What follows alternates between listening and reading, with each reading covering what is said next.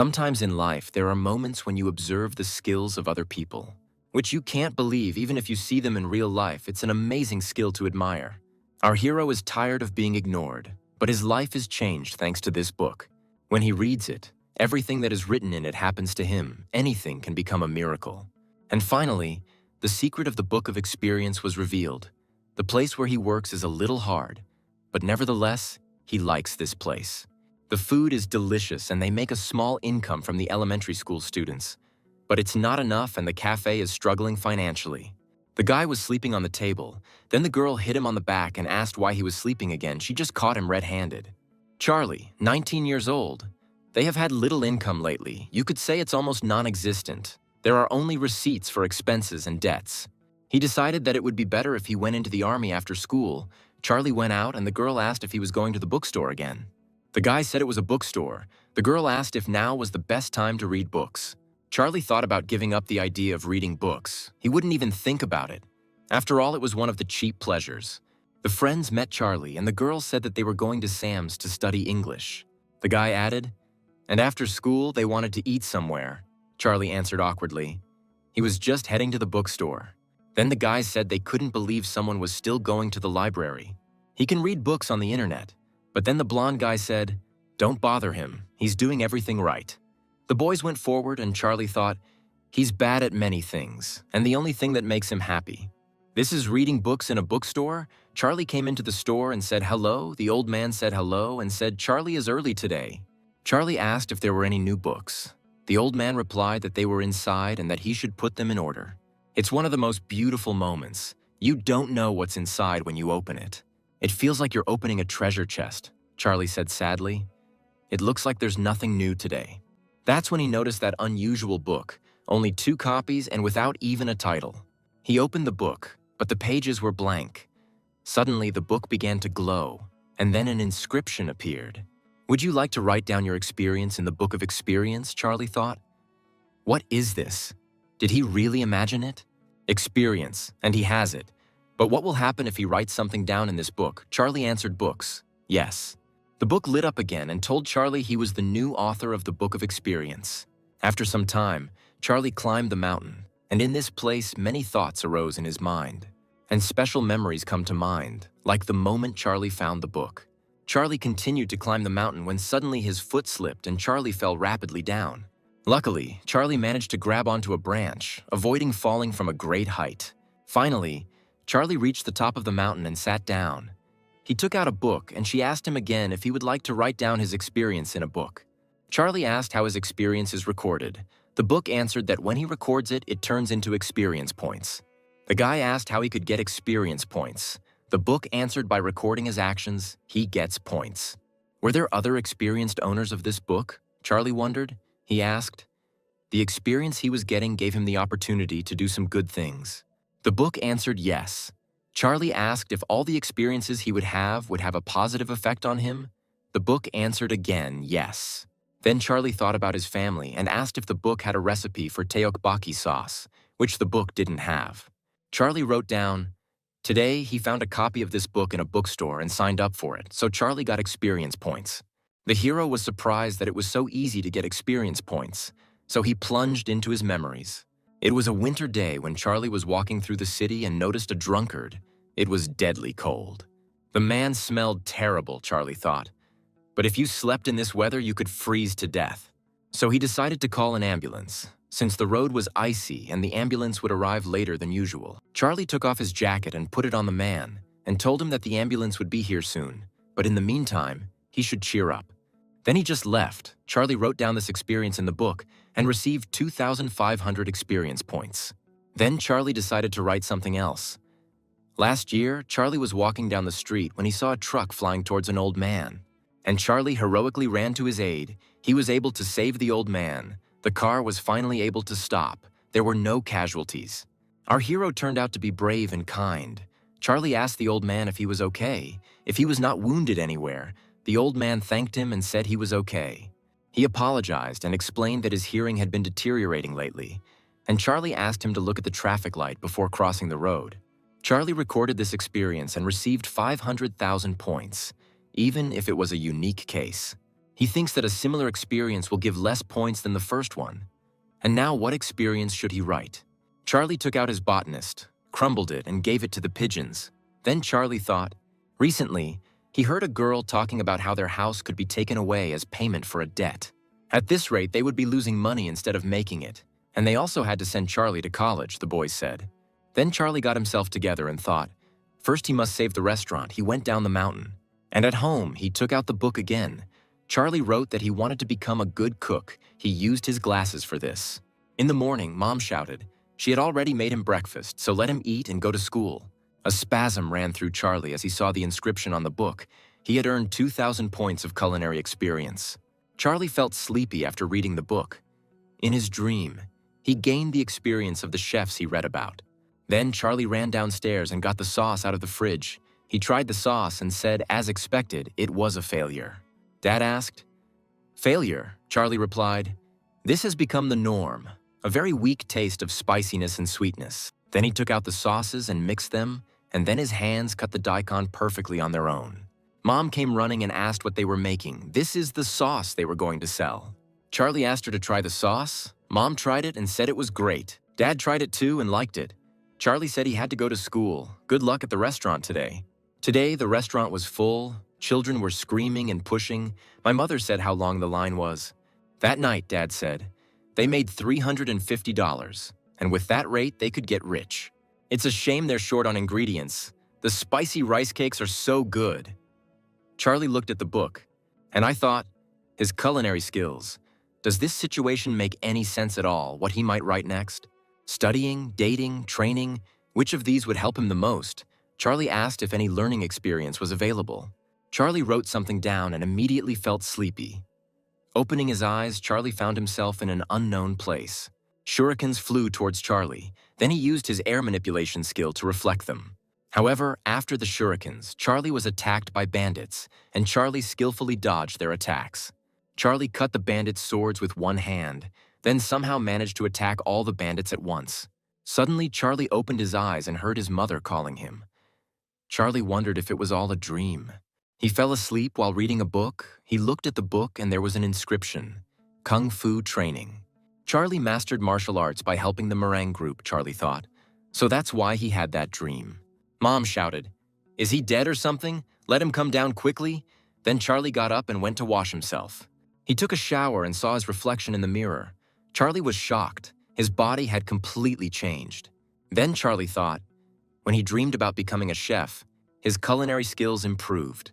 After the dream where he was a student, his body also changed. Did he really have to sleep to gain experience? No, he gained experience by reading books to adapt. His body needs sleep, that's all. The Book of Experience gives Charlie answers to his questions about experience, but there is no information about how to be the master of the book. The air manipulation in his dream was the ability of the Mudang group. Apparently, Charlie had become stronger. He noticed a can on the road and hit it. The can flew far ahead. Just as Charlie was thinking that maybe he should try playing football, he felt someone sneaking up behind him. Then he quickly dodged. The guy fell on the asphalt. It turned out that it was Charlie's friend. Ian asked why he dodged him. His nose was bleeding. Charlie asked if Ian had jumped on him first. Then Ian asked Charlie if he had good reflexes. How could he dodge like that? Charlie wondered if he had actually become stronger. At school, Ian told Charlie it was time to go eat. Charlie asked him to wait and took something out of the drawer. Ian asked what he took. Charlie said salt, sugar, and pepper. Ian asked why he needed them. Charlie replied, "Ian knows that lunch isn't very tasty." Ian replied, "It seems okay." Then Charlie said he thought so too. They came to the dining room and Ian was very happy with the dinner. And Charlie thought, he usually liked this menu, only here the pork has a normal taste. It's at least edible. His sense of taste has changed a lot. This lunch shouldn't taste as good as it used to. He understands that now. Charlie sighed. The guys called Charlie and the girl offered to sit with them. Ian quickly sat down at the table. And Charlie continued to stand. Ian asked why he was standing there. Let him sit down already. The girl again suggested having something to eat together. But the blonde was unhappy. Apparently, he was irritated that the girl was talking so nicely to Charlie. Charlie noticed this. Hell stood up and the girl asked where he was going. Hell replied that he had lost his appetite. Ian asked if he could have his portion. Hell refused him, and the girl asked Charlie not to be offended. Charlie started eating, as expected. He didn't like the taste of the food at all, so he took out some salt and sprinkled it on the food. Ian asked why he had ground the salt. Charlie replied that it would have melted on its own, but since the food was cold, it would have taken time. The guy said, "This lunch is delicious as it is. Why does Charlie want to ruin it?" Charlie replied, "Quantity over quality." Then Ian said he wanted to try it, wanted to see if it would change the taste. Ian only tried a little bit and immediately shouted, "This is excellent," but that's all Charlie did. "It's just adding salt and pepper, but the taste is completely different," Charlie replied. "If the food doesn't taste good, then the problem is in the seasonings." All he did was increase the sunniness and spiciness. Ian asked if that was all it took to change the taste. Charlie replied, "The difference between a glass of water pouring out and not pouring out?" Ian asked what it was. Charlie replied, "It's just 1 drop of water." All he did was add 1 drop of flavor, and the girl handed over the tray and asked him to do the same for her. Meanwhile, Hell asked his older friend about something. Hell asked his friend, "He understands what they are talking about." The guy wasn't sure, so Hell said it was okay, but he wasn't going to force him. Suddenly, a girl ran up to them and called for Hell. Then Hell told the elder that he could go. And the girl said, "Charlie seasons the food in the cafeteria and people go crazy for her." The first person he approached was Gina. Hell asked why she came here. She should have enjoyed lunch with them. The girl answered in confusion. She wanted to eat with him. Then Hell stood up and asked why he would dine with her. "This is what makes him lose his appetite," the guy added before leaving. The next lesson began. At their school, they learn judo during physical education. Their elders teach them judo. The scariest of them all was Hank. He shouted to the boys to watch their movements. They had to move quickly. Hank was glaring at Charlie. Hell's voice was in his head. Hell was asking, Hank was going to elite judo college, wasn't he? He won't be able to get into such a college with his current skills. His father is the chairman of the college. Then Hank yelled at Charlie what a terrible stance that was. Charlie was surprised and said his stance was correct. Ian said, "Yes, that seemed right," but Hank shouted, "Why is he being so rude to him? Let him come forward." The boys started talking about what was wrong with him. Why was the older one acting like that? Did Charlie do something wrong? Suddenly, Hank told Charlie to get ready for sparring. Everyone was surprised. Ian thought Charlie was about to be turned into a pancake. Hell told Hank if he wanted to go to college, he had to listen to his request. Hank told Charlie he wasn't going to be a small fry like Charlie now. Especially in his own hall, Hank was determined to destroy Charlie in order to dishonestly get into college. Hank thought that Charlie should be given away so that he could not walk with his head held high. But his plan didn't work. Charlie was able to turn his body and fall on his back in such a situation. While Hank was thinking, this must be a lucky break, Charlie stood up and said, "This wasn't fair." The guys supported him. They shouted at the same time, "It was unfair. How could this be?" Hank yelled at them and the boys quieted down, and Charlie asked the older one to fight him again. The guys supported Charlie again. They shouted, "Charlie is really brave, go ahead." And Hank was thinking, "Where does all this confidence come from?" Gina suddenly shouted at Charlie, "Don't do this." The other girls asked her if she was worried about Charlie, and Hank told Charlie, "Okay, let her go to him. Or he'll come running himself." Hank ran and grabbed Charlie by the uniform. The boys were screaming. The older one was too rude. Gina was worried, and the Malfoy double was gloating. However, Charlie did not feel like he would lose. He was confident in himself. Charlie freed himself from his grip and threw the older man over himself, Hank hitting his head hard on the floor. The boys started shouting, "Did he hit the older one? What just happened? Did Charlie win?" It's true, Charlie is so cool, only Hell was unhappy, and Charlie was still in shock. He thought he had just used air manipulation on Hank, and Hank was still lying on the field. He thought he had just lost to this bastard. He was shaking all over, and yet he got up. The guys screamed, "Another round." Charlie thought he didn't win because of luck, so he could win again. But Hell suddenly screamed at the top of his voice, "No more sparring." He told him to stop. Hank obediently stopped. Even so, Hank was still shaking from shock. After school, everyone was going home, and Gina continued to think about something. Then Hell approached her. Hell said he wanted to talk to her about something. Gina asked what it was. Then Hell asked, "What does she feel for him?" Gina answered confusedly. Of course, they are just friends, but the answer did not satisfy Hell. He said it straight out, but he wants more. Gina felt uncomfortable and asked him to stop joking like that. However, Hell continued to press. He said he didn't want to interfere and see what would happen, but he didn't like that she was getting close to Charlie. Gina replied, "He and Charlie are both his friends, so why does he think so?"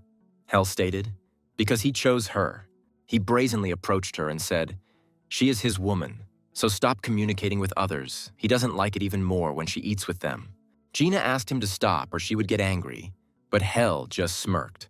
Then Gina asked him why he thought she wouldn't be mad at him just because he was handsome, smart, and a good student.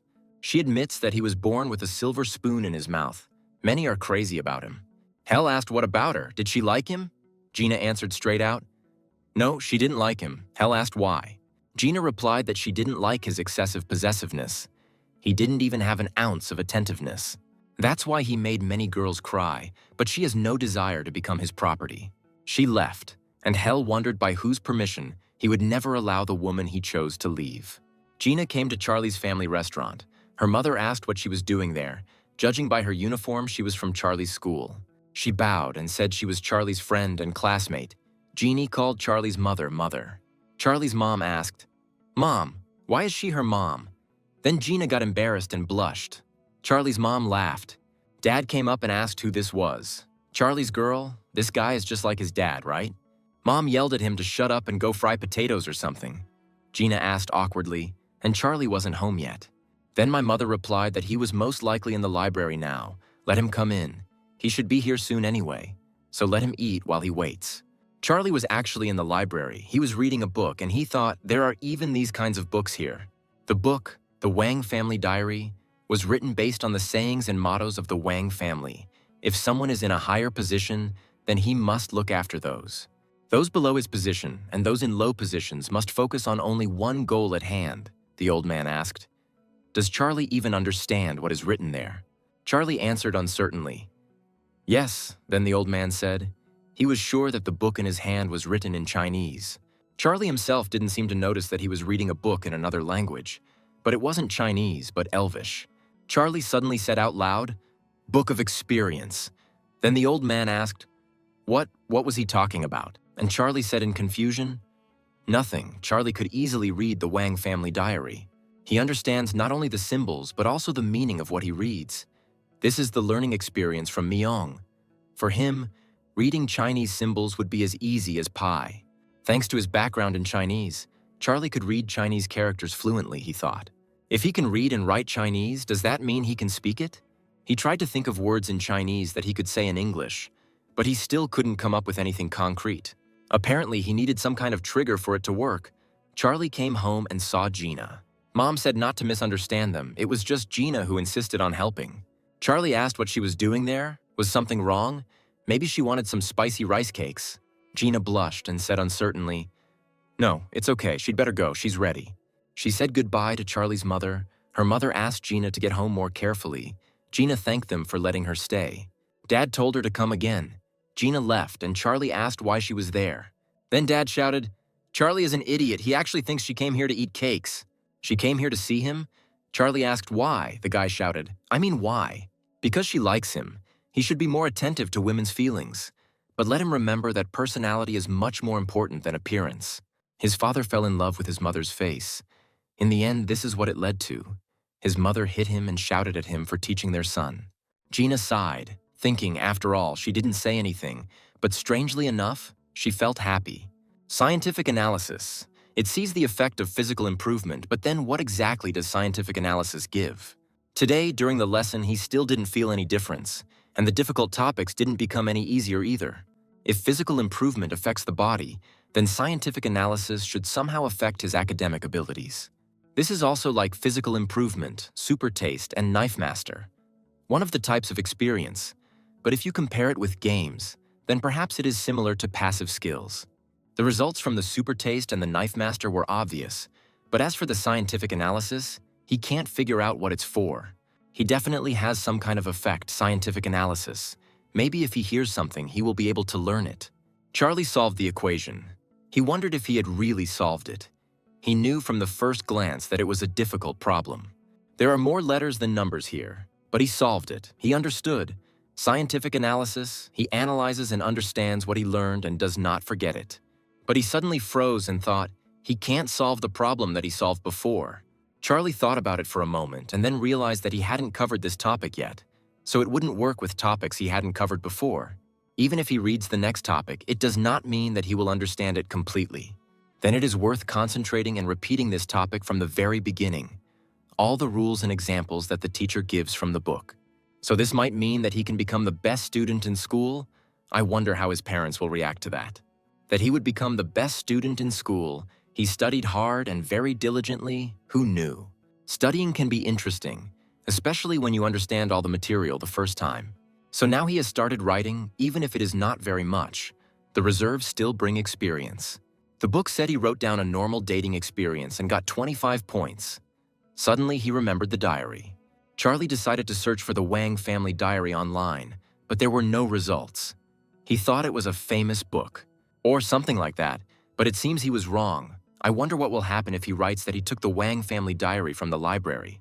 And now he can read Chinese characters, the book told. He wrote down the experience of finding the diary of the noble Wang family and received 2,500 points. The notes about Charlie saving a man and reading some diary gave him 2,500 points. But how did he get so many points just by finding the diary of the noble Wang family?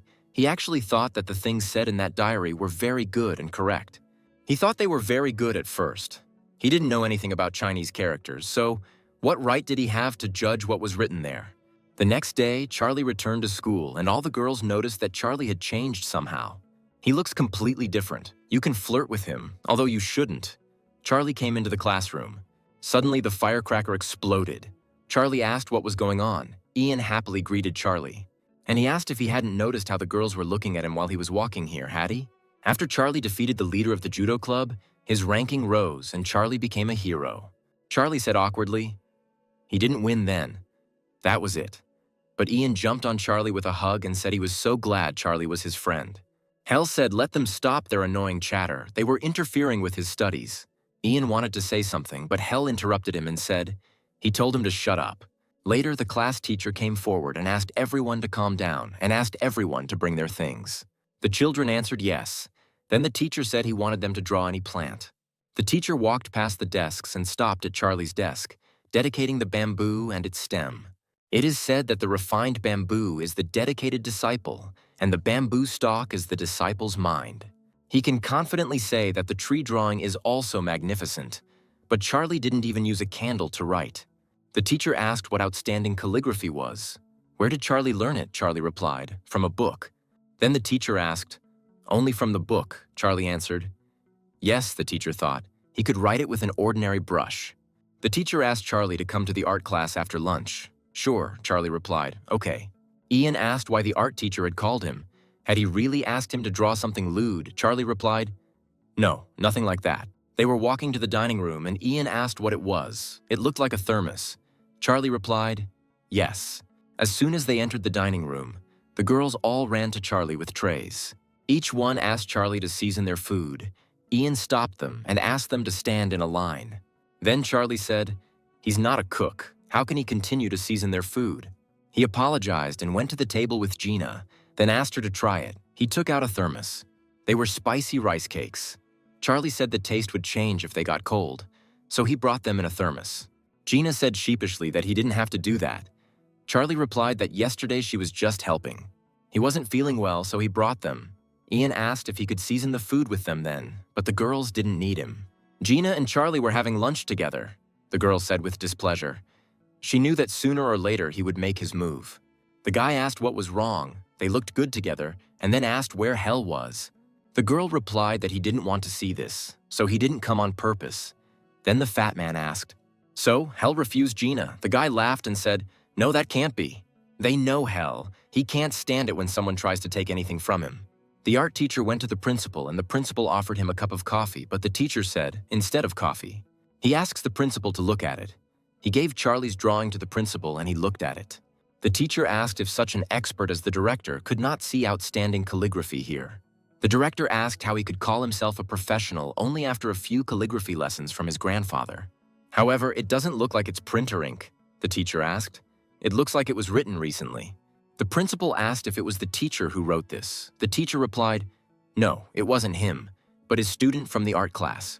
And he did it with a simple paintbrush. The principal said, There is no reason not to meet a student with such magnificent calligraphy. Charlie was waiting for the teacher in the classroom and wondering when the art teacher would come. The lesson would start soon, and then the principal and the teacher came in. Then Charlie bowed to them, and the director asked if he was Charlie, and Charlie replied, "Yes." The principal asked, "So he heard that Charlie was a wonderful calligrapher," the teacher said. The principal saw his work and praised it highly. Then the director took out a piece of paper and asked if he could watch Charlie write. The teacher took out the ink, and the director said that for calligraphy, the ink must be rubbed by the one who writes. Then Charlie took the ink in his hands and wondered if ink always felt like this. They had calligraphy lessons in art class before, so he knows how to rub ink, but this is the first time he holds it so naturally. His mind seems to become calm and steady as he grinds the rough ink into a soft liquid. The principal thought what an amazing level of concentration. He remembered how the teacher said that everything starts with rubbing the ink. He learned calligraphy from his grandfather, who won first place in the Joseon Dynasty national examinations. So he was proud of having a deep knowledge of the art of calligraphy, but to become a master, it takes a master. Charlie asked what he should write. The director suggested that Charlie write a phrase that he liked. Since he remembered the phrase that was in the diary, listening comprehension, one can earn the trust of another by listening to him. The director said the handwriting itself is bold and rich, yet at the same time has a touch of elegance. Plus the free and clean strokes. What a wonderful feeling. It's almost like looking at Wang Mungen's own work.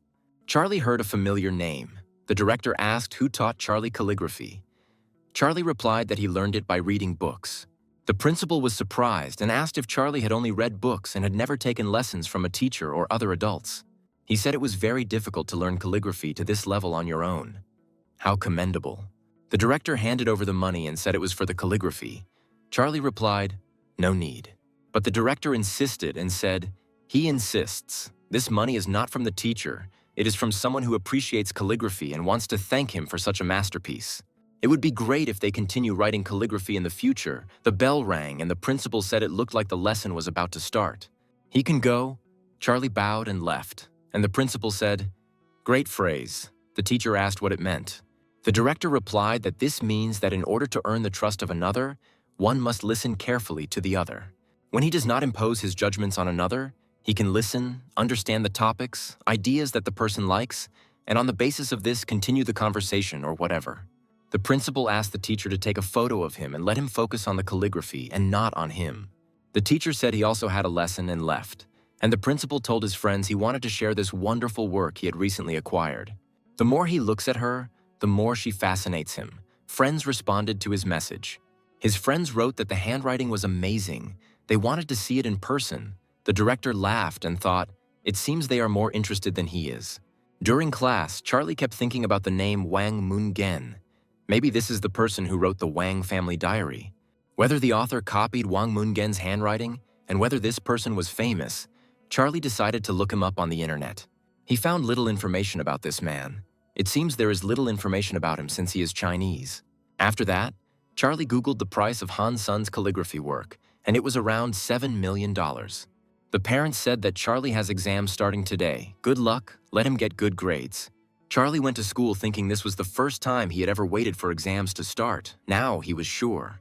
Looking at the sheet, Charlie thought, it's not that hard. He asked his mother to wait a little. He will give her the accepted gift. The exam was over. The kids were shouting joyfully. The exams were finally over, although there will be more tomorrow. Gina approached Charlie and asked how he wrote his exams. Charlie answered uncertainly. He thought it was not bad. The boys said he definitely looked over his test paper until his eyes popped. Anyway, the one who will get the best grade has already been determined, isn't it, Mr. Best Student Hell? Second will be Gina, and Charlie will be in the middle of the list with average scores, as always. Hell called out to Gina, but she quickly turned around and, taking Charlie's hand, walked out of the school. Gina asked if they could go to the library together. They could study for tomorrow's exams together. Charlie apologized and said that he would study at home. Then Gina asked if maybe they could go for a walk after the exams. And Charlie answered, of course. Gina was happy and said, then she would go. See you later. The teacher was checking the answers when the math teacher came up to him and said that a student from his class had received the highest mark in math. Then Teacher Chan said, it must be Hell. He's the best student in the class and always gets the highest grade, so it's not surprising. But the mathematician said, no, it's not him. It's not Hool this time who got the highest score. The next day, the class teacher said that today he would be the examiner at their exams. Ian said, shouldn't the examiners be the subject teachers? But why is it the class teacher today? The teacher reminded them that cheating was prohibited, and if they were caught, their work would not be counted. Charlie thought, well, English will be first today. He can figure it out. Charlie started writing. The teacher looked at his answers and thought, he asked the English teacher for the answers in advance and learned them before coming here. And while all of Charlie's answers are correct, the exams are over and the kids rushed to look at the results. Everyone was shocked because Charlie got the highest score in all subjects, 300.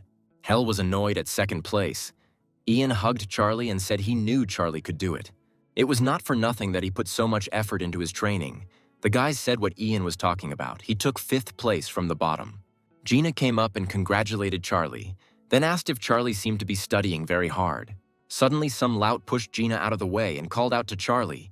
It was Kim, the main bully of their school. Kim asked, Charlie cheated. He thinks he can be the best student in school. Charlie cheated, didn't he? Let him tell him how Charlie did it so he can do the same, Kim ordered. Then Charlie brushed his hand away and said, there is no secret or method here, so let him take his hand away. Kim got angry and said Charlie just hit him. Is the kid crazy that Charlie is now in first place? It seems Charlie thought that he was now allowed to do anything. The guys started talking. They were going to fight. Hell was very pleased with the situation. The fat man said that if he interfered, he would get it too. If this continued, Charlie might not be able to walk home on his own, and Gina was very worried.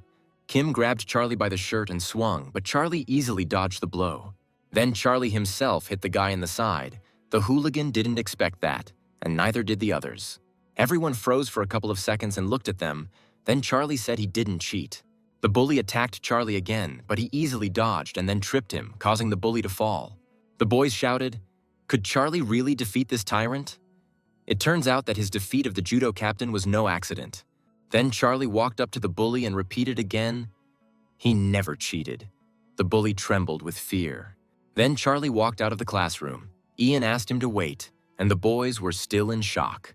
Charlie sat down to rest and wondered if maybe he should have answered a couple of questions incorrectly.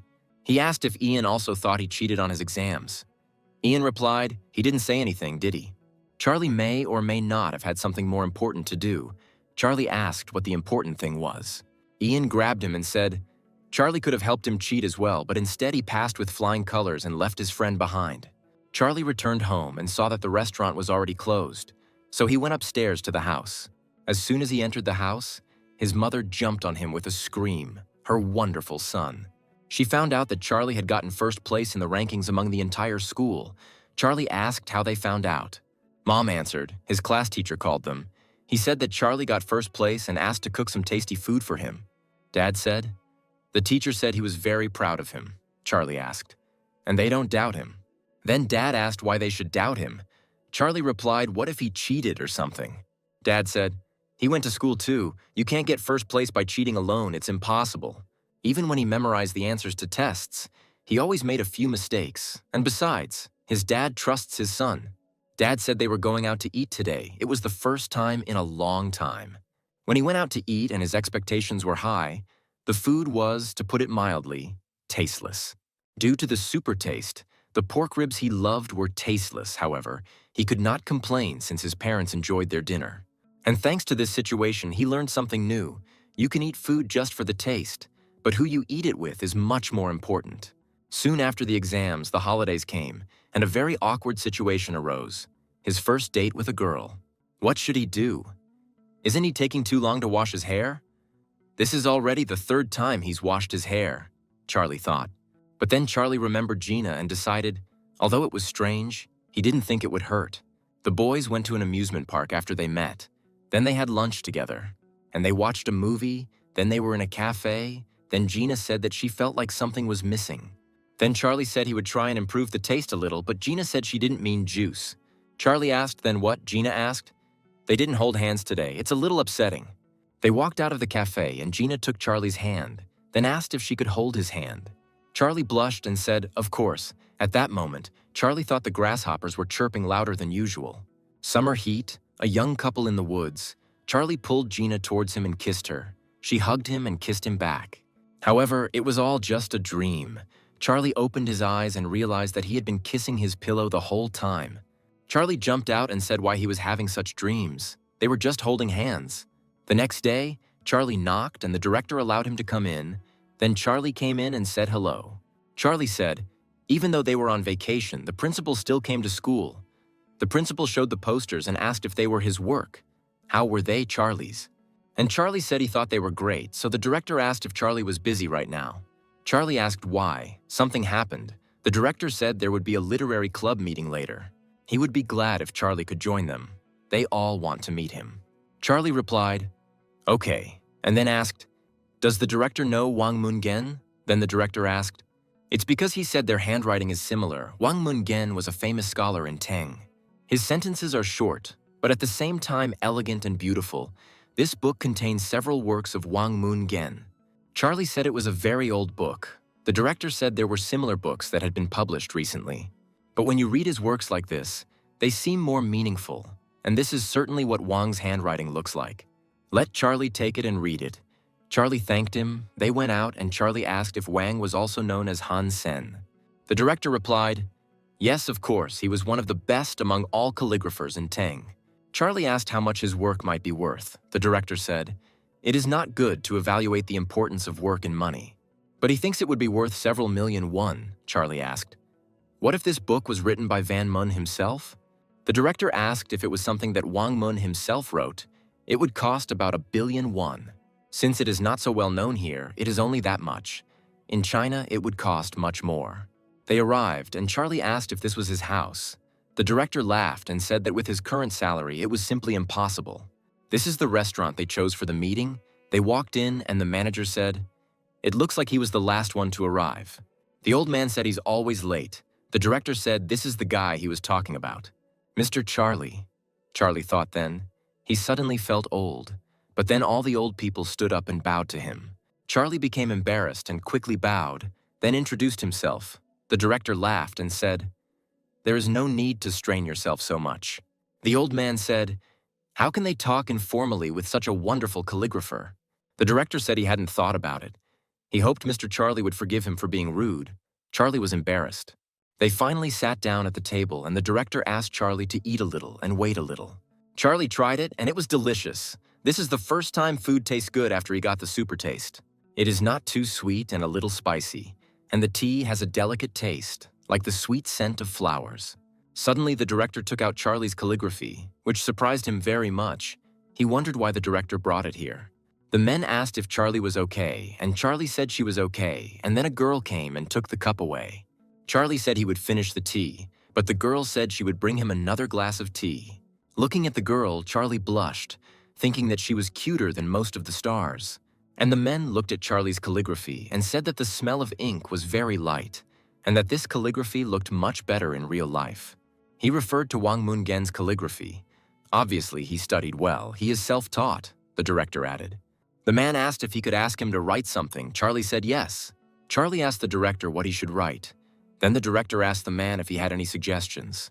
The man shouted, loyalty and patriotism, the director asked. The soldier's spirit awakened. Then the man became embarrassed and quietly asked Charlie to write about loyalty and patriotism. To repay his country with loyalty, it is said that General Yue's mother, who was a commander and scholar in the Southern Song dynasty, wrote this on his back. Loyalty is as sharp as a sword. Patriotism is as calm as a lake. Loyalty is the soul of a warrior. Patriotism is the heart of a scholar. The men said what beautiful calligraphy it was. Excellent. It suited a soldier like him. Then the soldier asked Charlie if he had a signature. Charlie replied that he didn't have one. The soldier asked him to write his name in Chinese at the bottom. The director explained to Charlie that it was the law to sign your work and that you had to write your name in Chinese characters. The soldier hung the calligraphy on the wall and said he would feed them lunch. The men laughed and asked if their lunch hadn't already been paid for. The director asked what they thought Mr. Charlie's calligraphy was good. The men clapped Charlie and said, very good indeed. The man told Charlie that if he got sick or needed an examination, he should come to the hospital where he worked. He will give them a free examination for his beautiful calligraphy, the soldier said. He will also give them his business card. Charlie didn't understand anything at first. He turned the business card over and saw the inscription, Lieutenant General of the Second Corps. Others also gave their business cards to Charlie. One of them was a vice minister of foreign affairs, another a former minister of the Ministry of Culture and Sports. Charlie thought the director had such good connections. The director offered to eat. The food arrived and Charlie thought, taste is important, but you can't forget about form and aroma. It looks delicious, but so little. The girl said they will bring food until they are full so they can eat as much as they want. Charlie started eating and thought, very tasty. The beef and radish soup is very spicy and aromatic. Then Charlie took a perilla leaf and tried it, but he found the taste very strange, so he spat it out. The girl immediately noticed this and apologized, then took the plate and returned to the kitchen. Yang Tong's Pure Silver is a membership restaurant, so there aren't many customers, and if there is a problem, it's dealt with right away. Since it is a high-class restaurant, the girl said, the customer spat out the perilla leaves while eating. The cook tried the leaf and asked if he liked the rest. The girl answered, yes, the customer liked everything except the perilla leaves. The men were discussing and laughing, and Charlie was enjoying his tea. Then the girl returned. She put something on the table and said, this is the food they asked for. The director said to Charlie. He seemed to like the food. Let him treat his parents to it. Charlie thanked him. Then the old man came to them. The director greeted the boss and said that they hadn't seen each other for a long time. The old man said that he was glad that they always came to see them. Then the director asked if the chef still checked the identity of the guests. The old man answered, no, his granddaughter does it for him. One of today's dishes was spoiled, the old people said, but they enjoyed the dinner. The boss replied, yes, the problem was in the perilla leaves. The director asked, couldn't it be? Were they rotten? And the boss replied, no, the problem is in his taste. Today's lunch is at their expense, the director said. Today, the soldier should have paid. The soldier said that next time he would arrange a good dinner for them and that Charlie should definitely come. The director said he was looking forward to their next meeting. The chef said next time he would prepare them a decent meal. They went out and the boss said he heard Charlie didn't like the perilla leaves. Charlie said there was no need to speak to him formally. He can address him as his grandson. The boss asked not to make him feel awkward. He asked if the leaves tasted strange. Could he ask what was wrong? Charlie replied, the taste was a bit nasty. The chef said, yes, it did taste disgusting. Charlie has an amazing sense of taste. Charlie said tiredly, because of his taste, it is really difficult for him to eat. The boss asked, if he has such high standards of taste, then Charlie is constantly forced to eat bad food. Charlie replied that he always carries it with him. The food in the school cafeteria is disgusting, so he seasons it. The chef asked if the taste of the food changed much after seasoning it. Charlie replied that maybe that was just all he could do. Then the boss gave me his business card and said that he could call him if he wanted to meet in person. Charlie thanked them and bowed. The girl said goodbye to him, and Charlie left. The boss said he was a very unusual child. The girl said she thought so too. Then the boss said, he noticed that his granddaughter could not take her eyes off him. The girl said, he is a student, and she is a student. In the car, the principal asked Charlie if the food in the school cafeteria was disgusting. Charlie said uncertainly, no, she's not that bad. The director said he just needed to know, and Charlie replied, a little. In a restaurant, an old man kicked the cook and asked him if he called himself a chef, but he still hadn't learned how to cook well. The cook apologized. The old man asked why he decided to add perilla leaves. The cook replied to enhance and improve the taste of the food. It's not a main dish, but his goal was to balance the meal, the old man asked, and he calls it the right decision. Charlie came home. Charlie asked if they closed the cafe early. Dad replied that the schools were on holiday, that's why they closed early. Then Charlie put the food on the table, and Dad asked what it was.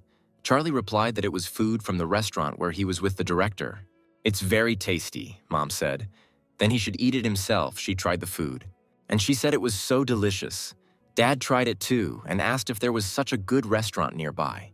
Charlie walked into the room and thought, elementary school students are their main customers, but they are on vacation now. How could he help them while staying at home? What should he do? Then he looked at the book, and he asked if he could get a lot of money if he sold it, although they were not bankrupt. Moreover, he is not the owner of the book. He bought it for 1,000 won, but he should return it to the owner of the bookstore. But how can he make money by cooking? The whole business aimed at school children experiences difficulties during the holidays. Maybe he's worrying for nothing. His parents have a day off so they can rest. In the morning, Charlie got a call. He asked what happened. Charlie was asked to come to the charity center. Charlie asked why. Ian asked, I mean, why? Community service. Isn't he planning on volunteering this summer? Then Charlie asked how many hours he had already worked. 16 hours. So he was already finished. Ian replied, yes, he had finished. Charlie asked, then why did he continue to do it? Ian replied, volunteering comes from the heart. He's going to continue. Let him come if he wants, Charlie replied. Okay, he'll come, probably. Charlie got dressed and ran out into the street. He noticed the old man and said hello, then came closer. And he asked why he was looking at the wall. The man replied, because this wall looks terrible. But to tear it down and build a new one would take a lot of time and money. Suddenly Charlie asked, what about the drawing on the wall? He thinks it would be nice if it was painted, Charlie said. The man asked, but what to paint on it? Charlie said, well, it's at eye level with the younger students. The man asked, who will draw it? Charlie replied, him. The man asked if he had heard that Charlie had won first place in school, but could he draw? Charlie asked to trust him with it. Then the man said that if he didn't like it, Charlie would have to erase it all. Later, Charlie started drawing and called his friend. He said that he would come starting from tomorrow. Something came up. A friend said tomorrow is Saturday, so they'll see each other on Monday. Charlie thought he would first draw the background and then one of the Avengers. The man returned and saw the drawing.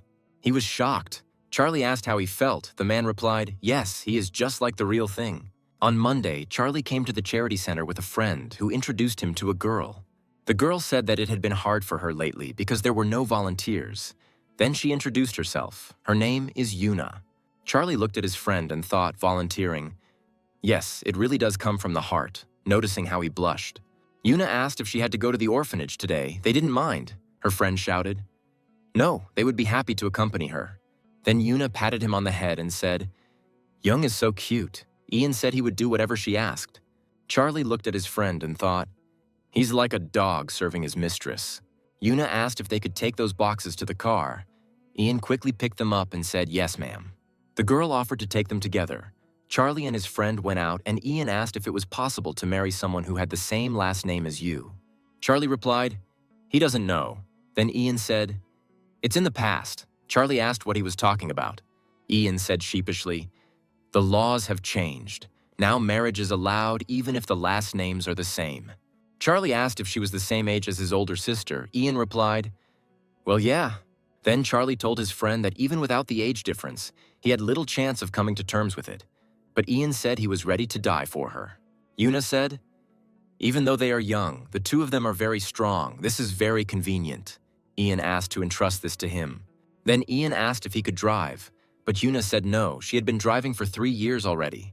Charlie wanted to get into the car, but Ian ran to him and shouted that he would get in there. Charlie just laughed. And I thought, it looks like Ian is going through adolescence too. Ian was happy that he was sitting next to her. Charlie asked if this was her car.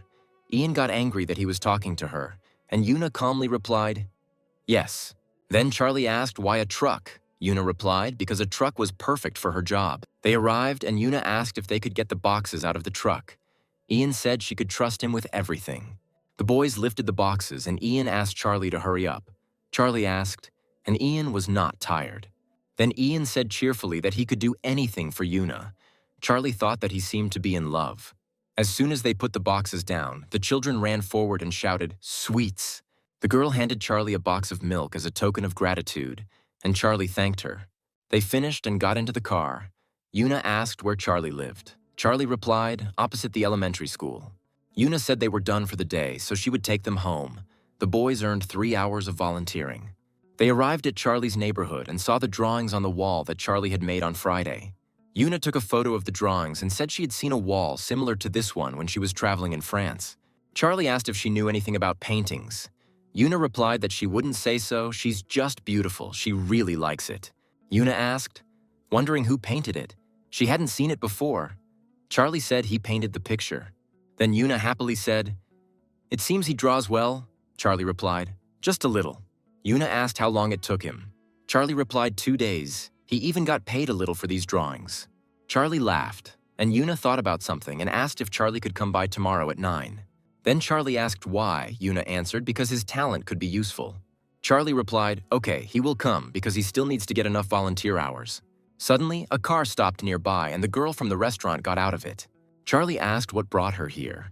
The girl replied that she was here to return the container. Then Charlie wondered if it was a gift. Then he apologized for speaking to her informally. The girl replied, "It's okay, they're not in a restaurant right now to be formal, right?" Ian asked Charlie who she was, his friend. Then the girl came closer and asked, "The two of them, who like older girls?" Charlie asked what she was talking about. Yuna works at a charity center. Charlie said he would bring her the container if she waited a little, but the girl refused. She told him to bring it himself next week, then got into the car and drove away. Then Ian asked who this girl was. She was so cool, but immediately remembered Yuna. And Charlie said, "But Yuna is much nicer than her, of course." Then he left with Yuna. Charlie said goodbye to them. The next day, Charlie came to the charity center as promised, and Yuna asked how he was doing. She uploaded a photo of Charlie's drawing and asked if Charlie liked it. He said yes, it looks good. Yuna said people would like to know the author of the work and asked if Charlie would mind telling them. Charlie didn't mind, so Yuna wrote his name down. Then they went outside and Yuna said it was time to work. "We had to take all this to the truck. There was a lot of paint in the warehouse and Charlie asked if they would paint. Yuna said that we could draw something on the walls of the orphanage because they look so boring and sad. Ian asked if the neighbors would mind. Yuna replied that she just wanted it to look better. Then Jung said all these paints were bought by Yuna. Charlie asked why. Ian answered because she is an angel. Charlie thought, even if she is not an angel, she is still a good person. They took the paints to the orphanage. The director came to them and Yuna greeted him, then asked if the director wanted them to draw something specific. And the director said, "No, he just wants it to be warm and bright." Charlie asked, "Is he a Christian?" The man replied, "Yes, of course, an orphanage is a place built on faith." Charlie then asked, "What about the portrait of the Virgin Mary and baby Jesus?" Charlie added that he would like to borrow 2 pairs of clothes that could be thrown away later if that was possible. The director replied, "No problem. Yuna said she had things to do, so she would go and feed them lunch later." Ian wanted to leave with Yuna, but she said he had to help Charlie, so he happily shouted, "Yes, of course." Later, Yuna came back and wondered how they were doing. Then she saw a beautiful picture. She reminded Yuna of her deceased mother. Yuna went into the dining room and asked if they were already eating. Ian asked if she had already had lunch. Yuna replied that she wanted to treat them. Then the worker said, "Charlie cooks very well." Yuna asked if he cooked this. Charlie replied, "Just the side dish." The worker put a tray of food down for Yuna, and Ian said, "Charlie cooked it, let her try it." Yuna tried it and said it was so delicious. Charlie stood up and said he would go and finish the painting. She asked if he would eat any more. Charlie replied that he was already full. Let him eat with Ian. Charlie thought, after all, unrequited love is still love. He went to the painting. Yuna thought Charlie was good at cooking, drawing, and studying, and Ian was good at eating food. At home, Charlie took a shower and thought, drawing all day is exhausting, but he enjoyed it. He wrote in the book that today he painted the wall of an orphanage. It was a picture of the Virgin Mary and Jesus. Charlie thought his painting was a masterpiece. That time it was just a drawing of a hero. It turns out the better he draws, the more experience he gets. From now on, he will be much more serious about the things he does. If he works another 5 hours, he will finish the volunteer work he has to do. Tomorrow is his last day. In the morning, Charlie went to the roof. He knows martial arts, but he has never trained before. After the painting on the wall of the orphanage, the experience increased, and now it's time to take up martial arts. Training increases his experience and also improves his physical fitness. Charlie hit the punching bag. After training, Charlie went to the charity center. Yuna asked him to look at the laptop. Yuna uploaded Charlie's painting to the internet again, and people commented on it. The reviews were positive. Then Yuna said that Charlie would finish all 15 hours of volunteering today, so she would treat them to lunch. They went to a cafe and ate. Yuna asked if it was delicious, wasn't it? Charlie answered that he hadn't eaten this dish for a long time. After eating, they got into the car. Charlie noticed the car and thought, he saw it in front of the office. Then he asked if Yuna could stop by the grocery store over there. Yuna asked why. He wanted to buy something, Charlie replied. He wanted to buy himself a drink. Then she offered to buy it herself, but Charlie said he would feel uneasy if she bought him everything. Yuna said that if that was the case, then let him buy them drinks too. Charlie bought them and then went to the car. He knocked and asked why they were following them. This was the 3rd time. It was not a coincidence. The man said it was a misunderstanding. He wasn't following their truck. Charlie said he said car. He didn't mention truck. He knows they are after Yuna, so he can't just leave the stalker. The man said he was not a stalker and drove away. Charlie shouted that he remembered their number and would report them. He got into the car and Ian asked if he knew the man. Charlie said he had been following them since the office. Yuna said no need to worry. Charlie asked if she knew him. Yuna replied her father ordered to keep an eye on her. Ian asked if she was a bodyguard. Yuna said something like that. Charlie asked if she was from a rich family. Yuna asked why he was so interested. Charlie replied, "Interesting, she has a personal bodyguard." Ian said he was curious too. Yuna said, "Just don't tell anyone, her dad is the president." The guys were shocked, and Yuna asked if being the president's daughter was something special. She was an ordinary person. If adults find out that she is the president's daughter, then there will immediately be awkwardness in communication, Charlie asked. So no one in the center knows who her father is. Yuna replied, "They just think that they have the same names? No one would even think that her father is the president." Then Charlie thought, he's working with the president's daughter. Will he be able to earn experience points? The guys arrived and Ian was sitting sadly on the steps. Charlie asked what was wrong with him. Ian replied that his love had died. They say there are no barriers to love, but the fact that she is the president's daughter is too big a barrier. Charlie replied that he thought that was the least significant obstacle between him and the eldest. Yuna called Charlie and said that this was a certificate of volunteer activity. Then she asked if she could help if she needed to draw anything else. She won't be able to give him a large sum, but it will be enough for pocket money. Charlie replied that if he is not busy, he will help. Charlie asked why she worked here. Yuna replied that she was a civil servant by profession. That's why she worked here. Ian asked, but with her data, she could find a better job. Yuna answered, she likes to help people. Charlie asked if it was not necessary to work at this center. There were many other ways to help people, weren't there? Ian said it would be possible to work in the Ministry of Health. Yuna said that it is not she who is the president, but her father. Moreover, she likes to help those she meets personally, Yuna asked. He underestimates her profession. Does he at least know what the competition is for this position? Ian asked. Why are there so many people wanting to? Yuna answered.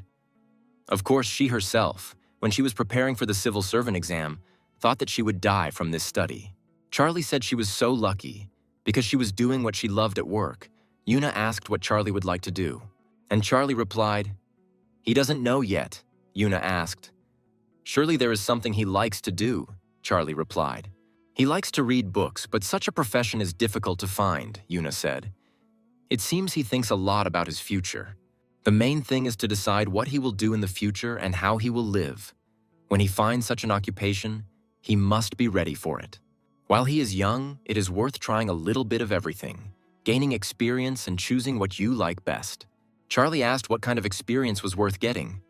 Yuna asked, how about traveling? When you find yourself in an unfamiliar place, you can see yourself from a different side, Yuna said. Charlie said she gave him a great idea, Yuna said. That's good. See you then. Then Charlie told Ian it was cool that his first love was such a cool person. Ian laughed and asked, did he just realize it now, Charlie said. Wish his love come true? Keep it up. Charlie came to the bookstore, but it was closed, Charlie thought. They only take breaks on big holidays. Why is it closed here? Suddenly, Charlie was called. Charlie turned around and greeted his grandmother, then asked where the owner was. Grandma replied that he was in the hospital now. Charlie asked why. Something was hurting him. Then the grandmother answered sadly. They told him that he had liver cancer. Charlie, of course, went to see him in the hospital. Earlier, Charlie was sitting in the car with the director, when suddenly he received a call. The director asked what happened. He was asked if they could get an inscription from that schoolboy. They had to write the word medicine. And here was another one of Charlie's inscriptions hanging in a frame. Now in the hospital, Charlie didn't expect it to be hung in the lobby. Charlie entered the old man's room and after greeting him, asked how he was feeling. The old man replied, there is no need to worry so much. It is cancer, but it will be quickly detected and cured at an early stage. Charlie said that was good. The old man thought for a moment, then took the key out of the locker and said, these are the keys to the bookstore. Charlie asked why. The old man replied that if it was closed, the books would get moldy. Let him open the store sometimes, air out the books, and sometimes visitors will come and buy books. Charlie said he would do his best. The old man said not to forget and closed the door to the shop well. Then Charlie said, okay, and asked if his uncle remembered the old book he had recently picked up from the bookstore. The old man said, yes, he got it at a discount, Charlie said. He found the same book, only in a different store. It turns out to be very expensive. He thinks that it would be possible to sell the book to another person, then the old man said. Apparently, Charlie is worried about the fact that he is in the hospital now. Charlie answered, Right. Then the old man asked how much it would be better to sell this book for in order to earn a little money for his living. He said he would have given the thing to Charlie anyway, no need to worry, if he had expensive things. For example, a TV or a tea shop that cost 3 million won, he would still give them to him. The reason he opens an old bookstore is because he loves books and wants to sell them to people. And then Charlie found a valuable book that he didn't know about. That's why Charlie is the master who knows the value of this book. The old man asked. Charlie thought about this book for a long time, Charlie answered. He lied to him a little. And the old man asked, so how much is this book worth? Charlie answered. He has not checked the original yet, but he thinks it is quite expensive. The old man asked again how much, and for some reason said, okay, let him not tell. If he thinks about it, it seems to him that his liver will hurt even more because of cancer. This book belongs to Charlie. Let him do with it what he wants. Charlie was pleased with his winnings. He went out and thought he would sell the book. His uncle told him that he could do whatever he wanted with the book, so he would pay him for the treatment.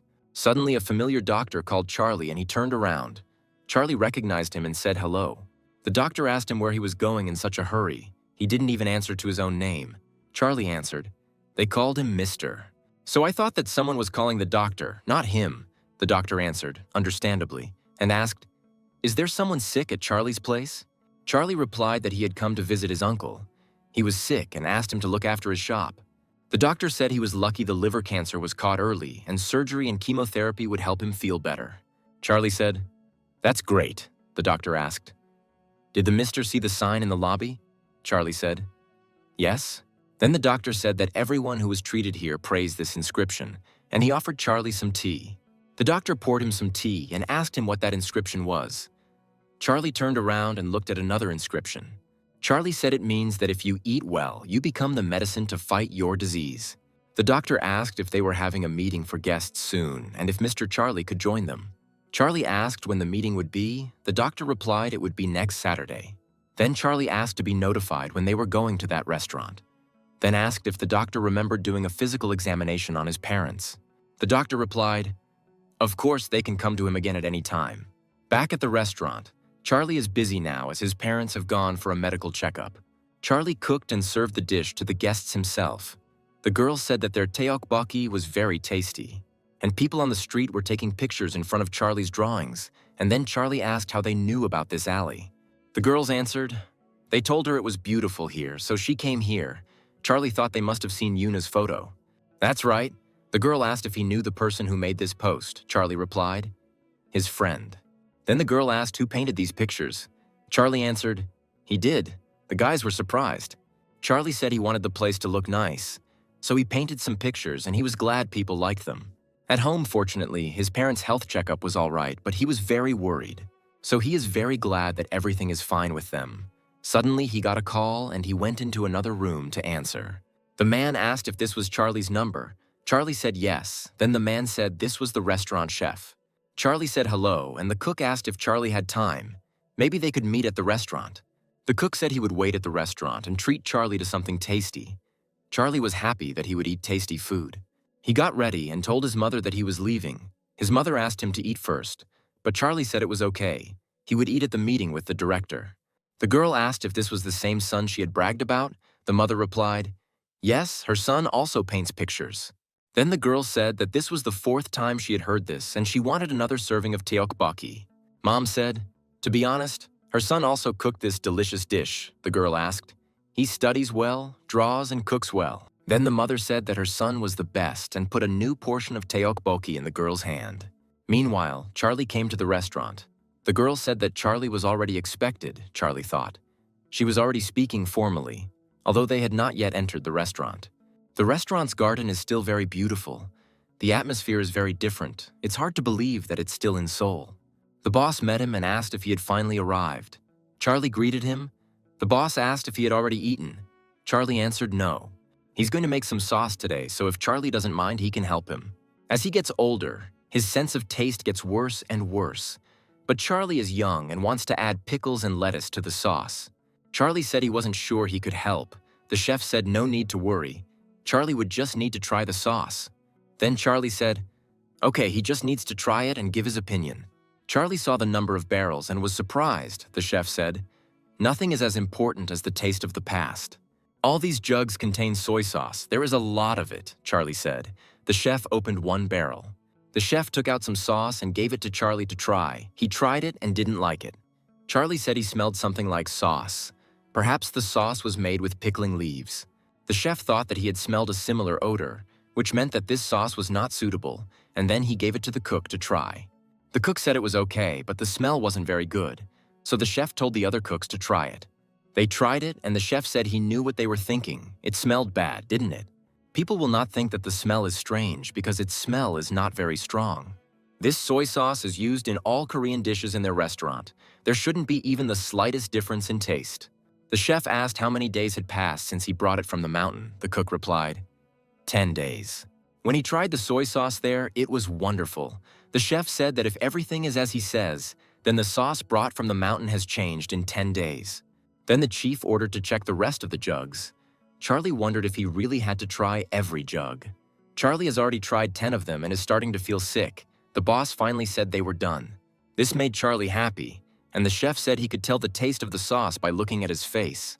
This is a rice ball. It is the most delicious in the restaurant. Let him try it, the chef suggested. Charlie tried it and thought, the rice doesn't even stick to your palm. It's delicious. It's perfectly cooked. And these grains give a piquant taste, the chef asked. Well, how is it? Charlie answered. Very tasty. The chef asked him what he thought it was made of. Charlie replied, rice and salt, I think, but he didn't know what was inside. Then the chef asked him to think and say, Charlie ate and thought, the rice is very sweet, and the salt covering the rice grains gives a harmonious taste. And these grains, they are small, but they definitely have a piquant taste. Isn't that meat? The chef said he would teach him how to make this rice ball if he could guess what kind of grain it was. Charlie asked how much they cost. He has a snack bar in his house. They make tteokbokki and fish cakes. But they don't even have a menu. But he thinks he can make good money, the chef replied. Yes, so if Charlie guesses what kind of grains, he will teach Charlie how to cook it. Charlie wondered what the hell this was. It looks like meat, but the taste is not greasy. Also this texture, it is like meat. But when you chew, pararia is a plant. If it's that plant, then he tried it as a child. He's so stupid. When he was a child, he thought it was tree bark. Charlie said he thought the soy sauce tasted like braised pork, and the chef asked him why he thought that. And Charlie replied that the chef himself had told him that this soy sauce is used in all traditional Korean dishes.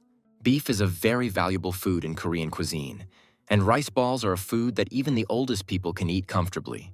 But beef is difficult to use in rice balls, so he thought of braised pork. Of course, this idea comes from traditional Korean cuisine, but he has nothing to say about modern cuisine. The chef said that if he hadn't given the correct answer, he would have thought that Charlie didn't know traditional cuisine well. Rice balls are a food that has come a long way. Inside the ball, instead of beef, they added pork. Charlie asked how it could be so lean. There was no oil in it. The chef replied that it was all because it was made from jerky. But they did the same thing, but only with pork. If you mix it with rice grains, it will turn out not fatty and light. They don't have any specific proportions. They just prepare this dish with love day after day. Charlie thought he should try making pork tteokbokki too, and the chef asked if Charlie could make these rice balls. Then Charlie said he had a little idea how to make them, but he thought the taste would be a little different. The chef thought that the assistants at the restaurant have been training for a long time to make rice balls, which is why they turn out so delicious. And he, having tried it once, thinks that he can repeat it. Others need at least 2 years of training. How stupid. The chef said that now he needed to know why the taste of the sauce had changed over the past 10 days. The cook said that they were good at monitoring the condition of each jug. The chef said to bring him a document about the condition of each jug. The chef said it says here when the soy sauce was added and when the lid was closed, and it also says the amount of salt added to the sauce. Charlie thought they needed help finding the problem with the sauce's taste, but he felt like it was beyond his power. He can try to help them with the taste of the sauce, but he thinks that the chef's taste buds work much better. Also, his culinary background is not Korean but Western cuisine, so he has nothing to say about traditional Korean sauce. But why does the sauce taste different? The change in taste of the sauce in the jugs is the worst thing about Korean food. Didn't they say in dramas that if the taste in the jugs changed, then the houses and the country itself might suffer? If you think about it, this is exactly like a scene from a drama. In the drama, the taste of the sauce changed due to the wrong salt. Charlie ran his finger on the ground and realized that there was salt there. The boss asked what he was doing. Charlie asked, The boss was watching a drama about a restaurant. The boss said that the drama was filmed here, but he didn't know about it. But only in this drama the taste of the sauce changed because they added salt from 3 years ago, but they don't make such mistakes. The chef said they have been carefully monitoring the expiration date of the salt for 5 years now. Then Charlie asked for a pen and a piece of paper. Charlie wondered if the book of experience would answer him. There is a cause for a result. The result and the cause are apparently different, but at the same time similar. Based on what is written, he thinks that this is the thought of a scientist. It is like a question for a teacher. Then, as the inscription suspects, the result is a change in taste, but there is no longer an answer, even if he knows the result, but does not know the reason. Charlie asked when the taste of the sauce changed. The chef replied that he noticed it when Charlie tasted the sauce and said, Then Charlie said, So it could have happened earlier. The chef said, The sauce was tried 2 days ago. If it was 2 days ago, then what happened before he tried this sauce? Then perhaps the sauce was changed somehow before he tried it, the chef said. He checked the documents. Everything was fine there too, no changes. Charlie said that maybe something changed while the chef was away. He can't figure out yet what caused the change in taste. The cook said that during his absence, they hadn't changed anything, that's for sure. The boss asked. Nothing at all. Charlie asked if the taste had changed in all the jugs. The chef said maybe the taste had changed in just one. Then Charlie asked if they had a diagram of the location of all these jugs, and the cook brought a diagram. The taste changed mid-row. The chef asked Charlie if he thought there might be a problem with the soil. Charlie replied that there were no other reasons, since only bad soil or outside interference could change the taste of the sauce. The cook started digging and found dead rats lying underground. Charlie asked how the rats could die underground. Then the aunt apologized. She manages the storage of jugs, and sometimes in the mornings she does rituals. Auntie said that they must have eaten the food they gave to the spirits and died. She would take better care of the jugs. But the chief said they couldn't die because of the chamois. Among the Korean spirits, there is one who protects these jugs. A spirit that keeps the contents of the jars from spoiling, but he thinks they ate the grains that were laced with rat poison. Charlie asked why they thought the rats had suddenly died because they had eaten poisoned grains, and the boss asked to call the staff. And Charlie asked, Besides, the rats weren't in the jugs, but under them, so why did the taste change? The chef replied that the jug steeps the sauce for a long time. So even if they always make the sauce from the same ingredients, the taste still changes depending on the environment. If the jugs were tainted with the smell of rats, the taste could change dramatically, Charlie asked. So what to do with the other jugs? The boss replied, Throw it away, this unpleasant smell. Some people may not notice, but if this smell comes from a dead rat, then it can be very harmful to people's health. They have too good a reputation to sell spoiled soy sauce, the staff later gathered. Then the chef said that if they sold this sauce, it would destroy the image of their restaurant, and not only that. Whoever brought the rat poison, let them come forward. There is no need to be afraid. He just wants to talk. The food clerk came forward. Maybe the rats had somehow gotten into the clothes, and he put the clothes in the grain warehouse. The chief said that if the rats die, their bodies will rot, and that will only make the situation worse. Then he ordered to dig up the soil where the rats were and replace it with new soil. The cook replied, Okay. The boss thanked Charlie for helping him in difficult times. Charlie replied that everything was fine. And he asked if rats didn't burrow in the ground. The boss replied that rats lived wherever they could. It's good that everything has worked out and there are no more problems. Today, he had to work hard. It's time to eat. Today's food was amazing, Charlie thought. But it was no better than rice balls, pretty ordinary food. But still, the taste is excellent, especially this healthy soup. It is a little seasoned, but very refreshing. The girl asked how the food tasted. Charlie replied, Very tasty. He would eat something like this every day. They ate and left the restaurant. The chef said he was glad they met today. They could give him a ride home. Charlie replied, Everything is fine. But the boss said, No but. Charlie helped him solve a serious problem. In the car, Charlie asked if the chef would not be working at the restaurant today. The chef replied that he does not work on Tuesdays and Wednesdays. Charlie asked if that meant he had 2 days off, and the boss replied that he only had Tuesdays off, and Wednesdays were a ritual. They arrived and the boss said, What a beautiful picture. Charlie said he drew it. The girl gave him the food and said that she saw how he happily ate her food, so she decided to cook him some more. Suddenly, the girls surrounded the boss and asked to take a photo with him. The boss allowed it. Charlie said that the chef is apparently very popular. He heard from his director that the chef prepares the best Korean cuisine. The girl said Charlie could do it too. She would help him. Charlie answered shyly, Yes. Mom came out and asked. Charlie said that he would eat at some place. It was Chef Ku's restaurant. Charlie asked if she knew this restaurant. Mom replied, "Of course, it's the place where Koreans go in the morning." Mom asked who this was. The girl bowed and said she was Chief Ku's grandson. Mom said, "Nice to meet you." Then the boss came up and asked if she was Charlie's mother, and the mother replied, yes, she was a fan of his. She suggested going to a cafe and having a cup of tea, but the chef said he would rather try the tteokbokki. They entered the cafe and people gathered around it. Charlie asked if they could go up to the second floor. The boss said he was used to this kind of excitement. Charlie asked. It seems the boss has already been shown on TV, and the chef replied that he doesn't like that. But now is the time when traditional cuisine is becoming a thing of the past. Therefore, he must continue its existence and pass on knowledge about it to other people. Mom brought the food and said she would be very happy if the boss liked it. The boss said he could already smell it. The chef asked. Charlie made a menu. Charlie answered and thought, all the food in their diner is delicious, but what if he doesn't like it? Then the boss said, don't worry, he doesn't need to criticize. He tried it and said he thought it had too much seasoning. The girl said he used sweet potato noodles. Charlie said this sweet dish goes well with the spicy tteokbokki. The chef said Charlie is right.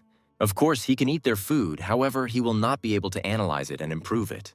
The girl said she thought he inherited his cooking talent from his mother, which was not true. The chef told my mother that her dishes are quite tasty. Unlike other eateries, it is quite pleasant here. Mom said to rinse the fish cakes in water and get rid of the fat. The chef said she cooked these dishes perfectly. Then Mom said that Charlie cooked this dish. The chef asked where he learned to cook like that. Charlie replied that he read it in a book and that he wasn't really lying to him because he really did learn to cook from a book. They finished eating and thanked their mother for the food, and their mother said it was a great honor for her. The boss left, and the mother asked her son if he knew the boss. Charlie awkwardly answered yes. Then she thought her son had changed a lot. In the car, the boss asked her how the tteokbokki was, and her granddaughter replied that they were great. The boss said, "Stop talking like an amateur," the girl replied. This taste reminded her of rice balls.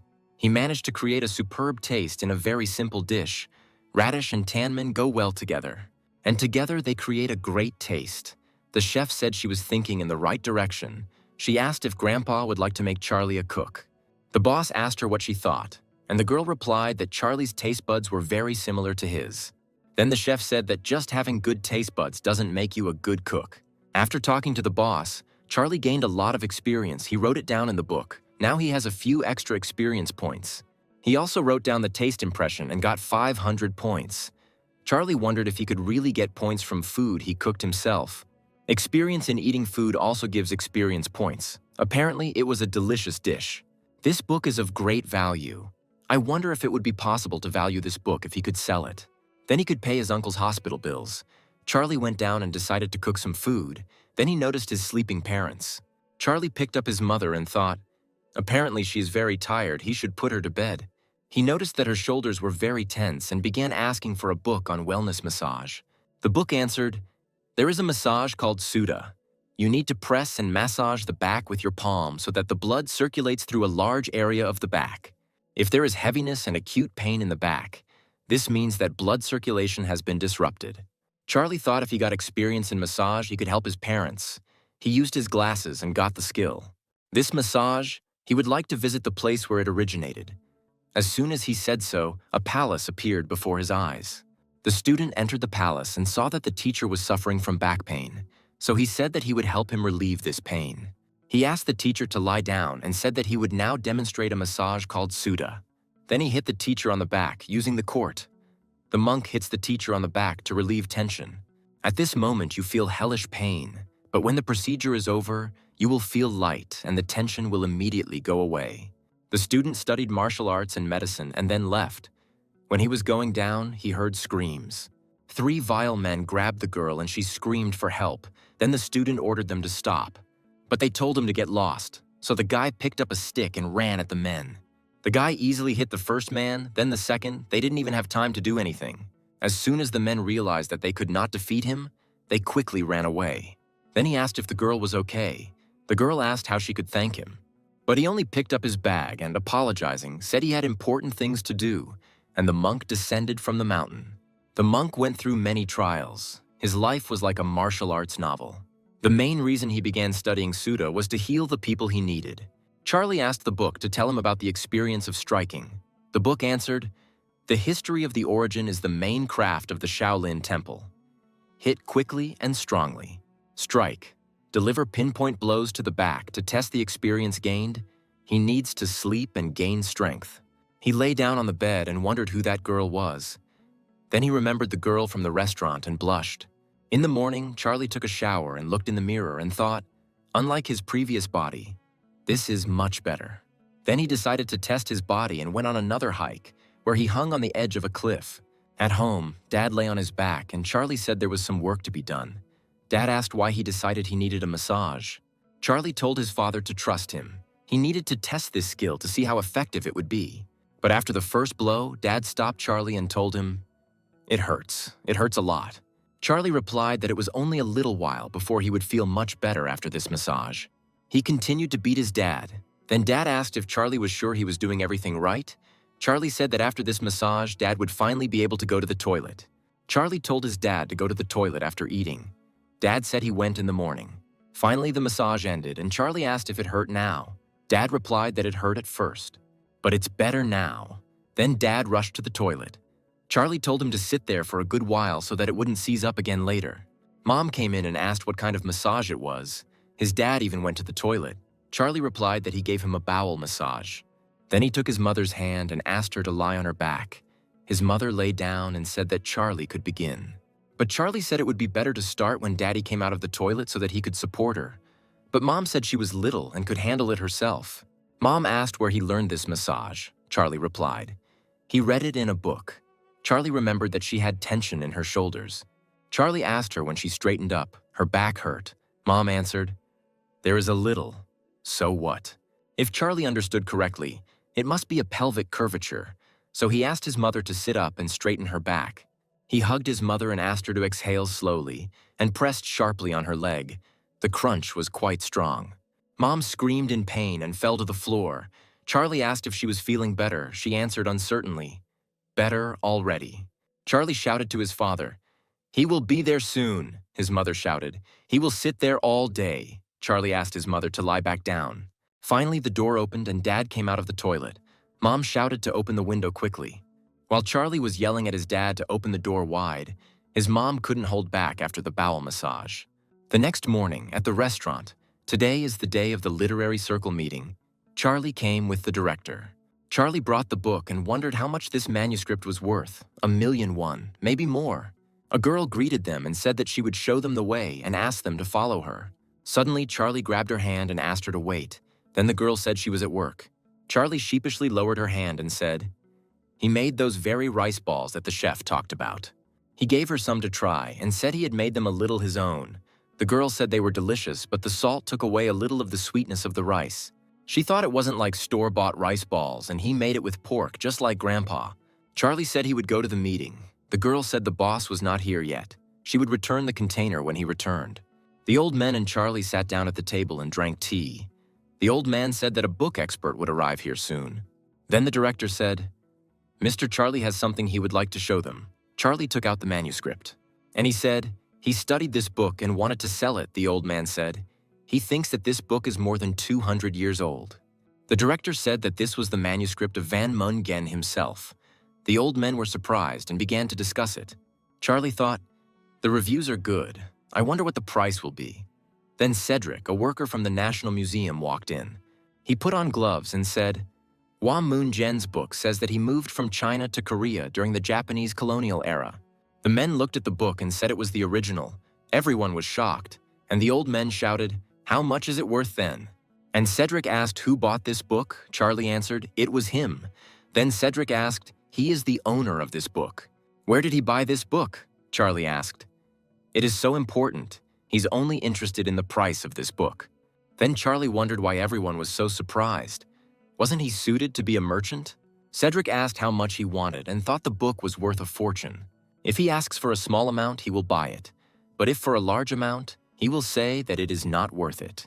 Charlie asked how much he could give, Cedric thought, and said that this author was not so famous in their country. He is more popular in China. So Charlie said that if that is the case, he will sell the manuscript in China. Just as Cedric said he didn't know how well the boy knew about old books, Charlie interrupted him, asking, "He is an expert on old books, right? So he must know Chinese characters, he is right." Cedric answered, "Of course." Then he took out a piece of paper and asked how he liked the handwriting. Cedric answered, "Very good." Copied Moon Gen's handwriting? Very cool. Cedric thought he was in some kind of calligraphy group. Cedric said that such handwriting is very difficult to copy, but still, "Who copied this handwriting?" Charlie replied. It was him. Then Cedric asked, "The guy copied Moon Gen's handwriting? It's amazing." Charlie laughed. Cedric said he was interested in the reason why the guy wanted to sell the manuscript. Charlie replied that right now someone dear to him is in the hospital and needs treatment. Then Cedric said, "Moon Gen's book is very expensive, but it is not in very good condition. There is no author's mark on this book." Charlie asked how much it was worth. Cedric replied that some collectors would be willing to pay up to 200 million to 300 million for it. Then Charlie thought, "That's too much for a tattered book," Cedric said. "If he needs money right now, then he could buy it for 100 million for a museum," Charlie thought. A museum sounds better than collectors. Then he asked the doctor how much his uncle's treatment cost. The doctor replied that he didn't remember, but it was significantly less than that amount. Charlie asked if he could take a break to think about the deal. Cedric said yes and asked him to think about his offer. In the garden, Charlie thought, the difference between 100 million and a trust million is very big. Perhaps taking advantage of the merchant's experience and trying to sell this book at his expense, the girl approached Charlie and asked what he was thinking about. And she said he was worried about the book, Charlie replied. Yes, if it was about money, then it would be better to sell it to a collector. Then the girl said that he needed to look a little further than money. Think about what he originally wanted to do and then about money. Charlie thought about it.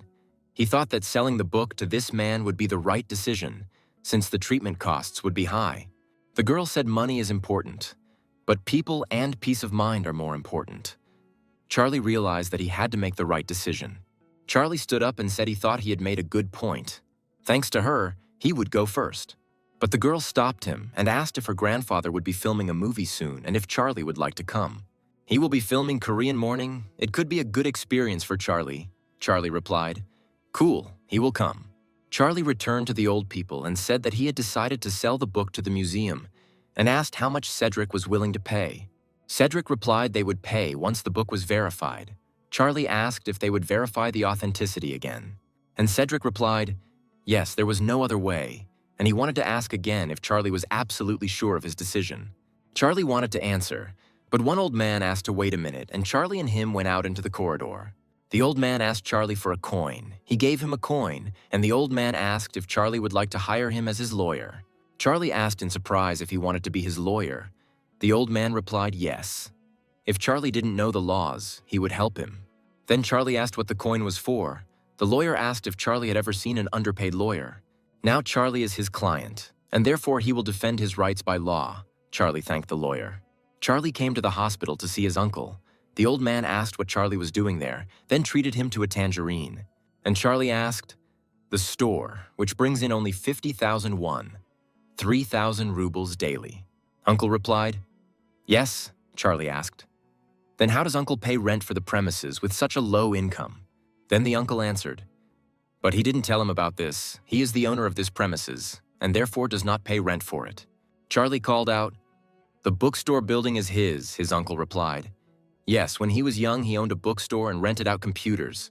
Then Charlie said that he sold the manuscript he was talking about, his uncle asked, and Charlie came here to give him some of the money, which he received from the sale of the book. Charlie replied, yes, it's just that the amount he received was very large, and he felt a little embarrassed in front of his uncle.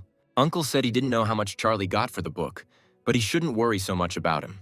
After all, he could easily pay for his treatment, and besides, he wasn't the owner of that book.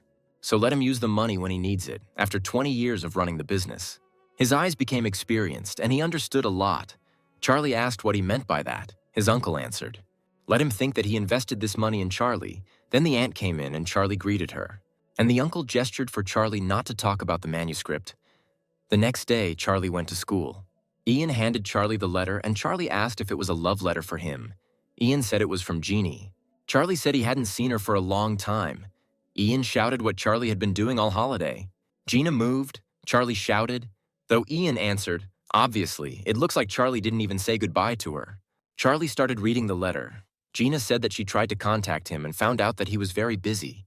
So she came to his house to meet him to tell him that she was moving to Canada. And now she can confess to him that he was her first love. But apparently, it was not mutual. Gina loved Charlie even before he acquired the skills that made him popular. And Charlie remembered her only now. He remembered the dream where he kissed Jeannie and thought, she was also his first love. And his first kiss was with her, albeit in a dream. Mom said that getting to the filming of Korean Morning was her cherished dream, which she could only fulfill in her sleep. Dad said the restaurant has very nice nature and great food. The chef said he's glad he likes this place. They arrived and were met by a man. The boss said he didn't want to keep them waiting. The man replied everything was fine. The food for today's shoot has already been prepared. The chef said these dishes are ideal for this season. Mom said she liked the smell. The boss asked her to go to the village and get something to drink. Then he asked to borrow Charlie for a while. Then Charlie came up to him and asked how he could help. The chef replied that he wanted Charlie to try the food and tell him his opinion. Charlie asked what if the food was not tasty.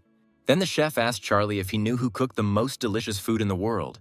Charlie replied, maybe Mom. The chef answered, right on target, because how could the food that her child would eat not taste good, really? Filming has started, the chef said.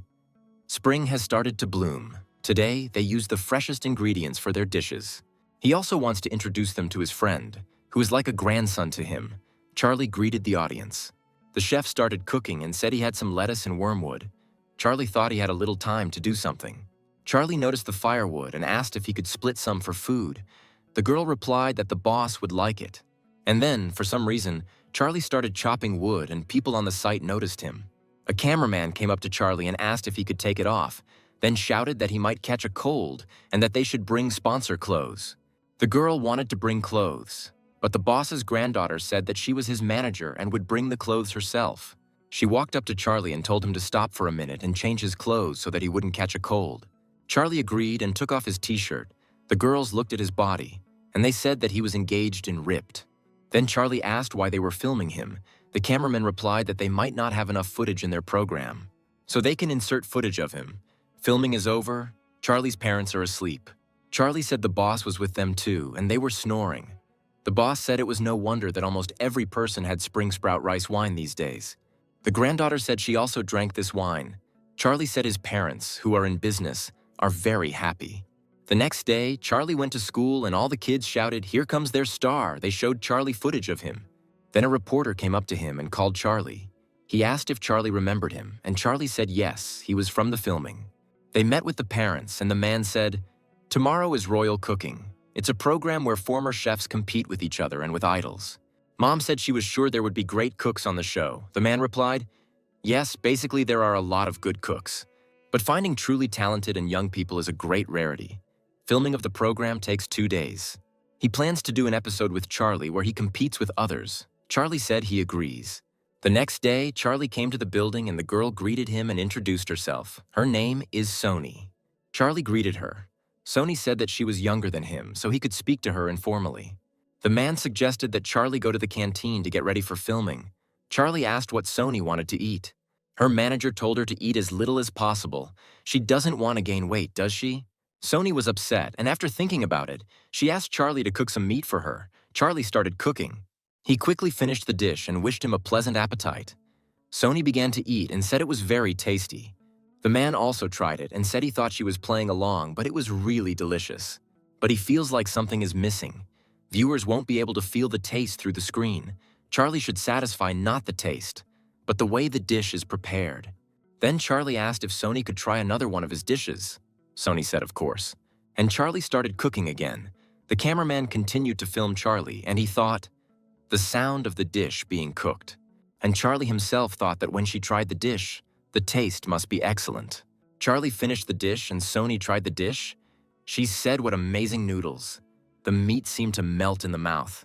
Then the man said, "Charlie is great. He thinks that's enough for today." Charlie asked, "Tomorrow there will be filming." The man said yes, but what they just captured was really exciting. Charlie thanked him.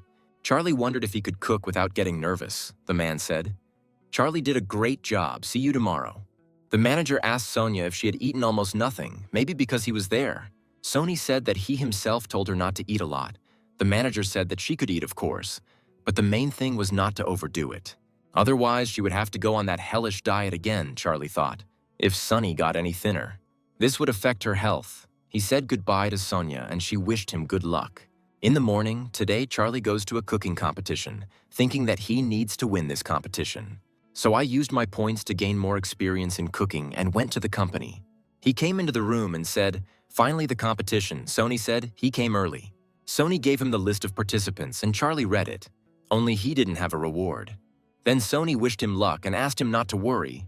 The man came into the room and said, "They start in 5 minutes." The guy asked if he was Charlie, and Charlie asked how he knew him. The guy replied, "There are only 3 participants. This is participant A, and he is participant B. So he is a member named Charlie, but for them he is not a competitor. He doesn't even have any awards."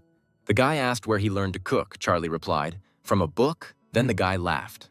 Then he said, "So he's a newbie." Sony stood up for Charlie, saying he cooks very well, so if she were them, she would be worried. Then the guy said, "On this program, they show how professionals cook." Filming began, and the host said that today they had royal cooking because they would ask why. Because they are made up of young chefs and idols. But first, let's welcome 3 teams. The first topic of today's cooking is the best dish he would like to cook for his parents. They have to use the ingredients that are close to them. They have 30 minutes. Sony said we had to ask or they would take all the good ingredients. Charlie said, "Okay." The host asked if Sunny already knew what ingredients would be used. Apparently there would be a lot of meat in this dish. Charlie asked if her parents were here. Sony said yes. Then Charlie asked what they liked. This task was to cook a dish for the parents of an idol. Sony said that her parent likes seafood. Charlie chose his ingredients.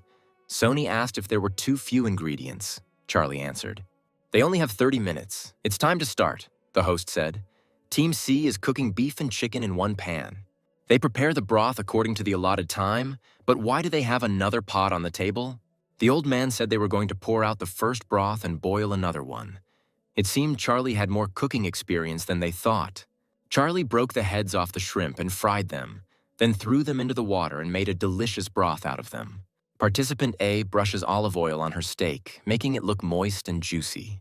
The guy was frying something in a frying pan, Charlie thought. It looks like he's the only one here who made soup. And while other participants used the skills they had honed over the years to prepare the dishes, Charlie simply used the book to gain cooking experience without putting any effort into it. The host asked if it should be eaten from there. "There is no decoration," Charlie replied. "The warmer the dish, the better." Then the host called today's judges. Then the parents of the idols came. Today, they will be the judges. The judges do not know who prepared these dishes. As soon as they try the best dish, he will immediately say the name of this chef. But then Charlie raised his hand and said he was against such a selection. The girl asked what they should do. The producer suggested waiting. The host asked why Charlie was against it. Charlie replied that the task was to cook the best dish for his parents. Then the host said, "Everything is correct, so the parents should choose the best dish." Charlie said again, he is against such choices. The host asked if parents don't know how their children cook. Charlie is worried that another parent will be able to find a dish cooked by his child. Charlie replied, "No, it's the other way around." The host asked, "Why?" Charlie replied, "He thinks the best food is the one you can eat comfortably." He continued this pointless argument, the parents thought. Can't they find the dish their child cooked? The man said that we need to make sure that the parents choose 2 delicious dishes and nominate 2 people. They must choose 2 teams. The team that is not chosen by the judges will be eliminated. Then the host said it was time to let the parents try the dishes. Let them stand in front of the dishes that their children had prepared. Charlie said he knows Sonia's dad loves seafood, so he made this dish for him. Sony gave Dad a spoon with broth, and Dad tried the dish. Sony asked if he liked it. Dad answered, "Very tasty." The parents tried the dishes. Then the host said, "And now the judge will sum up the results. In this challenge, one team will lose, and it will be Team A with the dish delicious steak." For some reason, Charlie won this round, even though he is not a professional like those guys. The host asked, "Why do they think Team C will win?" The woman said there is temperature in this dish. Due to the hot temperature, it also becomes filled with subtlety and harmony. The host asked what they could say about Team B's dish. They replied that the tasty cotton-shaped pork was less fatty. Then they approached Charlie and said he was a good cook. The woman asked if he was thinking of connecting his life with cooking. Charlie replied that it was just a hobby for him for now, The old man said that if it was his hobby, then cooks like him should die of hunger. They left, and the guy asked how dare he change the grading criteria. Charlie replied, "He just said what he thought." The guy said it was just a hobby for him. He'd been going down this road for 6 years, since high school. And for him, it's just a game. The guy was right. For them, it's an important step in their career, while for Charlie, it's just a game. Charlie replied that he didn't say anything about his dream in the culinary field. He just didn't claim to be a professional. The guy asked, "Charlie knows how serious he is about cooking. He will do everything to make Charlie lose in the final." The second round has begun. A new task, a dish that can calm a person down at a time when a person feels bad. Charlie asked Sony if she had any food that calmed her down when she was sick. Sony thought about it. She remembered how she was sick and how her mother said that if it were up to her, she would have gotten sick along with her. Sony said that these were not the words she wanted to hear from her, and her mother asked what Sony would like to eat. Cook porridge? Sony said no, she wants her most delicious dish. Mom asked if she wants kimchi hichige, thick soup. Mom and Sony made promises to each other that they would always support each other and stay close. Then Sony said, she wants thick soup. She always wants to eat her dish, even at this moment. The boys started preparing their dishes. Each of them tried their best. Time was up. Team C made a thick pork soup, and Team B made abalone porridge. Finally, everyone is ready. Both teams have prepared their best dishes, thanks to which they will feel much better. So Team B's idol tries the dish. The girl said she ate this dish when she was very little. It immediately smells like the ocean. The host asked how Ian prepared this dish. The guy replied that he prepared it thinking about her hometown Vano. He heard that Yui had been on a strict diet as a trainee, and she remembered the abalone porridge that her grandmother had made for her. The host said, "But abalone porridge smells like the ocean," Ian replied. "Yes, because the shellfish are easiest to get in the city of Vano. Usually, anchovies and kelp are used as broth, so he wanted to give Yui the flavor of her native land. This is a wonderful abalone porridge that you can't eat without crying." Team B prepared a fairly common dish. When Sony is sick, she wants to eat thick soup, Sony replied when she was a high school student. Her mother went to heaven because of her illness. At that time, she thought that she would eat this soup all her life. Every time she was sick, she wanted this soup. Wherever she went, she couldn't find the exact taste of her mother's dish, and the snotty story tore the audience apart. The host asked if Charlie had cooked a dish for his parents with the same taste in that round. Sony replied, "Yes, the taste was very similar." The host asked if Charlie could replicate the taste of a dish he had never tried. Charlie replied, "Spoon, old mothers don't have enough money, so they put a spoon at the end to make the dish more delicious."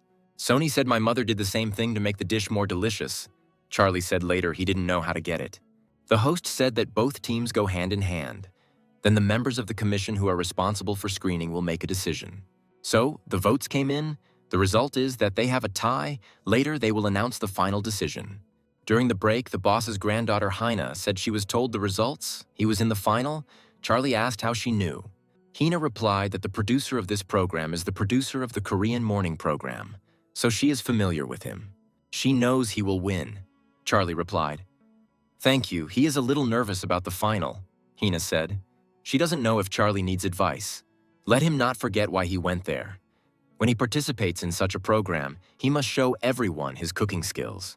There is no need to think about the people who will sell his dishes. Charlie should enjoy cooking. Later, Charlie said, "He's in the final now, so it's good that she told this story about her mom." Sony asked if the prize would be 10 million. Where was he going to spend the money? Charlie replied. He was going to pay for his education. And she? Charlie asked. Sony answered, her father needs an apartment, so she wants to give him money to buy it. Charlie said she'll do well when she becomes popular, so she shouldn't forget him. Sony said he shouldn't forget her when he becomes popular either. Ian asked if it was possible to become a famous chef if cooking was just a hobby for him. He managed to get to the final with his skills, Sonia said. He also just copied the scent of the ocean. There is nothing special about it.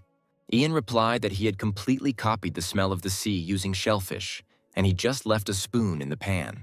Charlie replied that he simply thought that it was more important to feed people with tasty food than to cook healthy food. Sony said he will still ask Charlie for forgiveness. He feels too confident now. Ian replied that he had a lot of fun competing against them, especially in the finals, because they were going to lose anyway. They left. Sony asked what the final task would be. Charlie replied that whatever it was, we had to try. Finally, the filming of the finale has begun. 2 teams are ready, now there is a task. What do you want to eat right now? Charlie asked Sony what she wanted to eat now. Sony answered, to be honest, nothing. In total, Charlie ate about 7 dishes from all the rounds, and all the viewers were tired from the long filming. Sony asked, they won't lose, Charlie thought. They need to cook the best dish because it is the final one. He went to the ingredients. Sony asked if they were going to cook something with rice. Her stomach was going to burst. Charlie replied that everything was correct, and that he would now prepare a dish that she would want to try right now. Isn't this a dish that will make a person feel better, Charlie said. This rice and cabbage dish? Sony asked if it was a light meal. Charlie replied that she had been eating mostly fatty foods and was not feeling well. Then Sony said she thought that the team was cooking an exotic dish. Charlie asked if she wanted meat. Sony replied that she felt sick just looking at the meat, and that he was a very good opponent. Charlie thought that just the sound of him cooking made him want to eat what he was cooking, and that team's dish might seem delicious to the audience. But the judges are not spectators. Taste, hearing, sight. He must make sure that the judges like his dish. Charlie offered Sonia to try it while it was still hot. Sonia tried the food. The cameraman filmed the moment. At the time, Charlie thought they hadn't quite captured the atmosphere of cooking this dish, but Sony fixed it. Sony said it was very tasty, but the taste was a bit strong. Charlie said it was because it had fried rice. The judges said nurungi, fried rice, must be cooked thoroughly to retain its flavor. Charlie is good at cooking. If he finishes his dish first, Team B will be at a disadvantage. The host asked what he was talking about. The judge replied that they would find out if they tried the dishes. The teams finished cooking and the judge and the audience began to taste the food. Ian thought this dish represented all his cooking skills. It was hard to compare it to flatbreads. Sony thought his dish looked better, but their dish tasted better. She hoped they would win. But none of the judges or spectators tried Chef Ian's dish. He thought they were full after Charlie's dish. He did everything to make sure that all the judges turned their full attention to his dish, thereby making them lose interest in his dishes. And of course, thanks to the skill book and just plain luck, Charlie beat Chef Ian, who worked hard to win. Later, Sunny got ready and said she had to go already. She was getting ready to release a new album. Charlie thanked her and told her to give him an autograph later when she became a star. Sony said goodbye to him and left. The producer asked if the filming had gone well, when the program would be shown on TV, and if Charlie would like to take part in it again. Charlie replied, no, he is a high school student, he doesn't have much free time. The producer said if he needs help, he should call. Ian asked if he was being too cocky or just enjoying the filming. Charlie replied that he was in high school, Ian asked, and he wasn't. But unlike him, he took cooking seriously. And Charlie said he thought he won because of his skills, which he got easily from the book. Ian said he couldn't believe Charlie won. All the judges liked his dish because Charlie replied, there is a way to cope with a cold thanks to an injection in the hospital, or just relax and eat your favorite dish. It is necessary to consider not only the beauty of the dish, but also its contents. Ian's dish had nothing from the given theme. Ian said cooking was his life.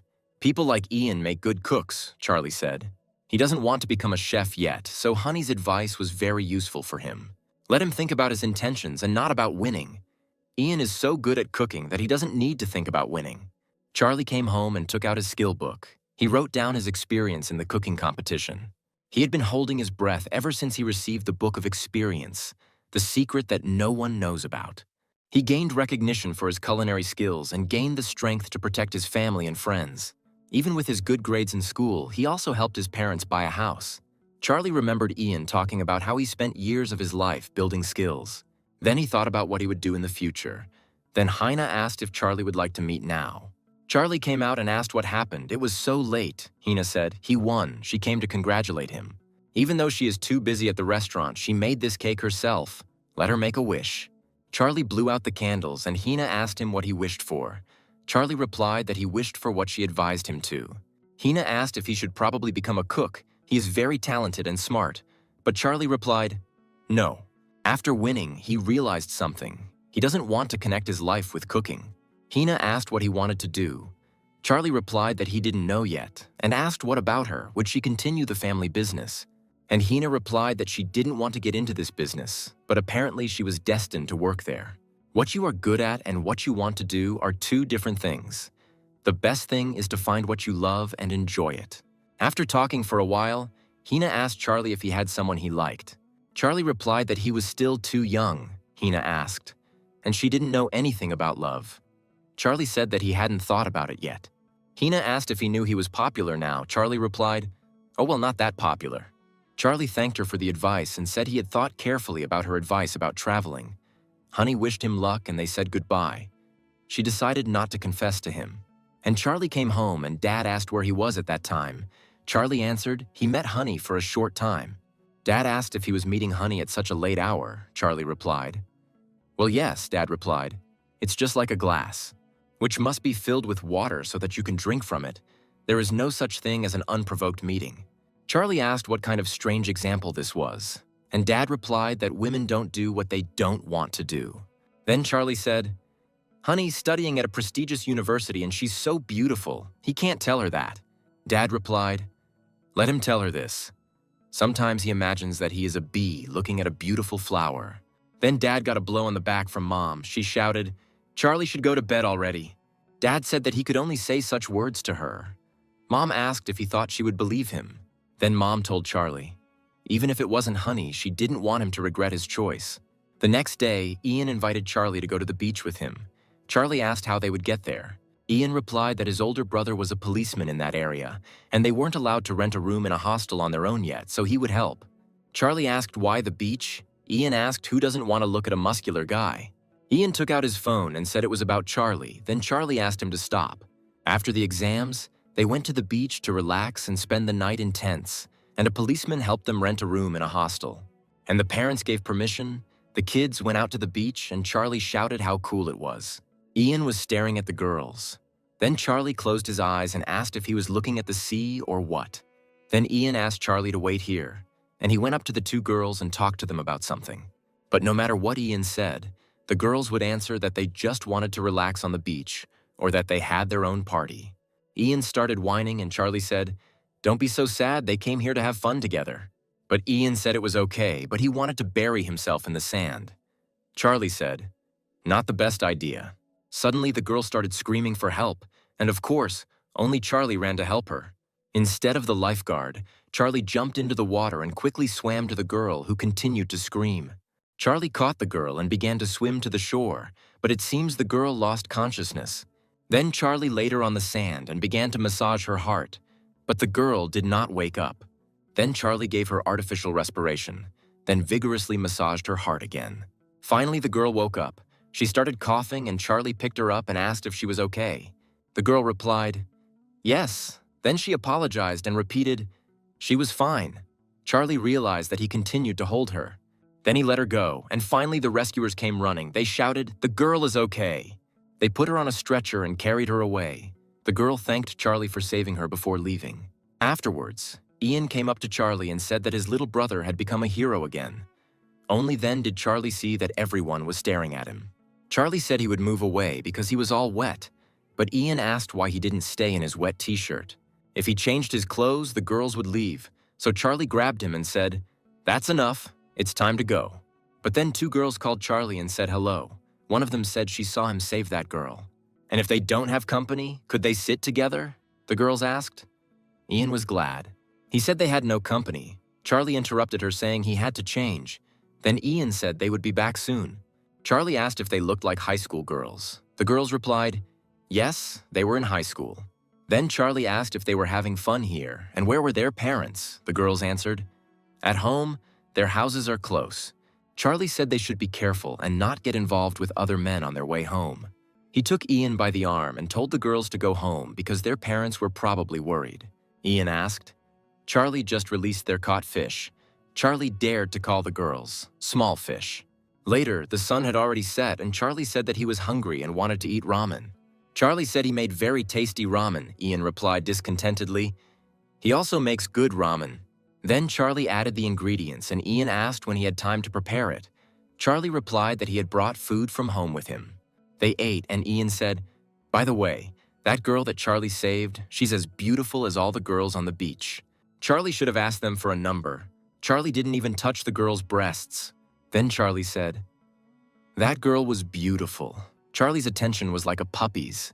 Ian asked, "Is there a girl who is more beautiful than Hina?"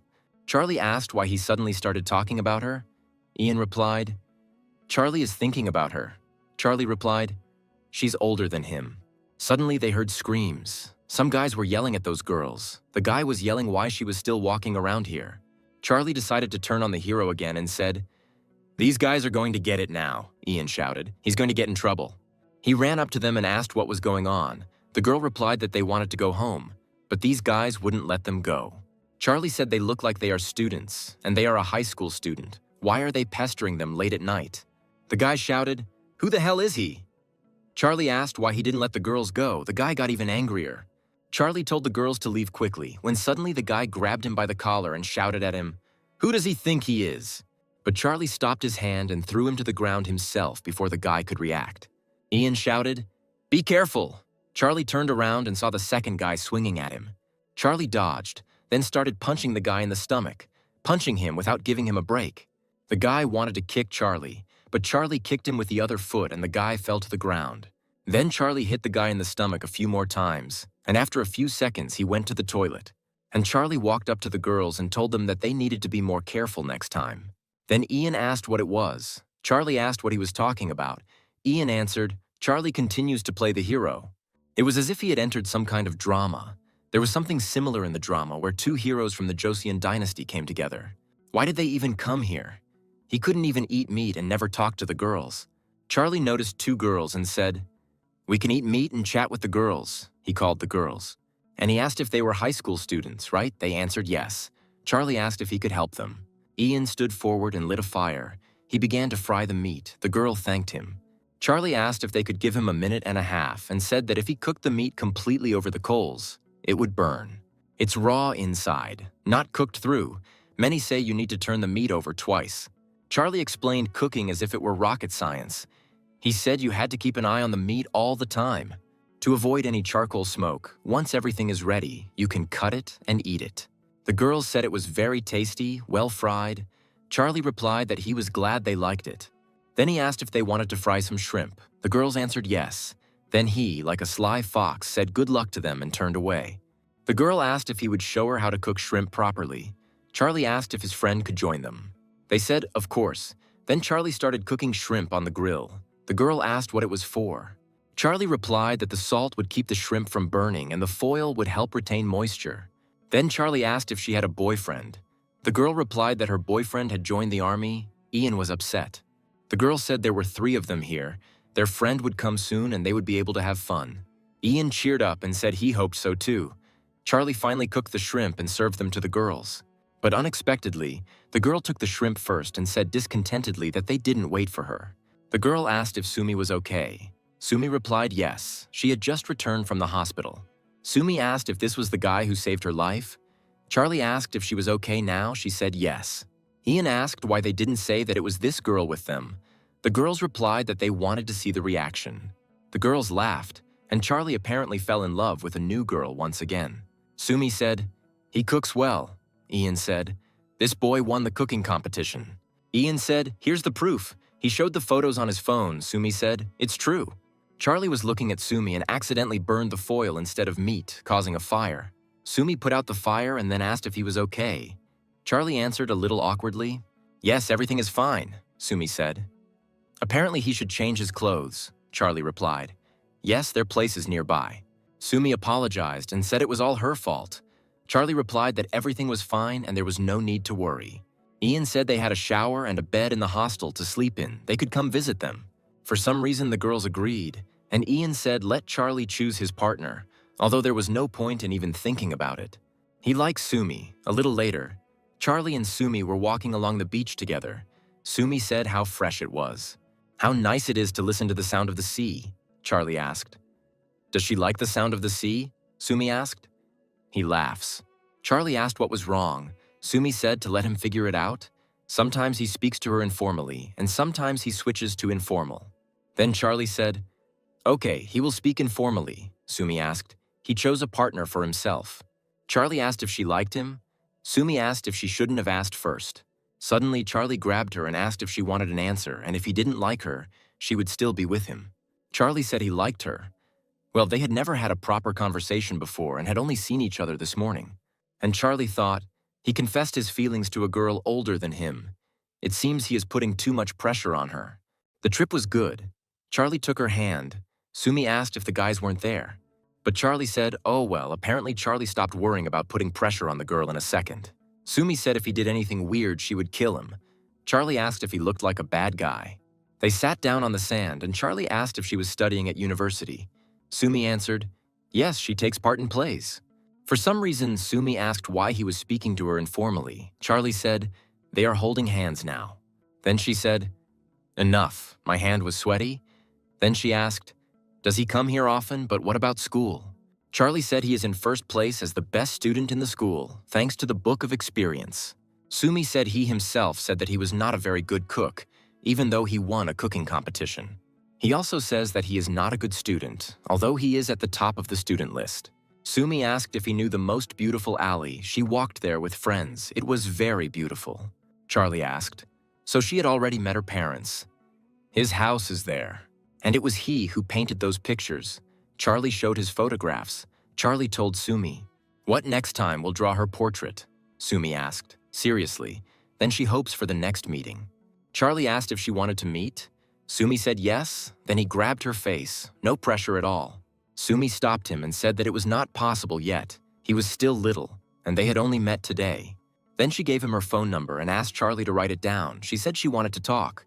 Then they returned home and Sumi said, finally they came. She wants to rest.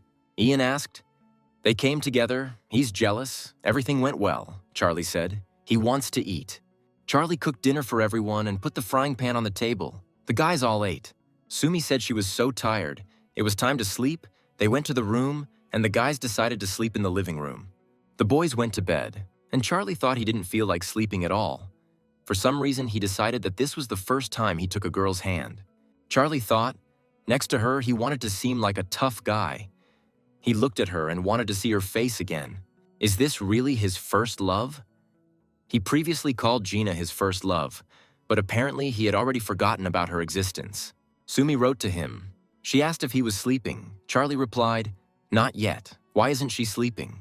She replied that she wanted to drink coffee. Charlie wondered why she wanted to drink coffee so late, or if this was an excuse.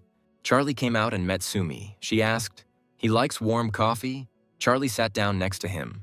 Then Charlie said there was only a 2-year difference between them. Sumi said he was lucky. He was lucky to be having coffee with a nice girl like her. Sumi rested her head on Charlie's shoulder. Sumi asked if Charlie could warm her up. Charlie hugged her and said maybe. Sumi said, not so close. Charlie said this trip changed him so much. It was the best trip he'd ever taken because he met her. He asked if they would meet again today. Sumi said that today was a bit inconvenient, so let him come to her at the university tomorrow.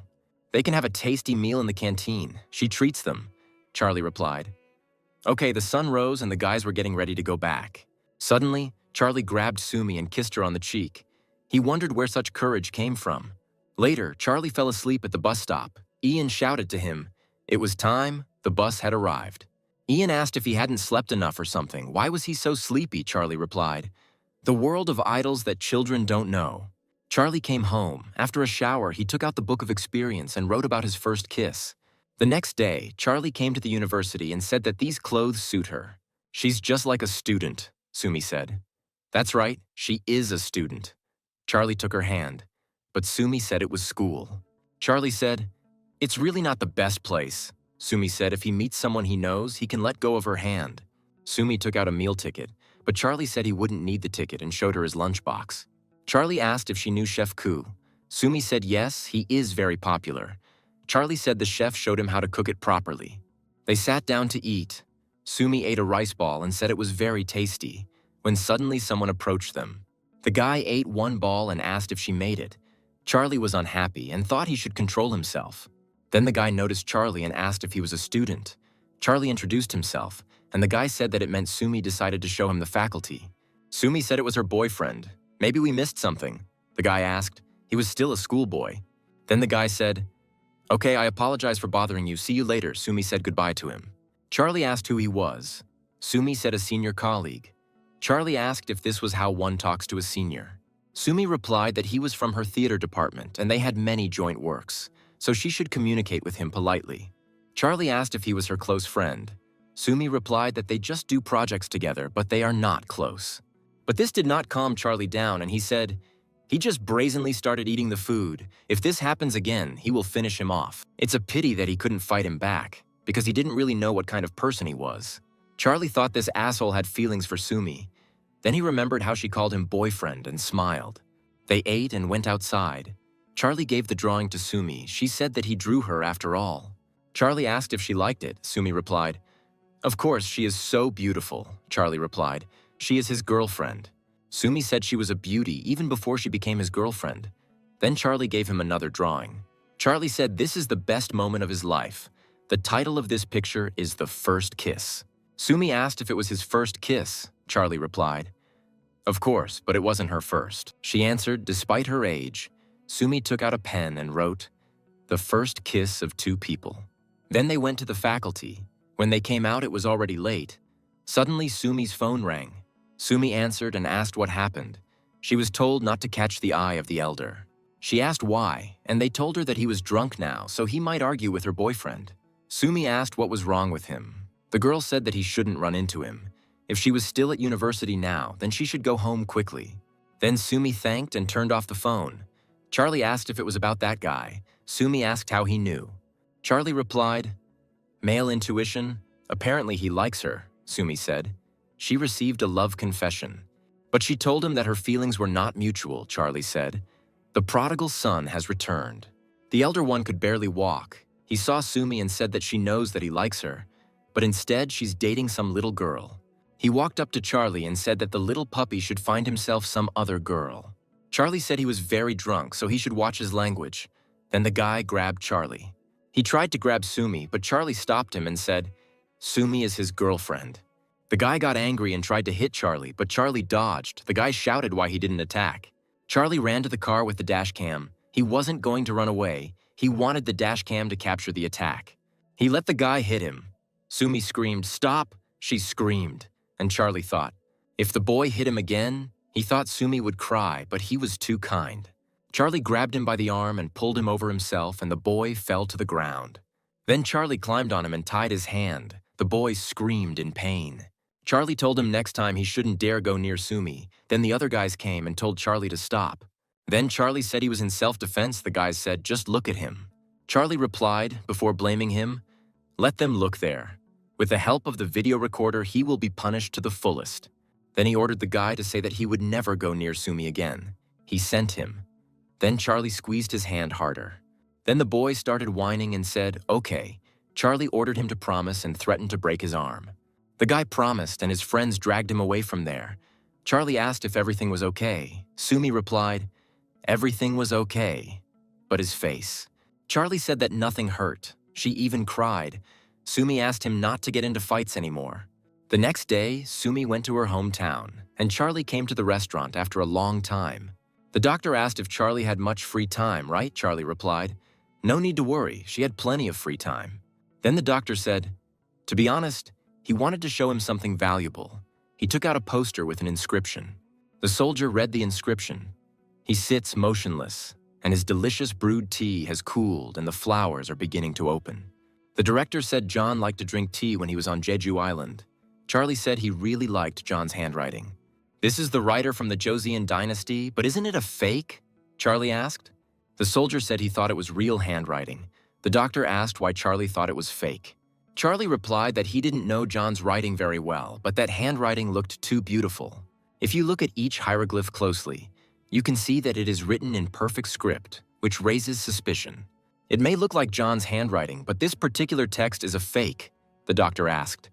"Since the handwriting is similar, then how can it be a fake?" The director asked Charlie to explain more clearly. Then Charlie said that he thought it was an ordinary seal. "This fake text is not worth a penny," the doctor asked, meaning that this fake cannot be sold even for cheap. Charlie replied, "Everything is correct," the soldier said, "but they don't even see the difference between a fake and real handwriting." Then Charlie wrote the hieroglyph and said, "In the Seoul hospital in the lobby, there is his text with the hieroglyph medicine hanging. He hopes that the people who are in this hospital will feel much better and will continue to recover." There is an atmosphere in Chinese characters, as if they have a heart, but he does not feel the atmosphere when looking at this text. Charlie closed his eyes and imagined the island, then wrote the text. The old people said it turned out well. The lawyer said there was no need to be too upset. The doctor replied, no, he was not too upset. Then the lawyer asked how much he paid for this fake. The doctor replied, 80 million won, 5 million rubles. If he paid 80 million for 14 hieroglyphs, then one hieroglyph is worth about 6 million. The doctor said that if this is a fake text, then it is of very high quality, but this is still a cheap price. The lawyer asked where he bought it. The doctor replied that he bought it from a merchant who was famous for his really good work. He bought it in Jintan. The lawyer said he knew roughly where the store was. The director said it was quite a popular place to sell ancient scrolls. I wonder who else fell for the same trick they did. Charlie asked if he thought no one would know he was selling counterfeit scrolls. The lawyer said it turned out the merchant was cheating. The doctor said, but this is a popular place for selling scrolls. How could something like this happen there? The lawyer replied, there are many types of swindlers, Charlie said. This is a small swindler who deceived so meanly. After all, a great swindler hides a lie in the truth. If you hide 1 out of 10 lies, no one will understand. Take the cookies from this restaurant as an example. The cookies from this restaurant are delicious. But what if one of them goes bad? You won't know until you eat it, so people have this belief that cookies are delicious. The director asked, so what will they do with the 80 million won? And what if this merchant cheats a few more people? The lawyer said he would sort it out now. He called and said that one of his friends had been deceived by a merchant. He wants to come to Jintang. Charlie said he needs to choose the people who want to go with him. If they go together, they can prove to him that the fake thing is not worth that kind of money. Charlie asked if there would be a few fraudulent traders there, and they would say that the text was not a fake. The lawyer said Charlie would go with them. The director said yes. Together, they would expose the fraudster. Then the lawyer told his people to tell the seller that he would now have customers.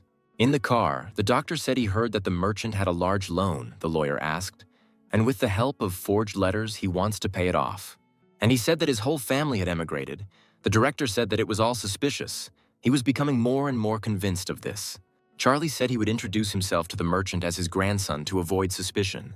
They arrived and the merchants greeted them. The lawyer said his friend had bought that good letter, so they wanted to buy something too. The merchant said he was buying John's work. This work is quite popular. Many people wanted to buy it.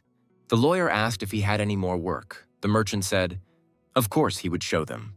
The director asked if it was Bong Xiang's work. The merchant said yes. It was painted in the Ming Dynasty during the Japanese invasion of Korea. Charlie thought that, except for the prince's work, everything else was fake. He was sure that all these works were completely fake. He told this to the lawyer. Then the lawyer said he wanted to buy the prince's work, and the merchant became noticeably nervous. The lawyer asked if he liked the work, how much it cost. The merchant asked if Bon Sun's work was also good, maybe hers. And the lawyer replied, Bon Sun's work is too expensive, the merchant said. He has good taste. This letter is worth 150 million. Then the lawyer said, it's not such an expensive job. He thought it would be more expensive, the merchant said. It's an expensive job. Bong Song wrote this work as a gift to the Ming Dynasty. The lawyer replied that if it was true, he could pay 200 million won. But isn't this a fake? Asked the lawyer. The merchant said what he was talking about. This is real work. The lawyer asked if he was trying to deceive him. The merchant said it was clearly Bong Sun's handwriting. Then the lawyer said that the handwriting looked like Bong Sun's, but he thought it was an ordinary seal. The merchant got angry and shouted that it was a lie.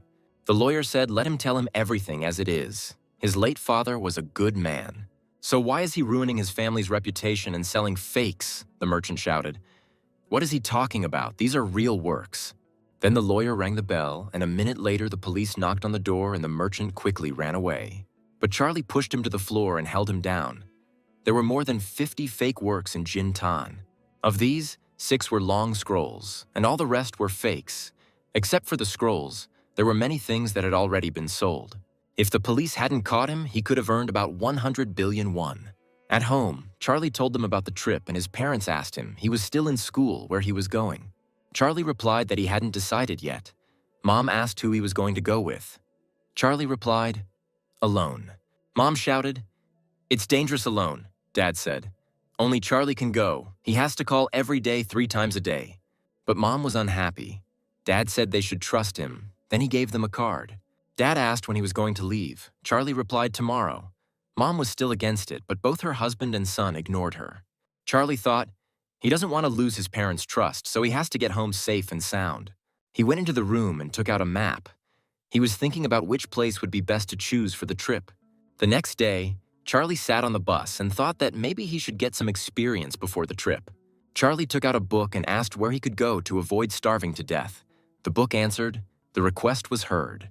The book took him back to the time when he was born and was abandoned under a bridge to beggars. Growing up and becoming homeless, he can say that the life of a beggar can also be good.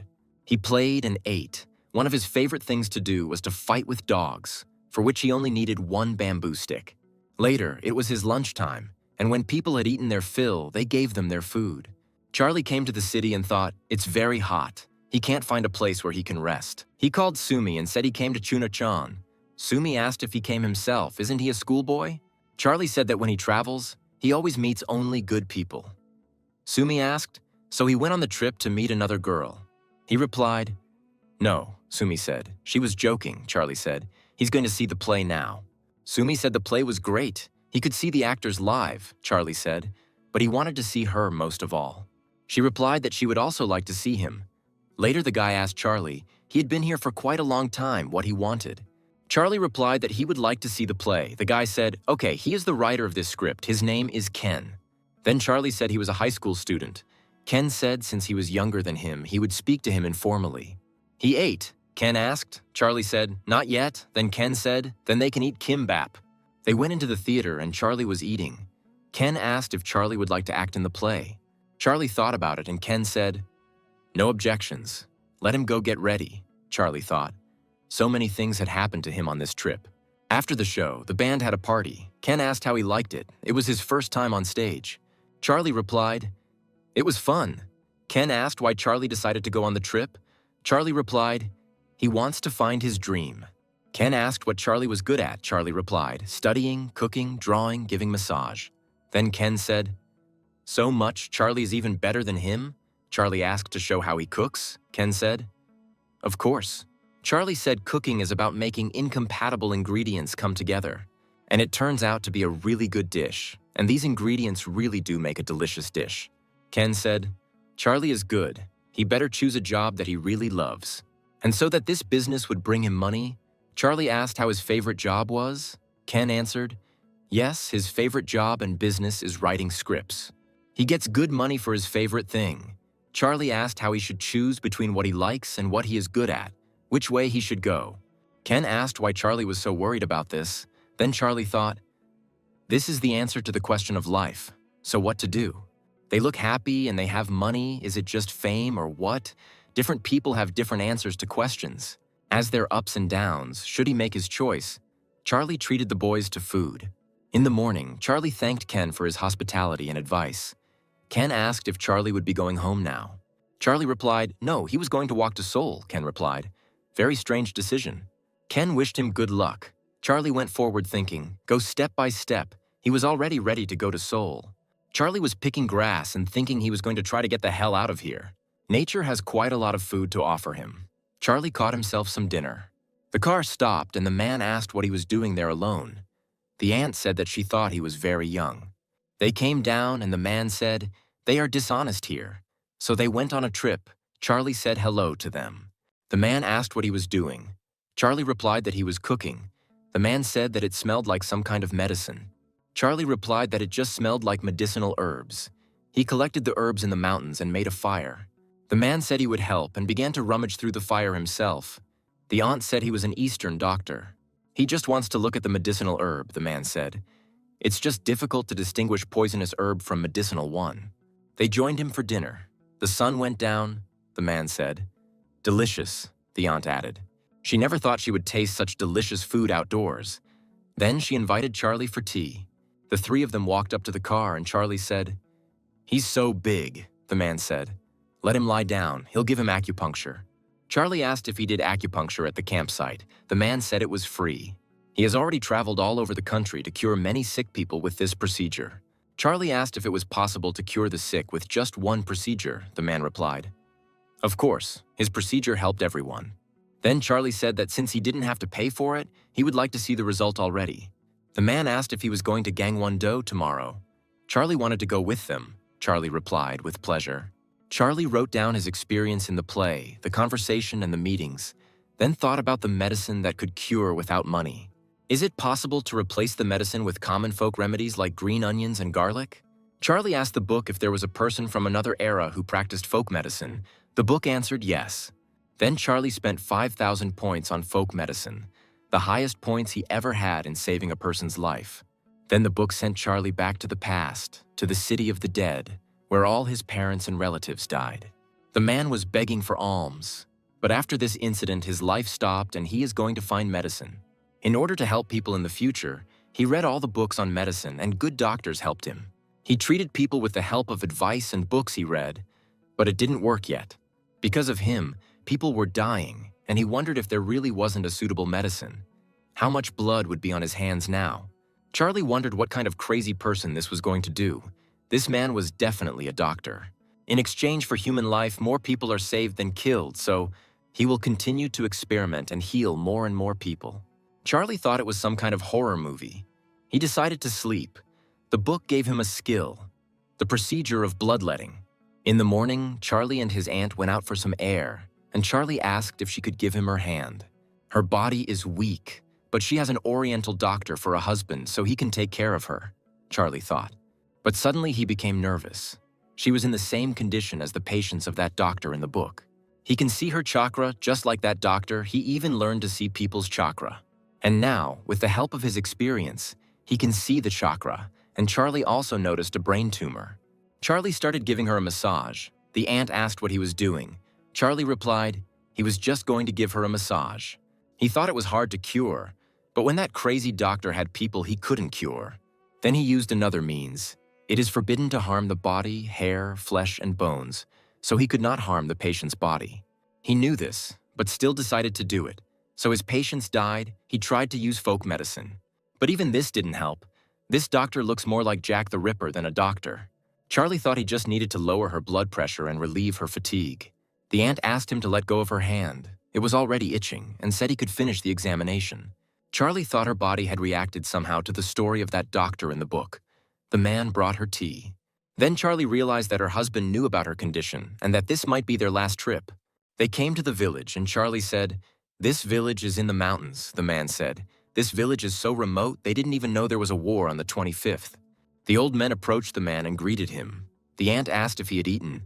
The man replied that he had gotten a little hungry on the way. The man asked if they had seen Chong. The old man replied that he had left last year and might be back soon. Then the man touched his hand and asked if he was a little nervous. The old man said that when he arrives, he always makes noise. The man said he just needed to change his lifestyle to feel better. Soon a line formed outside the car, and the man began to do acupuncture. Will asked if he was okay. The old man answered yes, then asked if it was Will's grandson, so friendly and sweet. It had been a full day of seeing patients. The sun was starting to set. Charlie said there was one last patient left. Charlie asked if she was tired. The aunt replied, "A little." Then Charlie suggested that she lie down so he could give her a massage. Auntie said Charlie is so good. Charlie doing massage, thought he had a lot of experience with massage court. He was determined to relieve the fatigue, but he still couldn't help but think about curing her completely. Charlie decided to climb the mountain for herbs. Will went with him. Charlie collected herbs. Will said Charlie knew more about medicinal herbs than he did. Charlie said not at all. Charlie thought that if it weren't for the book of experience, he would never have been able to recognize ginseng. Will suggested they take a rest. They sat down and Charlie said the root was raw, so it had a lot of water in it. Then Will said, "He's so young, but he knows more than him lately because of his wife. He can't relax." Charlie said he must be tired. Will said yes. His head was splitting. He wouldn't be able to sleep with that kind of pain. Then Charlie asked if Grandpa was sick. Like Grandma, Will was noticeably surprised, then became sad. Charlie asked if he had any ginseng. Ginseng is one of the best medicinal plants. It strengthens the internal organs, calms the body and mind. Charlie said he wanted to cook it. Will asked himself, "It's not that easy if you don't know the recipe," Charlie thought. He didn't know before. If he says he has learned a lot, he will believe it. Charlie asked if Grandpa knows about the Shaolin Monastery. Will replied, yes. Charlie said that the massage that Grandma needs to be given is also his secret. And he learned a thing or two from one monk. Charlie began to show off his massage skills. Charlie said the monk told him that this tree is sacred to them. Will said it was like he met Bruce Lee. Then Charlie suggested making medicine together. Will replied that in herbalism, harmony is needed. So you can't just mix A, B, and C and expect a good result. You have to follow the law of the 5 elements. Will said, Charlie thought of putting out the medicine. Charlie replied, it's best to dry it, but he doesn't have time. Charlie finished making the medicine and asked if Will wanted to try it. Will said it was good. And then I thought, use tie on the 1,000-year-old tree to get the ingredients, weird kid. Charlie said he wanted to give it to his grandma. Will said she was already taking medication and she was under anesthesia. And Charlie said it was okay because it improved circulation, and his aunt came over and asked what they were doing there. She asked, so Charlie made the medicine? Will said, Charlie himself got and prepared the medicinal herbs. Aunt tried the medicine. She said Charlie did it for her. She had to try it. Will said, now let him go to bed. It's time for acupuncture. The 3 of them went into another room. After checking her pulse, Will realized that her pulse had become much better. She began the procedure. But Charlie thought that this needed to be done a little deeper, and this was too deep. The skill of doctors was no joke. Grandpa had good skills, but something was wrong. Charlie asked himself to calm down and think about everything. The next morning, the boys started eating. Auntie said, it's so delicious. The miso soup is amazing. Charlie said it was because the ingredients were sourced from the mountains, and his aunt asked what the difference was between mountain miso and city miso. In plastic containers, Charlie replied, you need a breathable jar. Fermentation needs to take place. Miso needs to be infused with good natural ingredients. Aunt asked if there was anything Charlie didn't know. Charlie replied that he had a habit of studying what he liked, and his aunt asked what he liked most. This question caught Charlie off guard, he thought. He does a lot of things well, thanks to the book. But what does he like most? Charlie answered. Helping people, his aunt asked.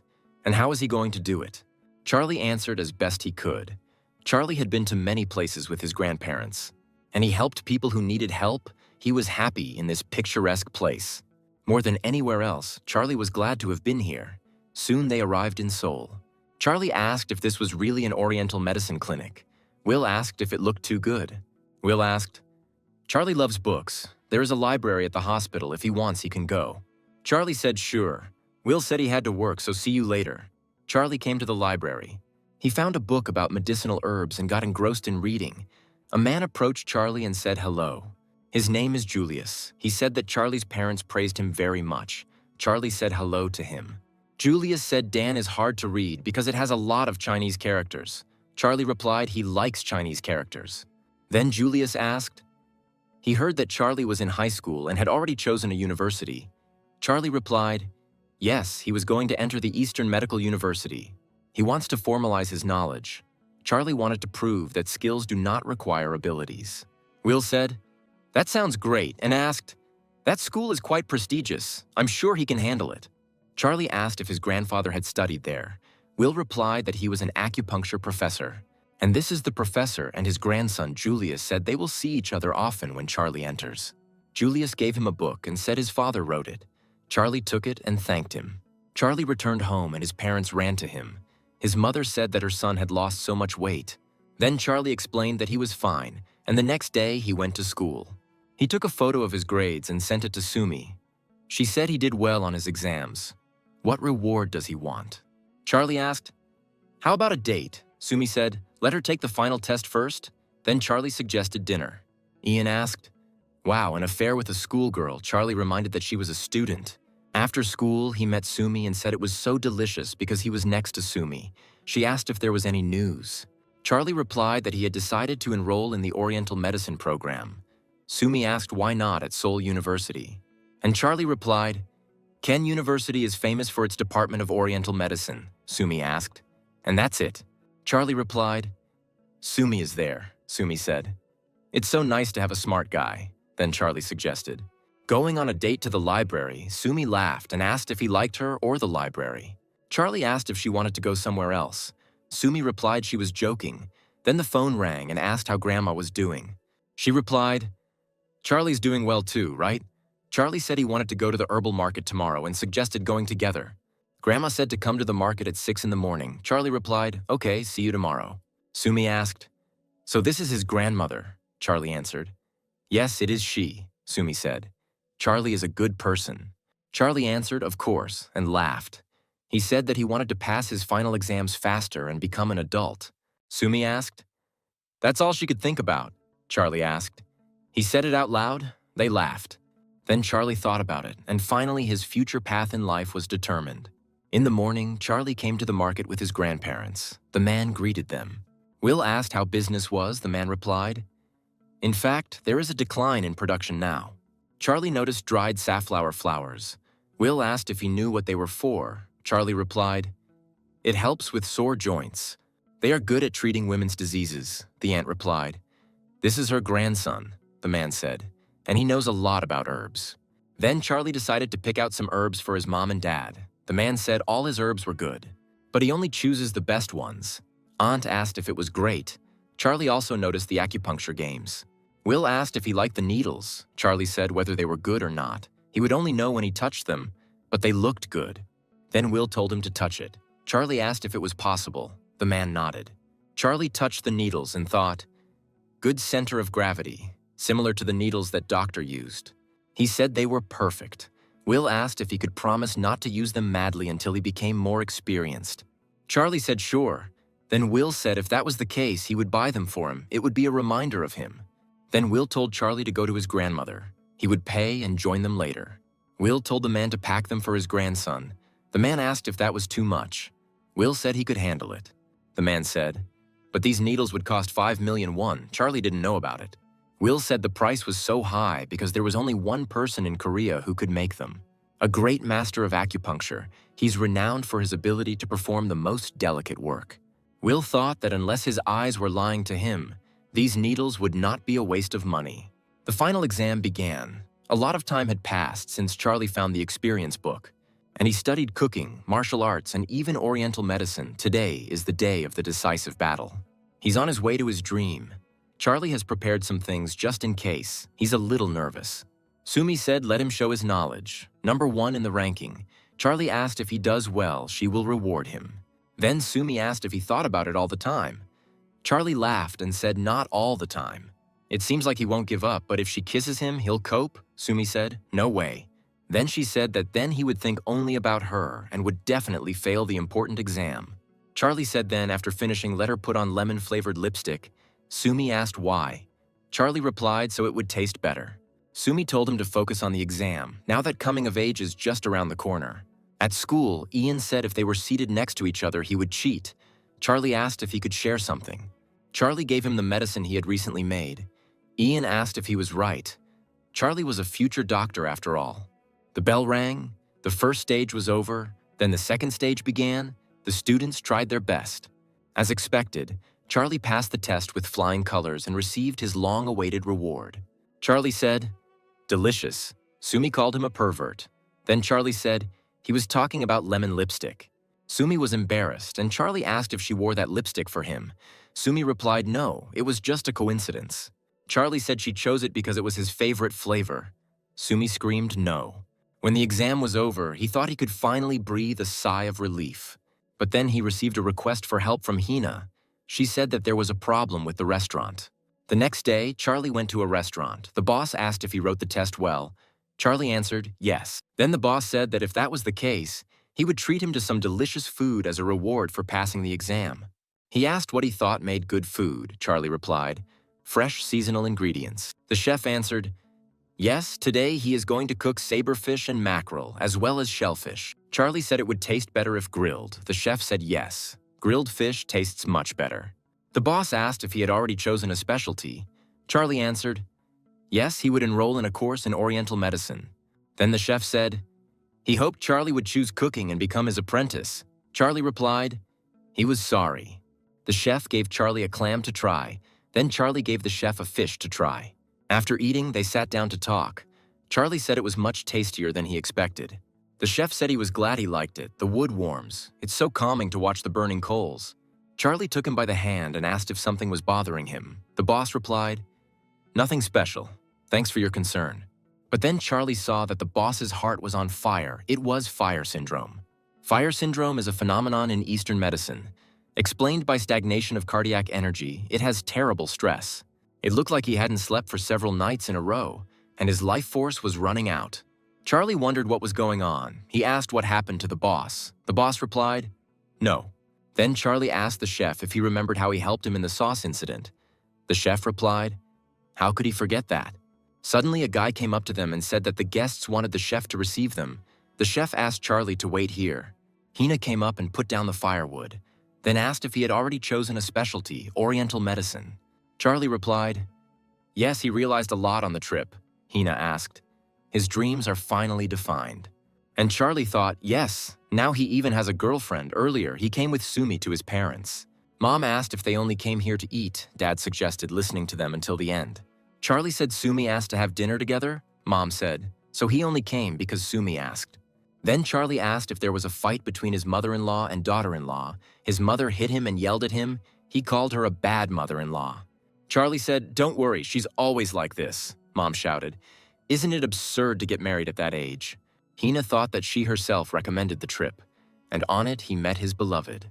Her unrequited love will remain unrequited, then Hina told. Grandpa wanted Charlie to become a cook. Charlie said he was sorry, but he would try to come more often. And he said, "It seems that something bad is happening to the boss," Hina said. That's why she invited him. Not long ago, world-class gourmet Michael, an American of Chinese descent, came to visit them.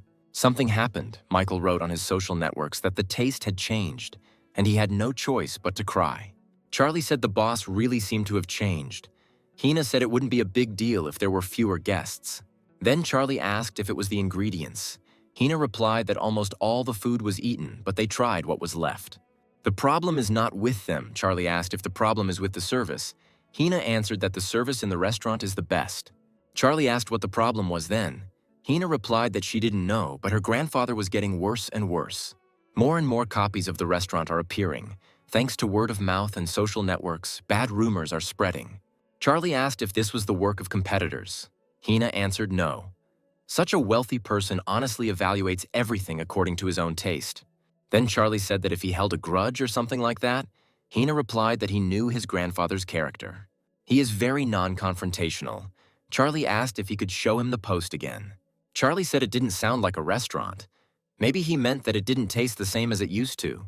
Hina asked if she meant that Michael's taste had changed. Charlie replied if a person is in poor health. His taste buds dulled. Charlie asked if they had tried contacting Michael. Hina replied, no. Charlie said if he explains on social media that he can't taste because he's not feeling well. But Hina said it wasn't that easy. Charlie stood up abruptly and said he would go to the boss. Charlie asked the book if Michael could clarify the situation. The book replied that it was impossible. The workers would worry if they knew their boss was sick, Charlie thought, even if Michael was sick. He won't reveal his position, but something needs to be done with the boss. There has to be a way.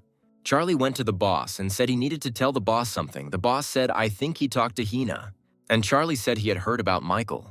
The boss replied, nothing special. But Charlie replied that the chef had not cooked all his life to hear this addressed to him. The boss thanked him for making Charlie think that way. Charlie replied that it wasn't about his food. Charlie said it was Michael's taste sensitivities. Something was wrong with his health. Then Charlie suggested inviting Michael again. The boss replied. Michael mentioned that he would stay in Korea for a few days. He would call him. Charlie went to the bookstore and his uncle said that the loss of taste could be due to liver disease. You hardly feel the sweet, only the salty, Charlie asked. Is it better for him? The uncle answered. He's on the verge of death. After all, alcohol and tobacco were forbidden to him. Charlie asked him to take care of himself. His uncle thanked him. Then Charlie went to the hospital. The doctor said the fraud case was resolved. And he asked if he had already chosen a specialty. Charlie answered, yes, he decided to enter the University of Oriental Medicine. The doctor said, modern medicine or Oriental, there is little difference, Charlie asked. When a person is sick, his perception of taste changes, so. Then Charlie asked if the doctor could send him some materials on the topic. The doctor asked for an email address. At home, Charlie read the article in English. The translation from English became easier thanks to the book of experience. He decided to help the chef cope with stress. A few days later, he came to the restaurant. Michael came to the restaurant again. Michael said hello and said he was very glad to receive an invitation from them. The boss invited him inside, and Charlie watched Michael and thought, dragging his left leg. Now he was sure of his illness. Hina brought him a tray of sauces, and the chef asked him to choose the optimal salty and sweet sauce. Michael tasted it and said, 7th is salty, 9th is sweet, and Charlie thought, he really doesn't feel the taste. In the kitchen, the chef also tasted it and said it was worse than he thought. Charlie said the chef needed to add more seasoning today than before. The boss said it won't work. Charlie said it, but he has to. Then the boss shouted it's impossible. Food with that much salt is poison, the chef explained. Charlie said Michael was sick and that was the only way he could taste it. The boss said he wanted to do the right thing. Charlie said he hadn't thought of that. The boss said the customer's health was more important than the taste of the food. Charlie asked what to do then. The chef returned to Michael and asked if Michael could come into the kitchen. Michael replied that it was a great honor for him to be in the chef's kitchen. Charlie thought that this was probably the first time there was a guest in the kitchen. The chef chopped up the daikon and offered Michael a taste. Michael took a bite and said it was juicy and the texture was great. Charlie watched from the side and thought, all texture and juiciness, no mention of sweetness. The chef served oysters, tender and meaty. He asked to swallow them whole, but it was unlikely to work on Michael. In cool weather, spicy cod soup would be great, said the chef. Charlie and Michael looked at the soup. Charlie thought, it looks delicious. You can tell the taste of food by its appearance, smell, and aroma. The right approach for someone who has no sense of taste, if he were a writer, he would write a book about the chef. Heart is more important than experience, the chef said. It is much more pleasant to eat freshly prepared food. Michael started eating the dish and the chef was cleaning up. Charlie thought the chef wasn't nervous. After finishing his meal, Michael shouted that it was the most delicious food in his life, and the chef thanked him. Hina came into the kitchen and said the car was waiting for Michael. Then they went out. The cook started to clean up, but Charlie asked them to wait. Then he took a photo of the dish. At the exit, the boss said that he had eaten well today. The boss asked him to come again. Charlie whispered to Hina to talk to him about social media. The boss said he would take Michael there. Hina went up to the boss and said, Grandpa must be tired, he can see Michael out.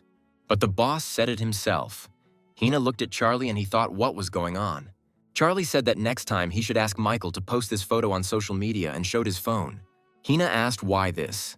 Charlie replied that it would make a bigger impression than full plates. In the evening, Hina called Charlie and told him that Michael had posted on social media. Charlie said he would look into it. Hina thanked him for helping with Michael and for the incident with the sauces. And Charlie said it was a thank you for always making great food. Hina said she was going to the French section of the restaurant. Charlie said, okay, and asked her to contact him when she got back. Hina thanked him.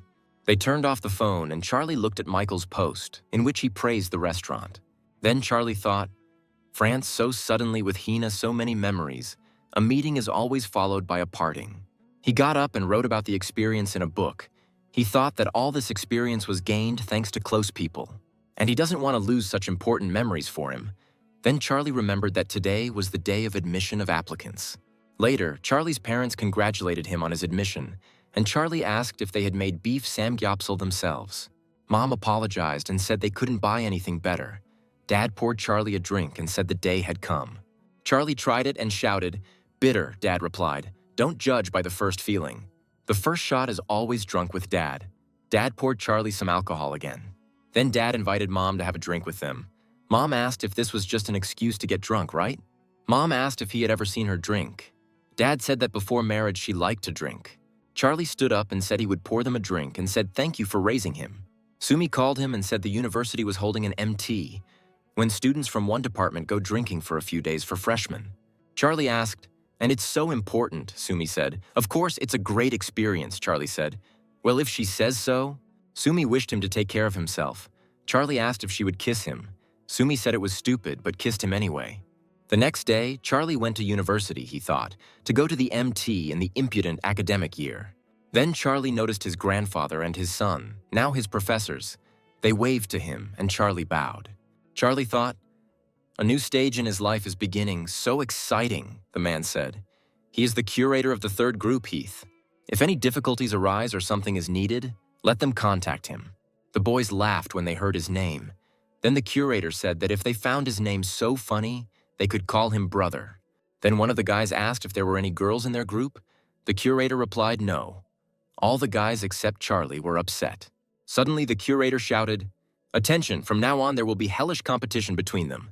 Their hellish competition in Oriental medicine begins, as they see that there are pores on the surface of the tangerine.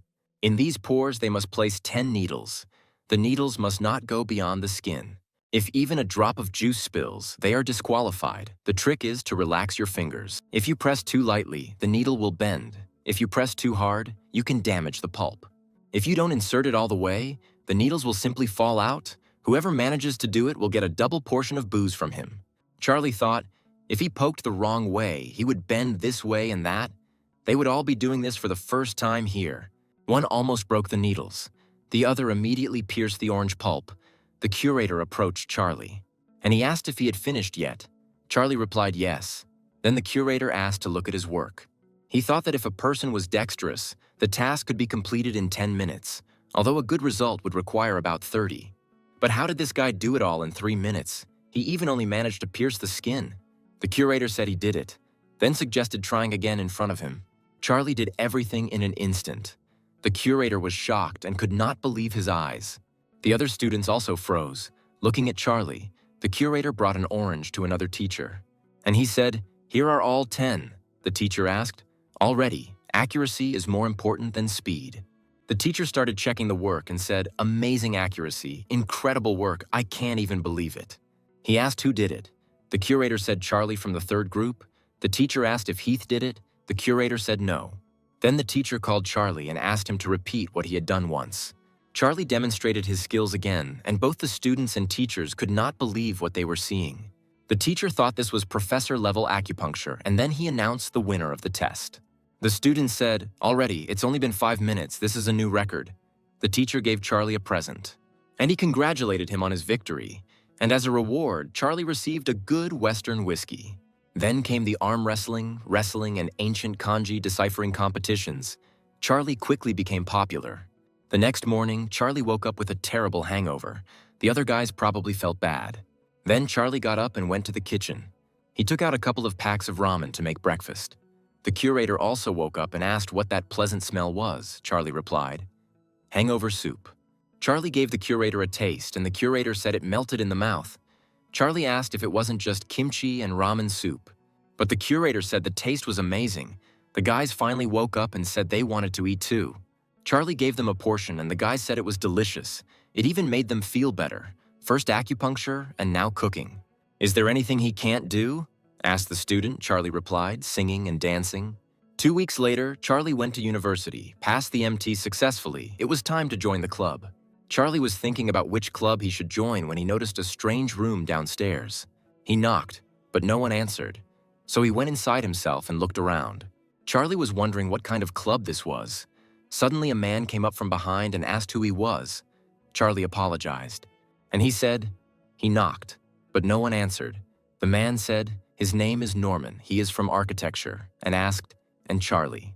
Charlie replied, Charlie is a first-year student in the Faculty of Oriental Medicine, Norman asked. So Charlie was interested in the club. And Charlie replied, while he was looking around, "What wasn't there?" Norman replied, "That's because there is accommodation and food provided here."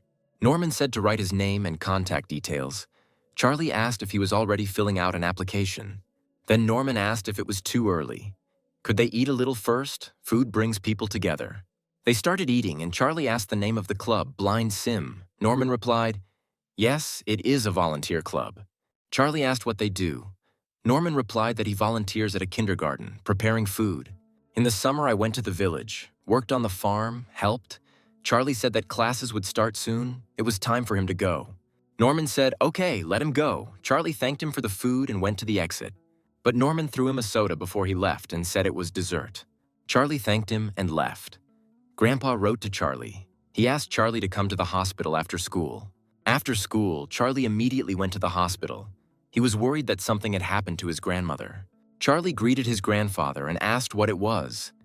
His grandfather said it was the results of the analysis of the ingredients of the pills he had prepared.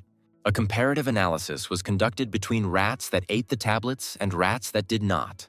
Surprisingly, the rats that took the drug were healthier in many ways. It looks like a medicine from the Shaolin Temple, so he is thinking about selling the drug. Charlie said he thought this medicine would help many people. Grandpa said Charlie needed to give his permission for it. If the drug hits the market, Charlie will receive about 10% of its sales. Grandpa asked him why he was so surprised. Charlie said it both pleased and puzzled him. Then grandfather suggested going to the library on the 6th floor to see grandmother. They went upstairs, and Charlie said hello to his grandmother. She said, "Here is her sweet grandson." Charlie took her hand and asked if she was feeling better.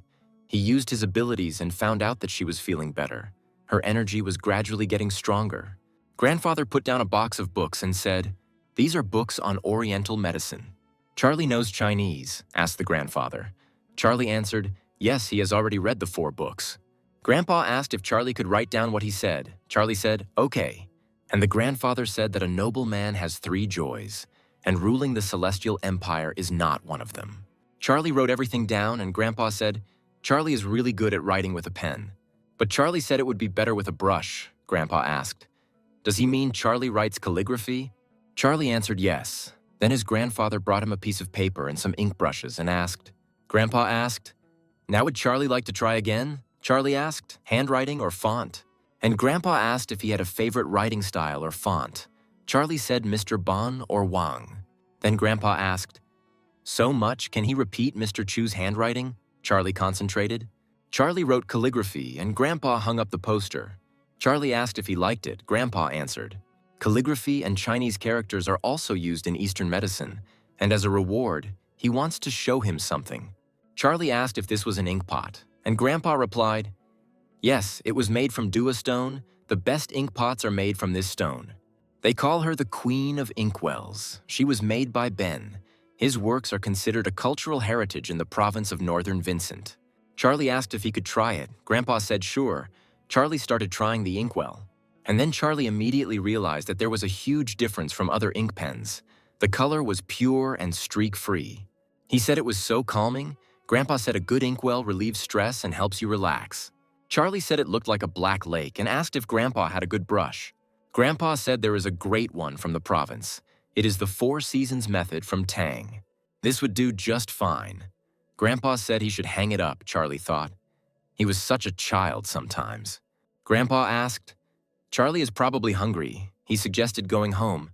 They went to Grandpa's house. At home, my grandfather's son said that this is a difficult year. It would be good to study Chinese in advance. Grandfather came up and said that Charlie could teach them himself. Julius asked what he was talking about. And Grandpa answered, "Charlie showed him something in the library." Julius asked, "Did he write it?" "But what about the handwriting?" Grandpa replied, "This is Mr. Chu's handwriting. Charlie can copy the handwriting of many famous people." Then Grandma came up and said, "Enough chatting, it's time to eat." Grandpa told Charlie to invite his parents to the clinic. At home, Charlie wrote about his experience in a book, when suddenly the director called and Charlie asked what was going on. The principal asked how Charlie was. Was he enjoying school? Charlie replied yes. He hoped he would be free soon and they would meet. Then the director asked what happened. Charlie asked for a meeting for the first time. Charlie replied, today he tried the ink pot for the first time. And she reminded him of the principal. Charlie asked if the principal had already met the new students. The director answered, "What?" Charlie asked. "Does he know Will?" The director answered. "Of course, a famous doctor and professor of Oriental medicine," Charlie said. "And he's also a teacher at his university," the director replied. "Apparently Will's son also teaches." The next day, the director and Charlie met. The director apologized for meeting him alone. Charlie replied, "Nothing, the meeting should not cause discomfort," the director asked. So Charlie chose Oriental medicine. The director replied that he was glad that Charlie had found a worthy mentor. Charlie said that the director said that the doctor and Will had a bad relationship. Then the director said that his wife was sick and was undergoing treatment in a Seoul hospital. Charlie said, "Now it's clear, but it's not the doctor's fault," the director replied. "It's over." But actually, there is something to be angry about. They arrived and Charlie said hello to everyone. The doctor said he was still grateful for that incident. It was a gift to mark his admission. Charlie opened it and saw that it was a MacBook, he said. "It's too expensive a gift," the doctor replied. He asked the students who came to the internship what they needed most, and they chose this. They ate, and then Charlie and the doctor went out. Charlie asked, "He knows Will." The doctor asked if he knew his teacher. Charlie said they met by chance during the trip and became close. He helped people with acupuncture and herbs. It's good to be able to help even without drugs. The doctor said conventional medicine was more effective. Charlie said yes, but it might be difficult for older people in the mountains. Then the doctor asked, "Does that mean Charlie wants to become a volunteer?" Charlie replied, Yes, he likes helping people. The doctor said that in their hospital, they also go to remote islands to do volunteer work. But Charlie said that he had already chosen his path. The doctor asked if he would continue about Will. Charlie answered, yes. The doctor said Will was desperate. His wife was very ill. Will was angry. Maybe it was anger at himself. Because he couldn't do anything, Charlie said. That's why the doctor deliberately played along. The doctor said Charlie was so worried about him and Will. Charlie replied, because they were very dear to him. Then the doctor asked, so Will calls Charlie grandfather. Charlie asked, can he call him the same? The doctor said he didn't mind. But when they were alone, he would contact Charlie later. He had some things to do. Charlie went to the kitchen and said hello to the chef. The chef was no longer stressed. The chef said that he had prepared a gift for Charlie. These were knives that professional chefs use. Let him touch them. Charlie picked up the knife and said, heavy, the boss said. Charlie must have heard of such. It's a cast iron knife. Good knives enhance the flavor of ingredients, Charlie said, and its weight makes it feel comfortable in the hand. In the evening, Charlie was working at home when his grandmother called him and asked if Charlie was busy. Charlie replied, no, what? Grandma said she's in the hospital now. If everything's okay, maybe Charlie can come. Then Charlie asked which hospital she was going to, and Grandma replied, the one in Seoul. Charlie said he knew where it was and he would be there soon. Charlie got ready and came to the hospital. Grandpa said, so Charlie finally arrived. Charlie asked what was wrong with Grandma. Julius replied, she's undergoing a CT scan. The doctor said she is better, but more tests need to be done. Charlie took his grandfather's hand and said, everything will be fine. There is no need to worry. Grandfather replied, he understands, but his heart does not.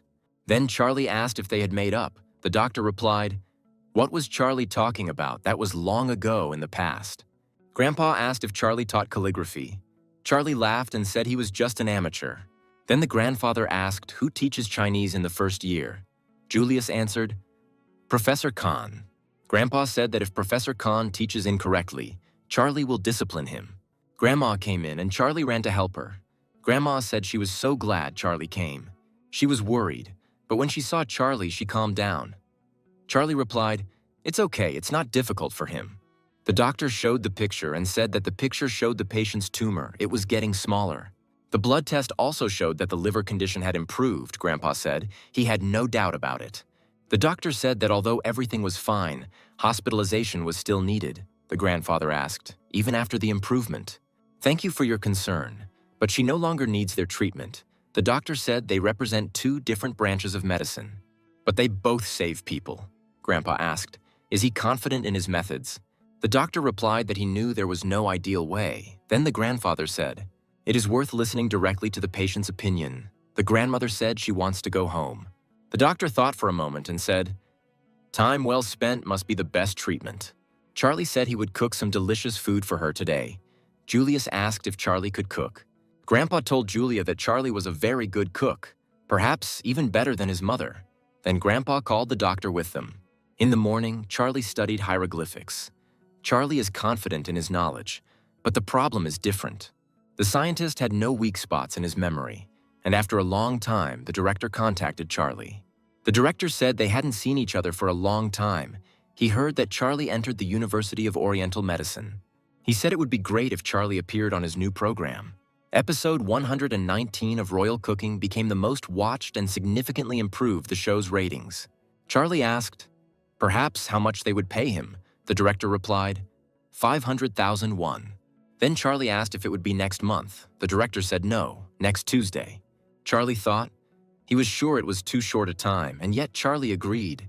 The director hung up and said, he invited him, damn, he's forcing this kid to appear on his show. Charlie's been recruited, so we need to invite that guy. It's a show where young chefs promote the sponsor store. The day of filming came. Charlie came to the pork ribs restaurant, Charlie was thinking. Pork ribs are not edible unless they taste good, they say, since the owner's wife was hospitalized. The business is in decline, the food is tasteless, the meat doesn't smell like pork at all, and the director doesn't provide any information. Is he deliberately hiding everything? Ian came up and asked. Has he improved his skills? Charlie asked. So he was invited too. How were things? But Ian wasn't particularly happy to meet. Ian asked. Went to university for Oriental medicine? Does acupuncture? He was just pretending to be a cook. Charlie got worried and said, well, it's a little difficult to explain, so the director called them. And he told him to get ready for filming. Ian called Charlie and said, advises him to get ready well. Filming has begun. The host said that the participants of the 119th episode of Royal Cooking are with them. Today they have two culinary heroes. Charlie said hello and introduced himself. Then Ian introduced himself. The host said, congratulating Charlie on entering the University of Oriental Medicine. Charlie thanked him. The host asked Charlie if he would try to cook the healthiest food with herbs. Charlie replied, a little awkwardly, no, he was still a freshman, so he wasn't very good at it. The presenter immediately decided to move on to the pork ribs restaurant, Ian thought. Charlie alone in the spotlight. The restaurant owner came over and said, this is charcoal from Gangwon-do province. The host said it looks amazing. The presenter asked what Ian thought. Ian replied that the key to a good grilled dish is quality charcoal. If it is good, then the dish will turn out the same. Charlie tried the side dish and asked what was wrong with the side dish. The host said there was a slight problem with the pork ribs. First of all, they should try them, Charlie suggested. They fried the meat and tried it. But Charlie spat the meat out almost immediately because it stank, and Ian decided that Charlie was trying to attract attention to himself. The host asked why Charlie didn't like it. Charlie replied that it had a very strong pork smell. Then Ian also spat out the meat and said there was too much seasoning. He noticed the camera and smirked. And he said that even an ordinary visitor would draw conclusions about the sharp taste from the appearance. Wouldn't that be true? Charlie said that he thought the texture was pretty good, and the host asked what needed to be done to improve the taste. Ian said we need to move in the direction of improving the smell with seasonings. Charlie stood up and said it was time to go to the kitchen. Ian was angry that Charlie was dragging everyone along at his own pace. In the kitchen, Charlie asked the owner if he could show him the spices and ingredients. The carrots were fresh. We need to check the meat. It was also fresh, Charlie said. When the owner prepared the meat, the owner replied, this morning. Charlie asked, he always prepares meat in the morning. Business is down, so the meat is lying around. The owner replied, yes. Charlie asked if he reduced the transaction size, the supplier would waive the original price. The owner answered, yes. Charlie asked if the owner could show him the meat that was usually used. The presenter said that knowing the problem can help to solve it. The owner said that there is old meat ahead. Charlie asked if the owner usually uses it and puts the new one in the back. The owner replied yes. Then Charlie said he'd take a bunch of fresh meat and some old meat. He saw the seasoning box and asked if those were the ribs that were seasoned yesterday. The owner answered, yes. Charlie asked, from old meat? The owner answered again, yes. Then Charlie asked to take them out. The owner opened the box and Charlie tried it. Charlie decided to compare the two types of meat to see which meat looked more elastic. Ian said the old meat looked quite elastic. Maybe it's because of aging at low temperatures, Charlie replied. He thought so too. Then Charlie said he would try to bake it. The host asked why. Charlie replied they would find out later. A little later, Charlie said he cooked them separately. Ian and the presenter tried the meat. The presenter asked if the meat had a smell and was fresh. Ian replied that it did, and that the quality was good. They tried something else. The host asked if this meat tasted better. Ian replied that maybe it was vacuum-packed and aged. Charlie said, well, the quality of the meat is better now, but it still smells like pig. Ian replied, good meat is quality meat, the presenter asked. So there is still a problem. Charlie said the problem is the freshness of the meat. If only fresh meat is used, the problem will be solved. The host asked if the problem was not in the seasonings. Charlie replied that he would like to change the recipe a little. First, you need to decide what to do with all this. You will have to throw it all away, the owner asked. Charlie replied, the food industry is not just selling food, the owner asked. Then what? Charlie replied. It is trust and honesty. Food doesn't lie, so if he makes it honestly, using fresh ingredients, its taste won't change. And clients build trust by feeding off that honesty. He's there to erase past feelings. Also, winning back the trust of customers with honesty is something he needs to do right now. Mom and Sumi were watching the broadcast, and Mom said that her son was saying such correct things. Sumi said, Charlie is cool, isn't he?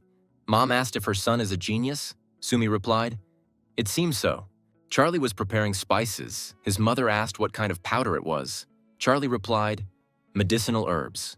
Sumi asked what kind of medicinal herbs. Charlie replied that he put a little in so that it wouldn't smell like pig. Mom asked what he could tell her. Charlie replied, it's a secret. There are problems in the restaurant owner's family. And my mother said, right, he has a sick wife? Charlie replied, his wife worked a lot on the restaurant. So even if the business was going badly, he did not sell it, but endured it until the end, when his wife returned. The owner wants to show that the restaurant is okay. He wants to keep this sauce as a secret recipe for this restaurant. Sumi said her boyfriend is cool. Mom said yes, she understands. She won't ask questions. Next week, their show will come to the aid of the newlyweds, Mom asked. Charlie is participating in the filming. Charlie replied, no, the filming was over for him, his mother said. Let him tell how it was, Charlie replied. You can watch it on TV. Mom said he probably already got his participation fee, but she would treat them anyway. Charlie said he would take Sumi there. Charlie said he would like to buy a car. Sumi asked with what money. And Charlie said he had savings and filming offers kept coming in. Sumi asked if it was not possible to take the bus. Charlie replied that he wanted to take Sumi. But Sumi said she was fine. Charlie said that on a date it was nice to sit in the car together and listen to music, watch movies. Sumi said it sounds great, but there's no point in buying a car just for dating. Instead, how about saving up for other things? Charlie replied. Okay, he'll save up for tuition. Meanwhile, in the conference room, the girl said how many comments there were. She told, opinions were divided, the director said. The release was designed for a lot of bad comments. Charlie is too charismatic, the girl said. The director asked if he was better than the other kids. Those who can't get into character and love tofu, he behaves more maturely, like an adult. In cooking there must be faith, philosophy, honesty, and trust. Such a cold but charming image. Charlie was walking down the street looking for something, when suddenly someone took him by the hand and called him. It was Ken. Charlie asked him how he was doing. Ken said the same as always, and Charlie is now a TV star. Charlie asked if there was anything he could do to help. Ken said yes, but only if Charlie wasn't in a hurry. One of the actors in the play was injured. We need to find someone who knows martial arts and could remember the script. Charlie replied that he was into martial arts and had some acting experience, so he could help him. Historical drama, Empress Manson, is the story of Queen Min, the role of Charlie the Ninja. The guy came into the room and asked, I've changed my clothes. I need to hurry to the stage and rehearse. Charlie went with him and gave him the blade. Then the boy asked him to watch carefully and learn. The ninja swung his blade several times, and the boy dodged his attacks. Then the guy hit the ninja in the stomach a couple of times. The guy asked Charlie if it was difficult. Asked to repeat, Charlie replied, no, everything is fine, and repeated the movements. The guy asked him to wave a little faster. Then Charlie attacked the guy, swinging his blade. The guy dodged his attacks. Then the guy punched Charlie in the stomach and he jumped back. The guy said, he's a good guy. Ken was there too. He asked Charlie how Charlie remembered the moves the first time. The guy replied that he was the #1 ninja. He was a master of martial arts, so he remembered things quickly. His actions were natural. Ken asked Charlie if he could handle it. Charlie said he would. Then Ken said if that was the case, then he would buy him a pork belly after the show. The guy said that the ninja has a lot of fight scenes with him. They all have to look colorful and lively. The moves are a bit tricky, but if you pull it off, it'll be some pretty cool action. Charlie asked what happened to that actor. The guy replied that he landed badly, and he twisted his ankle. But Charlie shouldn't worry. Everything will work out if he trains. The actor attacked the ninja again, and Charlie watched their game and thought, now he understands. Why did the actor tell him this? The ninjas can't keep up with his speed. He deliberately slows down. Then the actor suggested that Charlie try the same. He would tell him if something was wrong. Charlie responded and attacked the actor. The guys began to fight. The ringing of blades was heard throughout the hall. The other actors watched their fight and said it looked like a full-fledged action movie. The guys finished the fight and the guy said to Charlie, great, he can do it. The day of the game began. The actors and spectators gathered. The guy said, the enemy is close, they need to run. Empress Ming said she was the mother of this country, and he suggested that she flee. The audience listened attentively to the actors. The Empress thanked the guy. But the guy said, he came to the palace for her. She was the meaning of his life. She was the flower of his life. And if he lost, his life would be useless, Charlie thought. It was time to go. At that moment, 3 ninjas jumped out of nowhere. One of them was Charlie. The ninja asked the boy where the ruler of the state of Kor was, the boy told him. Let him not dare to pronounce that name with his dirty mouth, Charlie thought. The acting was superb. The ninja said we need to catch the queen before she can escape. The guy shouted, only over his dead body. The bad guys were happy with this. They all attacked the guy at once, and a battle scene began. The guy deftly cut down the first ninja, then the second. The spectators watched the game attentively. But suddenly Charlie attacked the guy, cutting his leg. but even with such a wound, he was able to attack the ninja. Charlie said, "So in Joseon there is a samurai like him." The guy objected to him. "He is not a samurai. He is a Joseon warrior." The scene of Charlie fighting with the main actor began.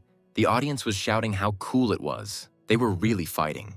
The actor fought and thought, he hears joyful cries, it's so exciting. He can't control himself. The actor ran at Charlie and he thought, oh no, he's in ecstasy. It's dangerous. He parries his blows one after another. The sword doesn't move according to the script. He lost control of what to do. Act according to the script and block it. No, we need to break his sword, right? The body absorbed the discharge. The actor continued to attack.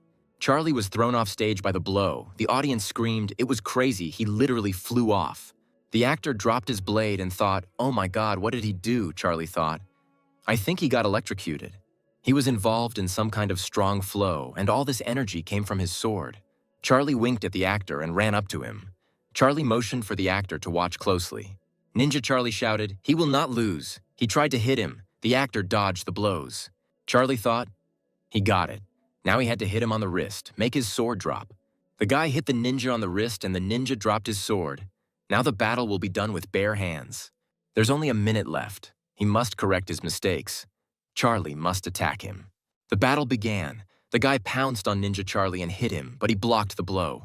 Then Charlie hit the guy a few times, then gathered all his strength and hit the guy hard. The battle was so exciting that the audience was screaming. It was like a scene from an action movie. The ninja threw the guy, then ran up and took the sword, then cut the guy down, the end. Charlie went backstage and Ken said they could watch the recording after the show. Then Charlie said, everything didn't go according to the script, Ken said. It's okay. The fight scene was much better than the original. The actor ran to Charlie and apologized for getting out of control. Charlie replied, it's okay, he understands. The actor then responded that thanks to Charlie, he had a great action movie. A few days later, Charlie was reading reviews of the play, people writing about how much they enjoyed the performance. They say that the actor was chosen to play an action actor, and there was a film director in the audience that day. Meanwhile, Charlie passed his final exam in the first semester, and the holidays began. It was morning at the entrance to the hillside of Kendo Province.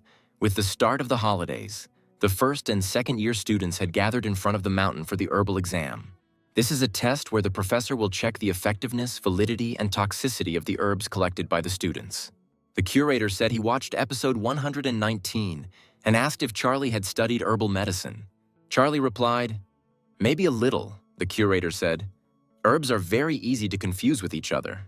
The fact that Charlie didn't study herbalism is a big minus. The curator said it was time to start the test.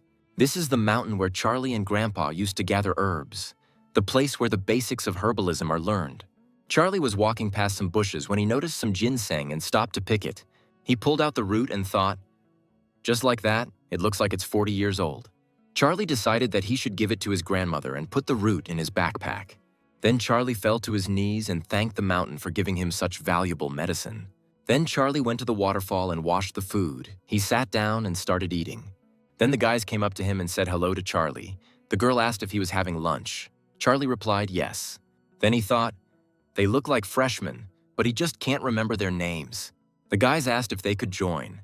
Charlie said sure. The girl asked if he only had doenjang with him. Charlie replied, there are wild vegetables growing nearby, the guy asked. And Charlie collected all of it himself. Charlie replied, he likes wild greens. The girl took out a large lunchbox and Charlie asked why so much. The girl answered, to share. Charlie tried the kimbap with wild greens, and the girl asked if she could try rolls this way too. She wrapped the roll in a leaf and ate it, then said it was bitter, but still delicious.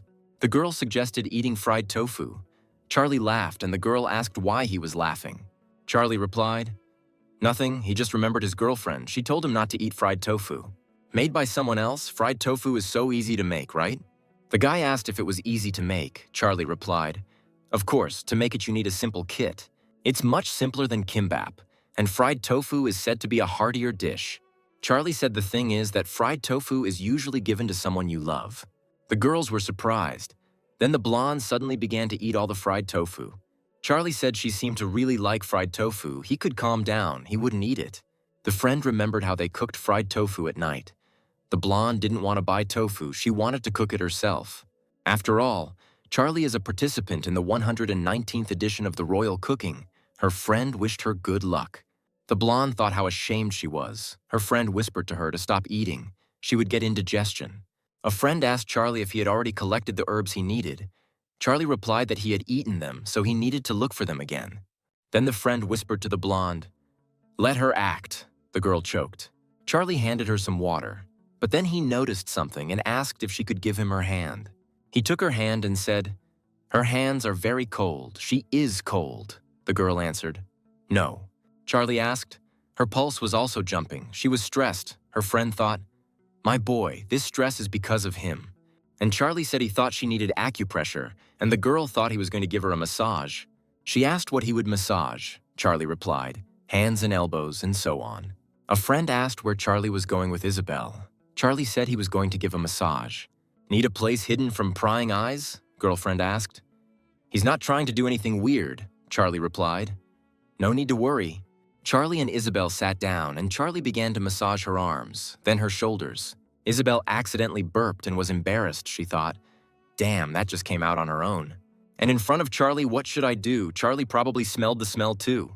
Charlie asked if she was okay. Isabel replied sheepishly, "Thank you." Charlie said, "Okay, she's going to throw up soon." Isabel suddenly ran away and threw up. She was upset that she threw up in front of the person she liked. The friend came back and told the guy to get ready. They were leaving, the guy said. But they didn't finish eating. The girl said, "It doesn't matter." Charlie and Isabel returned, and the girl thought that in such a situation, it would be better to get away quickly. The girl said something happened. They needed to go. Charlie said she still wasn't feeling well. It was better to stop and rest. Meanwhile, the boys collected the plants and thought that even if they were medicinal, it didn't matter since no one knew the name. The curator approached Charlie and asked him if he had collected a lot, and if it was Charlie who said he didn't understand herbs. He saw the bag and said there were medicinal herbs in it. Charlie said he could show it himself. The curator asked, "Does it mean that Charlie does understand herbal medicine?" Charlie said, "It's just wild ginseng." Then the curator asked if he was sure he was wild. Perhaps Charlie had confused him with the domesticated one. But the curator quickly realized that it was wild ginseng. Another teacher came up and asked. Charlie found it. The teacher asked Charlie how old he thought he was, and Charlie replied that he was probably about 40. Then the teacher asked what the difference was between wild and cultivated ginseng. Charlie replied that domesticated ginseng has a thicker and shorter root than the wild one. But wild ginseng, on the contrary, has a thin and long root. The teacher was very surprised. He thought, oh my God, the ginseng had been in the ground for 40 years and a freshman found it. The teacher asked Charlie if he remembered the place where he found the ginseng. Charlie took him to that place. There he called the professor and told him about the wild ginseng. He asked what to do. The professor replied that they don't pay students, so let them give him a scholarship of 1,000,000 won. Later, Grandpa called Charlie and asked if Charlie had found wild ginseng. Charlie replied yes. And he asked if he needed ginseng. Grandfather said, 700,000 won for 40 years. Why didn't Charlie sell it? Charlie replied that he thought that if he gave it to his grandmother would eat it, so he dug it up for his grandmother. Grandpa asked if he could give the root to Grandma himself. Charlie replied that he would do so. Charlie thought, he dug up wild ginseng, earned money, took care of his grandmother. He should write it all down in the book of experience. At the fast food restaurant, the director said, "It's filmed. Everyone did a good job. Now they can have a drink." Charlie said he's driving today, so he'll refuse. The director said he would pay for the driver. Charlie said no. Then the director asked if he had a passport. Charlie asked why. The director replied that there might be a special episode abroad. Ian replied that he had it because he often had to go to Chinese cooking competitions. Then the director said, Ian's going to China, Charlie's going to Japan, Charlie's going with Sunny. Ian asked if this was a revenge match after the royal cookout and thought it was a last chance to wash away his shame. The presenter said, finally, their team 119 is going abroad. The mission is to introduce Korean restaurants to Japan and China. Ian knows a lot about China. And Charlie, what does he know about Japan? The host asked. Charlie answered that each country has its own threshold of saltiness and sweetness. Whatever the case, he will think first and foremost about the taste of the food, Charlie added. Charlie flew in and Sony rushed to hug him. Charlie asked if she could hug him like that. Sony replied that it was possible. She was not popular in Japan yet. The director said that she should not do anything like that on the bus. On the bus, Sony asked, we just need to follow the script. The first restaurant is a lamb ribs restaurant. The restaurant opened during the Korean wave. Everyone was interested in Korean cuisine, but the problem was the taste. The dishes were too spicy, which was unacceptable for the Japanese, so the hostess reduced the spiciness of the taste. But that was the thing about Korean ribs, so the guests stopped coming. They arrived at the restaurant and Sony asked what it said. Charlie replied, "Spicy in Japanese, spicy in Korean, and very spicy." The hostess prepared some food for them and Charlie tried it and said that she was a good cook. And the hostess replied, "Thank you, but she is far from Korea." Sony said that everything will work out for her. Charlie tried the next ribs. The first ones were too sweet, the second ones were delicious. The third ones were too spicy. Charlie said they were delicious. Sony said they weren't spicy enough, but they were delicious. Charlie said the second one was very tasty. The third one was too spicy. The director prompted Sonia's question, and Sony asked, "If everything is so good, then why is business in decline?" Charlie answered, "It's just that they are Koreans. For Koreans, the food here is delicious, but they are in Japan," Sony asked. "So what should they do?" Charlie replied, "There is only one answer. When people go to Rome, they should cook according to Roman laws. When people come to Japan, she must transform them to suit the requirements of Japan. So, what needs to be done for this? First of all, you need to find out the tastes of the Japanese." Charlie suggested going to the nearest store, and at the store, he asked to see the most popular products. The guy asked what exactly he wanted. Charlie said 2 types of ramen, 2 sandwiches, 2 drinks or appetizers. They returned, and Sony asked why he bought groceries at a convenience store. Charlie replied that 24-hour stores are where regular people shop, and the most popular items reflect what they like. Then they tried what they bought. Charlie asked if he could choose what was the tastiest. Sonia chose a sweet, and Charlie tasted it. A wonderful whipped cream taste, he thought. Charlie asked what the most popular restaurant nearby was. The hostess replied that there was a ramen house restaurant nearby. Then Charlie continued walking there. They arrived and saw a huge queue. Sony said they were standing in line even though the restaurant hadn't opened yet.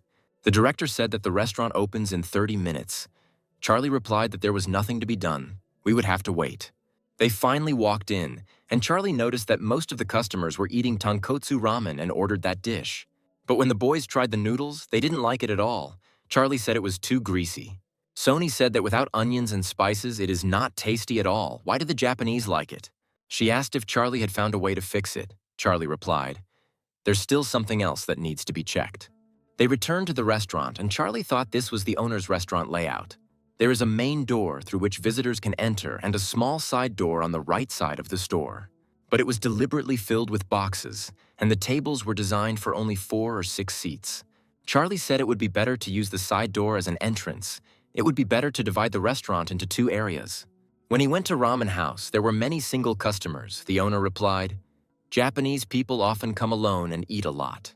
Charlie asked, "So why doesn't she make single tables? When a person sits at such a table, the place becomes occupied." The hostess said, "But you can sit next to her." Charlie replied, "No one likes it when people sit next to them. The Japanese value silence and politeness and do not want to cause inconvenience to others. And here there is not a single table, only 4 and 6. If a visitor comes alone, he will have to take 4 seats. Nobody wants to cause inconvenience to others." The hostess asked how she could fix everything. Charlie said, "Okay, he'll help her. Let him put the single seats by the side door. And the double rooms are near the main one. It would be better to write on the side door that entry is only possible individually. This will make it more comfortable for visitors," the owner said. "But it's the same restaurant." Charlie replied, "It doesn't matter. It just gives the buyer the feeling that he can come alone." The hostess asked, "That is, it is enough to simply create an appearance," Charlie answered. "No, just appearance is not enough. Inside the restaurant will be divided into 2 large areas, with seats by the entrance door on the left and by the side door on the right. The seats on either side of the side entrance are occupied by single tables, while those by the front door, as before, are 4-seater tables. And the 6-month-old tables would be better removed," the hostess said. "But suddenly a large company comes," Charlie replied. "Then you can put a single table next to the 4-seater. The hostess said that if a group of 4 people came, a 4-seater table would be enough for them. And if there are 6, then 1 table can be put in place." Charlie asked if the director could help them with the arrangement. The director said everything would be ready by tomorrow. Charlie said we had to wait a little. Sony asked when they would start cooking. Charlie replied when the interior was finished, around noon. Then Sony said that when the rearrangement inside the restaurant is finished, they will come and improve the taste of its dishes. The next morning, Sony said. It was amazing, Charlie added. In one day, the restaurant had changed beyond recognition. The hostess greeted the boys. Charlie asked how she was doing here. The hostess replied that she really liked it. Charlie said he would get rid of menu number 1. It would be useless to improve Japanese taste. The hostess asked why. Charlie replied, it was better to focus on the spiciness, the restaurant's strong point. But the owner said that the Japanese don't like such a spicy taste. Sony said that she doesn't think that experiments with spiciness are justified. Then Charlie confidently said, he will make them love the spicy taste of food. He took out a bag and said, so he brought this, Sony asked, cans of cream and corn. Charlie asked if she remembered how they ate ramen. Sunny asked him about how she said it was impossible to eat without onions and spices. Then Charlie replied that the ramen was so greasy that he didn't want to eat it. Sony asked, so this fresh cream and corn act like green onions and spices for the Japanese? Charlie said he wanted to add some Japanese flavors to the dishes. Sony said she was looking forward to it. They started cooking. Charlie asked Sony what he thought was the best thing to eat after spicy food. Sony asked if it was milk or sweets.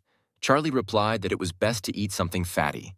Because fat dulls the spiciness, the soup is tasty and tender like castella. Charlie finished cooking and served the dish.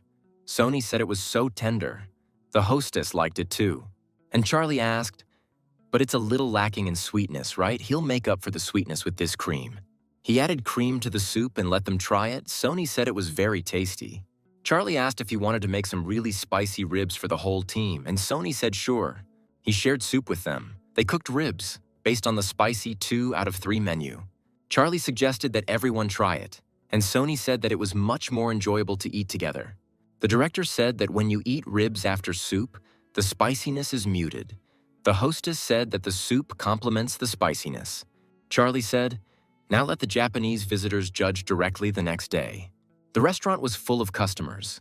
Everyone said that the food was very tasty. The owner thanked Charlie for saving her restaurant. That evening, Charlie came out of the shower and the director said he would like to have his body for just 1 day. Charlie asked why the director was still awake. The director answered, an urgent message came.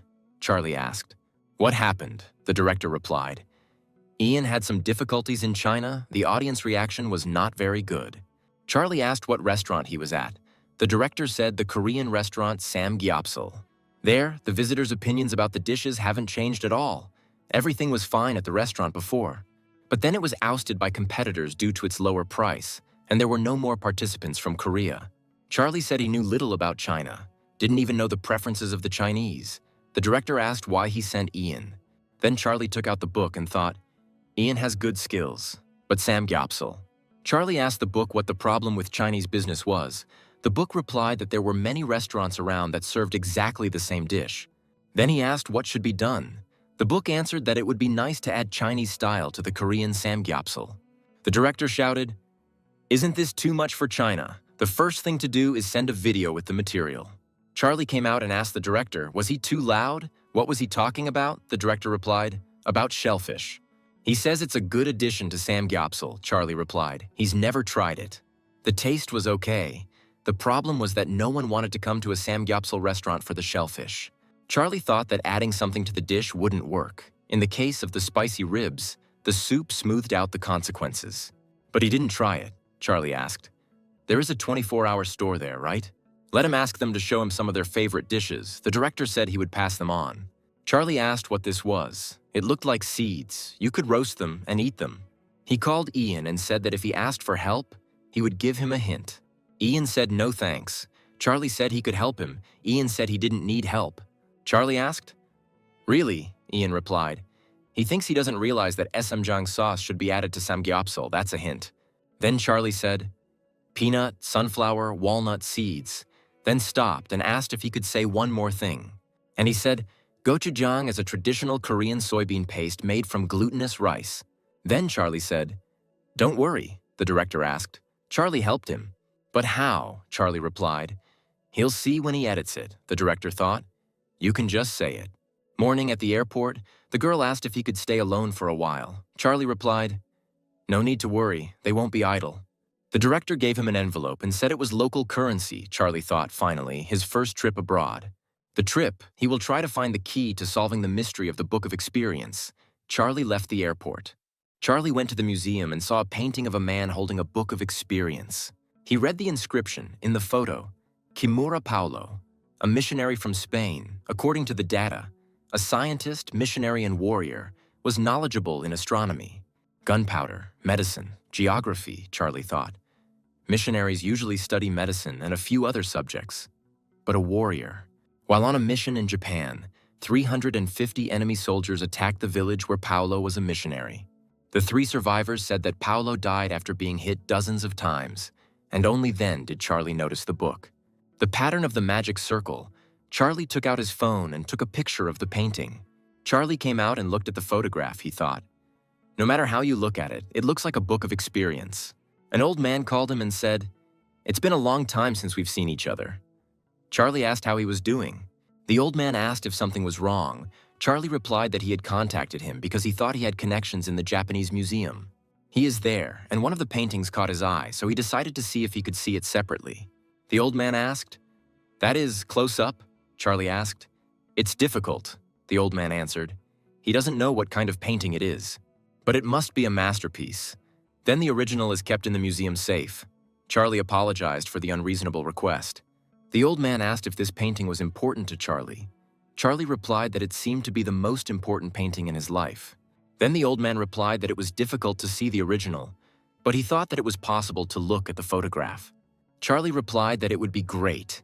He thought that if there was a super high-quality photo, everything would be visible even if you zoomed in.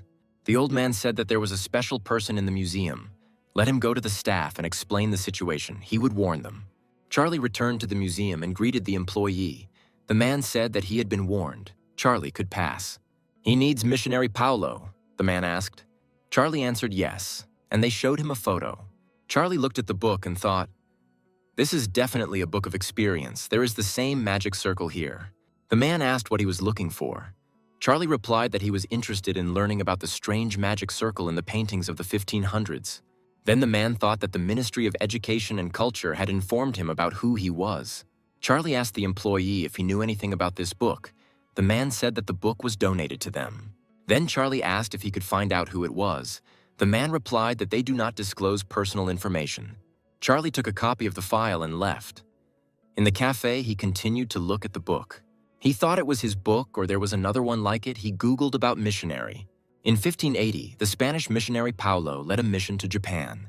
13 samurai attacked him, thinking that the missionaries were ruining the country. Missionary Paulo fought with his bare hands, while the samurai were armed with swords. Throughout the battle, missionary Paulo protected the samurai from injury. Even though Paulo was a missionary, his skills were impressive. Eventually, he accomplished his mission. The samurai, impressed by his words, became Paulo's students. However, in 1592, when Hideyoshi decided to suppress the missionaries, the soldiers attacked the village and burned it down. Paulo fought alone to protect the inhabitants. He was hit by dozens of shots and died on his knees in a prayerful pose.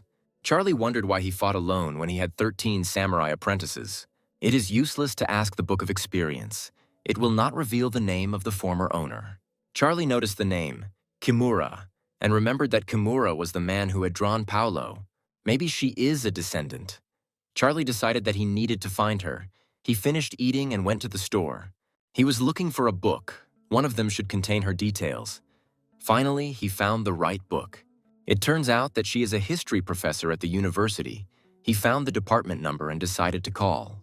Charlie introduced himself and asked if he could speak to Professor Kimura. Kimura asked why he was looking for her. Charlie replied that he was curious about the persecution of missionaries in Japan. She wrote a book about it. He asked if they could meet at her free time. Kimura replied that she could come to college during dinner. They met and Kimura said it was not a very popular book. Charlie said he had received valuable information about persecuted missionaries in Japan. The man who painted the picture of missionary Paulo is her ancestor, asked Charlie. Kimura answered yes. He held out the phone and said, "In the picture, the missionary Paulo is holding a book with a strange symbol in his hands."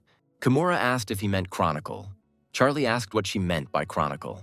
The woman replied that in the story left by his ancestors, the missionary Paulo wrote down his daily life in this book. Charlie asked if there was anything else. Kimura replied that according to the story, when the ancestors wanted to read this book, it was empty. Then Charlie thought, this is definitely a book of experience. He asked where this book is now. Kimura replied that after the death of missionary Paulo, no records were left. Charlie thought that this question was the main purpose of his visit, he asked. That is, whether the book was with him at the time of death. Kimura answered, she thinks so, Charlie asked. And she doesn't know where she is now, Kimura answered. Yes. Charlie said she must be very busy, but thanks for her valuable time. If he could contact her if he had any questions, Kimura replied. Of course. Charlie went out and thought, and nothing came of it. He needed to relax. There was no need to rush. He came back and his parents asked.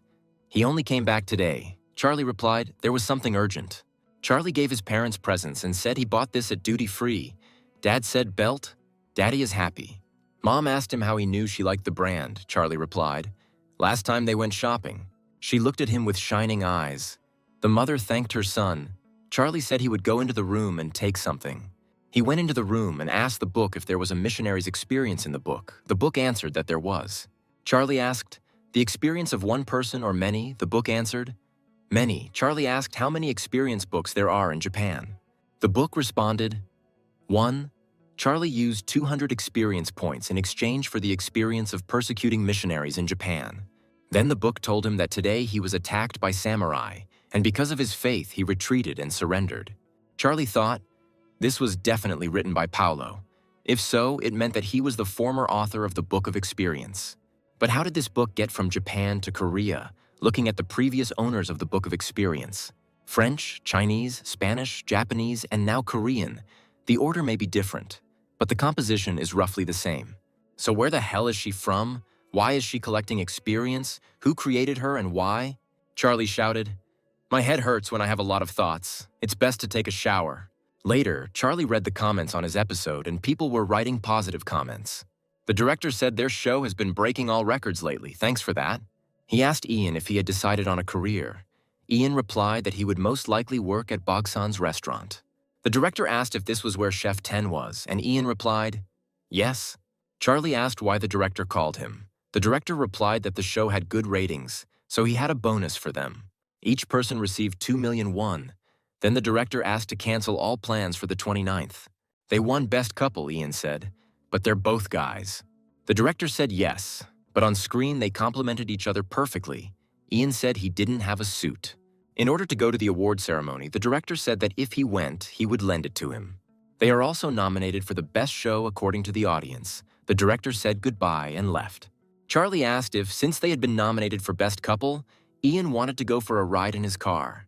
In the car, Charlie asked if Ian was going to university. Ian replied that he would learn more from his boss than he would at college. Charlie replied, also correct. Ian will learn a lot from the master. Ian thanked Charlie.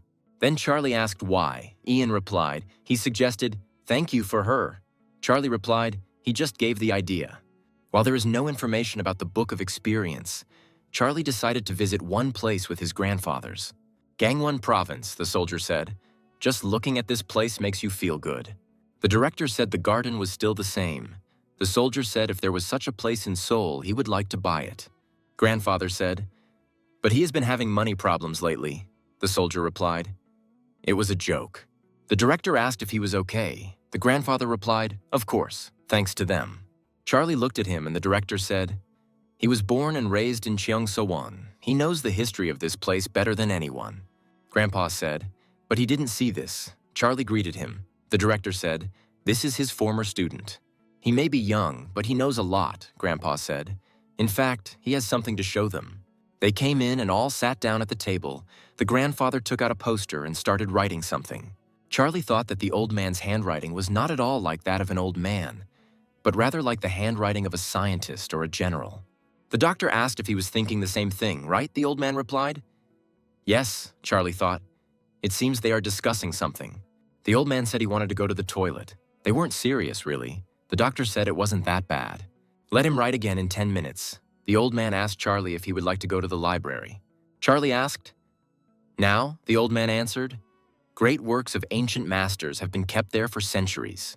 This is the building, the old man pointed, and Charlie said, "Okay, then he'll go to the library." The director asked why he sent him there. The old man said that he hoped that his predictions would be correct. "The right path does not lead to the right path," the director said. "That's what it means. That there is no specific path or method to attain truth." The doctor said there are those who are blinded by prejudice. Apparently that's what he meant. The old man said, "This phrase is often used as a metaphor for ambition. He hopes things won't take too much time." Charlie was reading a book and the old man asked, "So young, and yet he was reading this." Charlie replied, "He knows a little kanji." The old man asked if he could bring him a cup of tea. Charlie replied, "If it's not too much trouble." Then the old man replied, of course he was his guest. He poured Charlie some chrysanthemum tea. Charlie tried it and said it was a little bitter, but had a pleasant aftertaste. The old man replied that it was sweet when fresh. Apparently his companions were having a serious conversation. Charlie replied, "Yes." The old man looked gloomy, Charlie said. "He looks worried." The old man said that old age was costing him dearly. Charlie said that he needed emotional release. But the old man asked, "Charlie is young. What can he know about the heart?" Charlie asked for his hand. The old man gave him his hand, and Charlie felt his aura. He asked if his grandfather was angry with his body. "Does he have any problems or concerns?" the old man said. "Reads ancient texts? Is knowledgeable in medicine?" Charlie is definitely not an ordinary student. Charlie replied, "Anger causes anxiety, and that is harmful to health," the old man replied. "That's what he's talking about." He felt more comfortable when he was involved in the independence movement during the period of Japanese colonization. The old man turned out to be ancient, Charlie asked. "He took part in the independence movement." "He has evidence, he can show it," said the old man, Charlie replied with pleasure. "This is the house he lived in back in the Joseon dynasty, and now it is a place where guests come from time to time." Charlie asked if it was probably difficult to live alone. He had children. The old man replied that they lived separately. He took out the box and, putting it on the floor, said that he hadn't taken it out for a long time. The old man took out a bloody shirt and said that he was kept behind bars. The people behind bars shouted, "Long live independence!" The old man began to cry and repeated after them. Charlie asked, "So it was on the day of liberation, August 15th. The old man replied, "Yes, that's right," Charlie thought. The clothes he was wearing on the day of his liberation. Charlie asked if he could touch it. The old man said of course and held it out. He looked at her and thought, he was tortured cruelly, but his grandfather said that it was harder for him now.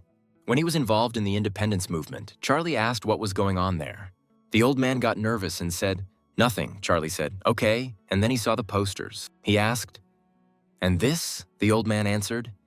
He wrote in his free time.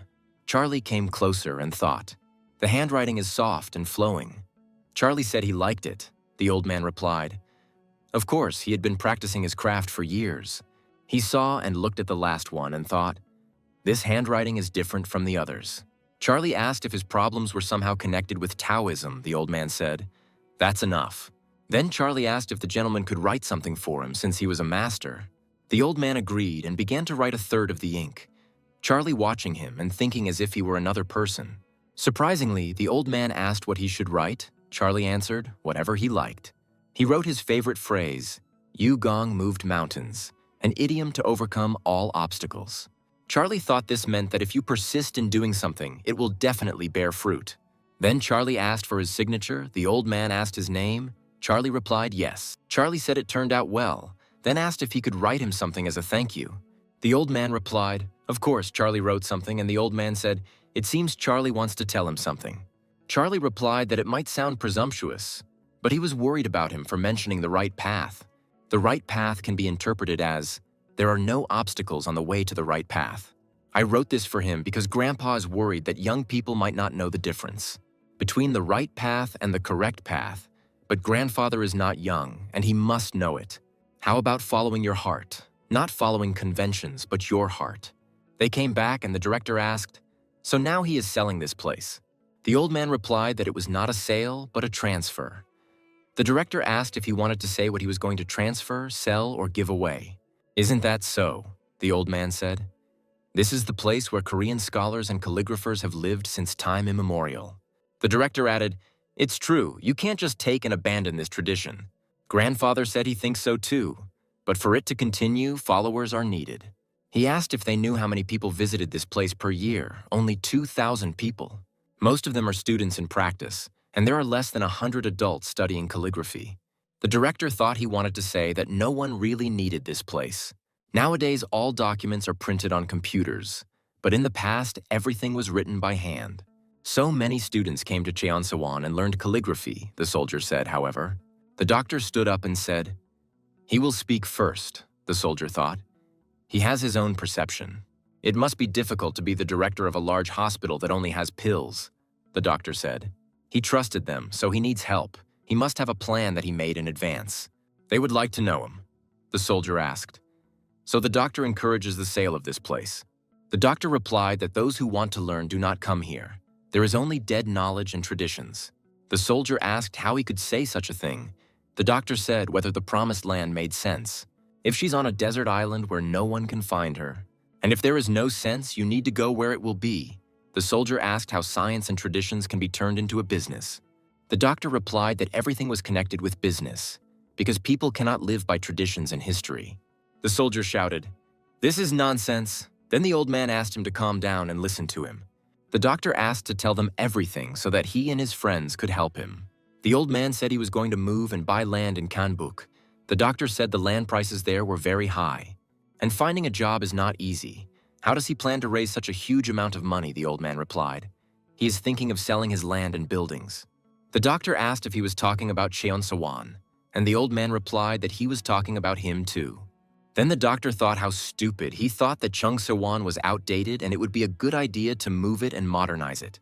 To attract visitors, he would rather help him open a branch, but he decided to sell. The doctor said, "This is the right way. All ways are good to achieve it. He is definitely the person they know." The old man replied that he was the owner of this place, and the doctor asked if he had any respect. How can he sell his native land in Cheonsewan? They respect traditions, history, and spirit, but not him. The old man replied, "It is just a building and land. The real Cheonsewan is the people who live here and those who love calligraphy." The director said that during the Imjin War, his ancestors left Hanyang and founded this place. "He seems to be meddling where he shouldn't," Grandpa said. "But if they don't do anything..." The director looked at the poster and said, looking at the text, "The owner does not see the signs, but neither do they." They went out and the owner said, "No need to leave like that. Let them at least eat." The director said there was no point in worrying about food now. The owner said he had already prepared dinner. The lawyer thanked him for his concern and asked if the owner still intended to sell Cheonsewan. The owner replied, "Yes." The director asked if he really didn't care if Cheonsewan disappeared. Then he shouted at him to name the real reason why he was doing this. The owner responded that the fact was that last year a resort company contacted him and discussed the purchase. The director asked if he was going to turn Cheonsewan into a resort. The owner replied that a new building should be built next to the main buildings. The soldier shouted, "No way." The director and the old man asked him to calm down. But the soldier got to the old man and shouted that he was trying to turn this place into a hotel. Charlie thought, now he understands why the owner was so worried. He asked the director if this place would be sold. The director answered, "Most likely yes," Charlie thought. "This place is going to be sold. It's not right, but he understands it." At a nearby cafe, the director said that he was going to buy Cheonsewan. The old man said that he was moving and selling Cheonsewan. He wanted to buy it and leave everything as is. The doctor said that it was clear what he meant, but his upkeep would also cost money. The director replied that if there is a desire, there will be people who will help, the doctor said, looking at him. It doesn't seem like he's ready for such responsibility. The director said that if the doctor is afraid to trust him with Cheonsewan, he'll do it himself. The doctor replied that he would be the only bad guy if he didn't help him. The old man said that everything would work out if they worked together, Charlie asked, since they had already taken on this matter. Would they like to play for high stakes? The doctor asked. That is, to attract more people. Charlie answered, yes. The soldier asked how. Charlie asked if Cheonsewan had no other patrons. The director asked, and Charlie suggested to gather them all. Charlie replied, Cheonsewan is a place where calligraphy and discipline are studied. Instead of taking on all the responsibility, why not distribute it a little bit among everyone? The doctor said, collective responsibility instead of individual responsibility, well said. He thought that everyone was afraid to bear such responsibility, but it was possible to divide the duties. The doctor said that now it was time to call all his friends. He called Professor Vila. Charlie said that it wouldn't solve all the problems and they would come back later. The director asked what problems, and Charlie replied, "Traditions, history, science, we need to preserve this, but there is not enough money for everything." The director said that there seemed to be more and more problems. Charlie said that Cheon So-won should be independent and provide for himself. The soldier asked how. Charlie replied that they should tell him, and thought about how to save the place where traditions and calligraphy live. Now it's not the restaurants that need saving, but the culture, while the grandfathers were pondering the Cheong Se-won problem. Charlie and Ian won the award for Best Couple. Ian said he brought coffee here because there were a lot of people there. Then Charlie thanked him and asked if since they were the best couple, Ian was going to take care of him. Then Charlie asked if he was going to go to China alone soon. He would be bored. Ian said it could be dangerous there alone. He remembered being in China and seeing a shoe around the corner. He asked where it came from. Ian wanted to look around, but the man stopped him and said, "Don't go there, it's dangerous." Charlie asked if it was human trafficking. Ian replied the victim had struggled and fallen, so it was probably an attempted kidnapping. The guy didn't go into details, but it was scary. You need to be careful in the city. Ian asked where exactly Charlie wanted to go. Charlie replied that he wanted to go to Mount Wudang. The director came in and asked if, since they had won the award, they could go out for a drink together. Ian replied that after the award, he had to go to work. Then the director said, "Okay, then have a nice trip." Charlie said, "Good job. See you after the holidays." Ian said, "Have a nice trip to China." In the toilet, Charlie was washing his hands when a guy came up to him and asked if he was Charlie's cook. Charlie recognized him. It was a famous Korean actor, Mr. Kim. The actor asked if Charlie knew him. And Charlie replied, "Of course. Is there anyone in Korea who doesn't know him? His girlfriend is a fan." "Maybe he could get an autograph for her," Kim asked. "For that?" "Maybe he could ask for a favor." "Food is memories. Those are his words," Kim asked. Charlie replied, "Yes, he said that when he cooked for Sonia." Then Kim asked if Charlie could make kimchi stew from his memories. He would be very grateful. Charlie asked if he could cook for him. Kim replied that was his request. Charlie thought that perhaps this was a memory of his beloved. He would try not to ask unnecessary questions. Then Charlie asked when Kim ate it. Kim replied, 5 years ago, when he was not yet famous. He was a poor, unknown actor, and his live-in girlfriend cooked kimchi stew. And he ate it the next day after the drinking binge, and he still remembers its taste. He misses it so much. He went to many restaurants, ate the best dishes, but he did not find anything like this. Charlie asked what the ingredients were. Kim replied, "Sometimes tuna, sometimes tofu." "How does it taste?" Charlie asked. Kim replied, "Very tasty and filling," Charlie asked. "It tastes like poulet jjigae." "Why not ask that girl to cook it again?" Kim replied. "They just didn't part on very good terms." Charlie asked to give him the contacts. He would think it over and contact him. Kim gave him the number and left. Then Charlie thought, an actor without money, kimchi the next day after a drinking binge. Suddenly, Charlie got a call from an actor who told him that the Queen's production had gone well, so now he had a lot of offers for roles. The problem is that he is hungry. Charlie asked if he doesn't need to eat well. The actor replied that his schedule doesn't allow it. Charlie asked why he doesn't hang out with the other actors. The actor replied that he can't have a proper meal with them. After drinking, they eat all the snacks, which are simple things that can be bought in the supermarket. A week later, Charlie was eating with the director. Charlie said, "They were filming a movie here, Tell Me You Love Me." And when actor Kim visited this place, it became famous. He heard that the director bought Cheon So-won. The director said it is now called the Traditional Korean Calligraphy Cultural Center. It is important not just to buy, but to service and manage. This is the most difficult thing. This Chinese restaurant was originally small and shabby, but thanks to the actor, it became so amazing. Charlie asked why not bring attention to Cheong So-won in the same way. The director asked if it was possible to hire a famous actor like Kim. Then Charlie said he would deal with it, and that evening he called the actor and said hello. He asked if Kim could have a drink with him. Kim replied, "Filming is almost over." Charlie suggested meeting at his house. Kim replied, "But he didn't have anything." Charlie replied, "He'd bring something." They met, and Charlie said let him choose what Kim often ate 5 years ago. "He did buy some groceries at this grocery store," Kim replied, "ramen, ham, makgeolli." They then went to the actor's home. The man greeted them, and Kim said, "This is his manager." Charlie took out a newspaper and spread it out on the floor. Kim asked why he brought the newspaper. Charlie suggested eating, like 5 years ago. The manager said he didn't know if he could drink it like that. Kim said let him drink it for him. McCall traditionally drinks from a tin bowl. Kim drank a little and said he thought he was drunk. Kim took off his clothes and told Charlie to take off his clothes too. Then he asked if Charlie did martial arts. Charlie answered how he knew. Kim said he was a fan of cooking shows. He had seen every episode. Then Charlie asked if Kim was cold. Kim replied that he hated the cold because it reminded him of the times when he had no money. He had to work himself to death to save up for heating in the winter. Kim asked when they had managed to drink so much. The manager asked if he should go and buy more. Kim replied, "No, there is another way.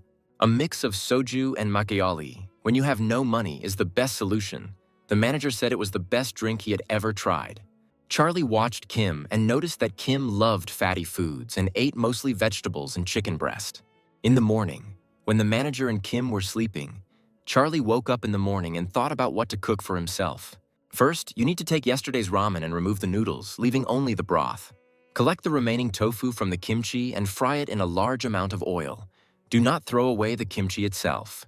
And put it into another pan. Pour in all the canned tuna left over from yesterday's cooking. Charlie tasted his concoction and thought, ramen can't be tasteless. Hope Kim likes it. Kim woke up and said he felt bad. Charlie said let him eat then. He put the ramen on the table and said he didn't know if it would taste exactly the same. Kim tried it and immediately recognized the taste. Charlie asked if it was similar, the manager said. "This is the taste that Kim can't forget," Kim said. "Thank you for helping him feel this taste again. It's a delicious but painful taste because it's the same," Kim added. The manager asked why there was a kimchi stock there. Kim said that when there is no money, everything goes to waste. Kim asked. Charlie brewed it to remind him of this, as he guessed. Charlie replied that the memories were all Kim's memories. Then Kim asked what Charlie was talking about. And Charlie replied, it was Kim who bought these products a few weeks later. Charlie asked Kim to appear on the show, and the director agreed to film an episode about cooking and calligraphy in Cheongsewan. Also, at his request, the chef and the owner helped with the preparation of traditional food. More influential bloggers and YouTubers visited the place and shared their opinions in videos. They actively praised the beauty and traditions of Korea, and with the help of his friends, he saved Cheongsewan, which was on the verge of extinction. Thus, Cheongsewan became a popular destination for tourists from all over the world. And while Charlie has no filming to do, in order to find the source of the power of his book of experience, he goes to China. Charlie flew to China and thought that this was not how he had imagined the village, and the mountain itself had not changed in 500 years. He climbed the mountain when suddenly he heard screams. He ran up and saw that the child was lying covered in blood. Charlie asked what happened. The child replied, "A wild boar attacked. Charlie thought it hit him in the stomach." Unfortunately, Charlie didn't take a needle with him. Then he noticed a river nearby and decided to wash the wound. Charlie did so. Then people ran up and the grandmother rushed to the child. The man asked who he was. Charlie introduced himself and said that he specializes in Oriental medicine. Then the man asked if he could help the child. Charlie said that for this he needed some herbs. He wrote the title and asked the man to hurry. The granny asked him to save her grandson. Charlie thought, there's nothing he can do now. He'll try to use the power of the wind. Then he took some hair from his granny and somehow made a needle out of it to help. Charlie asked to move away a little. The child needed air. There was still something that needed to be done. The child woke up and Charlie asked. He said a boar attacked him. The child said he went to the mountains to collect herbs. But the boar appeared out of nowhere. Charlie said if he felt like vomiting, he shouldn't hold back. Charlie hit him on the back and the child coughed up blood. But everything went according to plan. Charlie asked, "How is he? Is it easier to breathe now?" The child answered, "Yes, after providing first aid, it would be nice to try to heal the wounds." There were wounds on his stomach, but no internal organs were damaged. Charlie realized this when he touched it. Then a man came running and said, "Here are the herbs the doctor asked for." Charlie thanked him. Charlie mixed the herbs with water and placed them on the child's wounds, then bandaged the wounds. The grandmother asked what was wrong with her grandson. Charlie replied that he had done everything he could. He would heal in a few days. Then they thanked Charlie for his help. Charlie asked if he had anywhere to spend the night. There was a hotel nearby. The man said he was the village headman and he could spend the night with him. Charlie replied, "Okay." Then the man picked up the child and asked Charlie to follow him, Charlie thought. In this village, he will try to solve the mystery of the Book of Experience. Charlie asked what it was. The man said, "The old library? It's a place where bachelors who studied in the village keep books they don't need." These books are over 500 years old, but they are well preserved. Charlie asked if he could read them. The man replied, "Of course, it's a diary." Night fell, and Charlie continued to read books. The village was attacked, and when he came out, Eugene was fighting with masked men. The man hit all the ninjas and told his students to find shelter immediately. The shamans were attacked. The diary ended, Charlie thought. And that's it. This is a book about martial arts. Then Charlie took out the experience book from his backpack and asked him if there was experience in fighting enemies among the experience reserves. The book answered, "Yes, the book contains the experience of dynastic wars." And then Charlie learned something interesting. It turned out that that same Eugene was the owner of this book of experience. Then Charlie decided to find out about the owner of the book.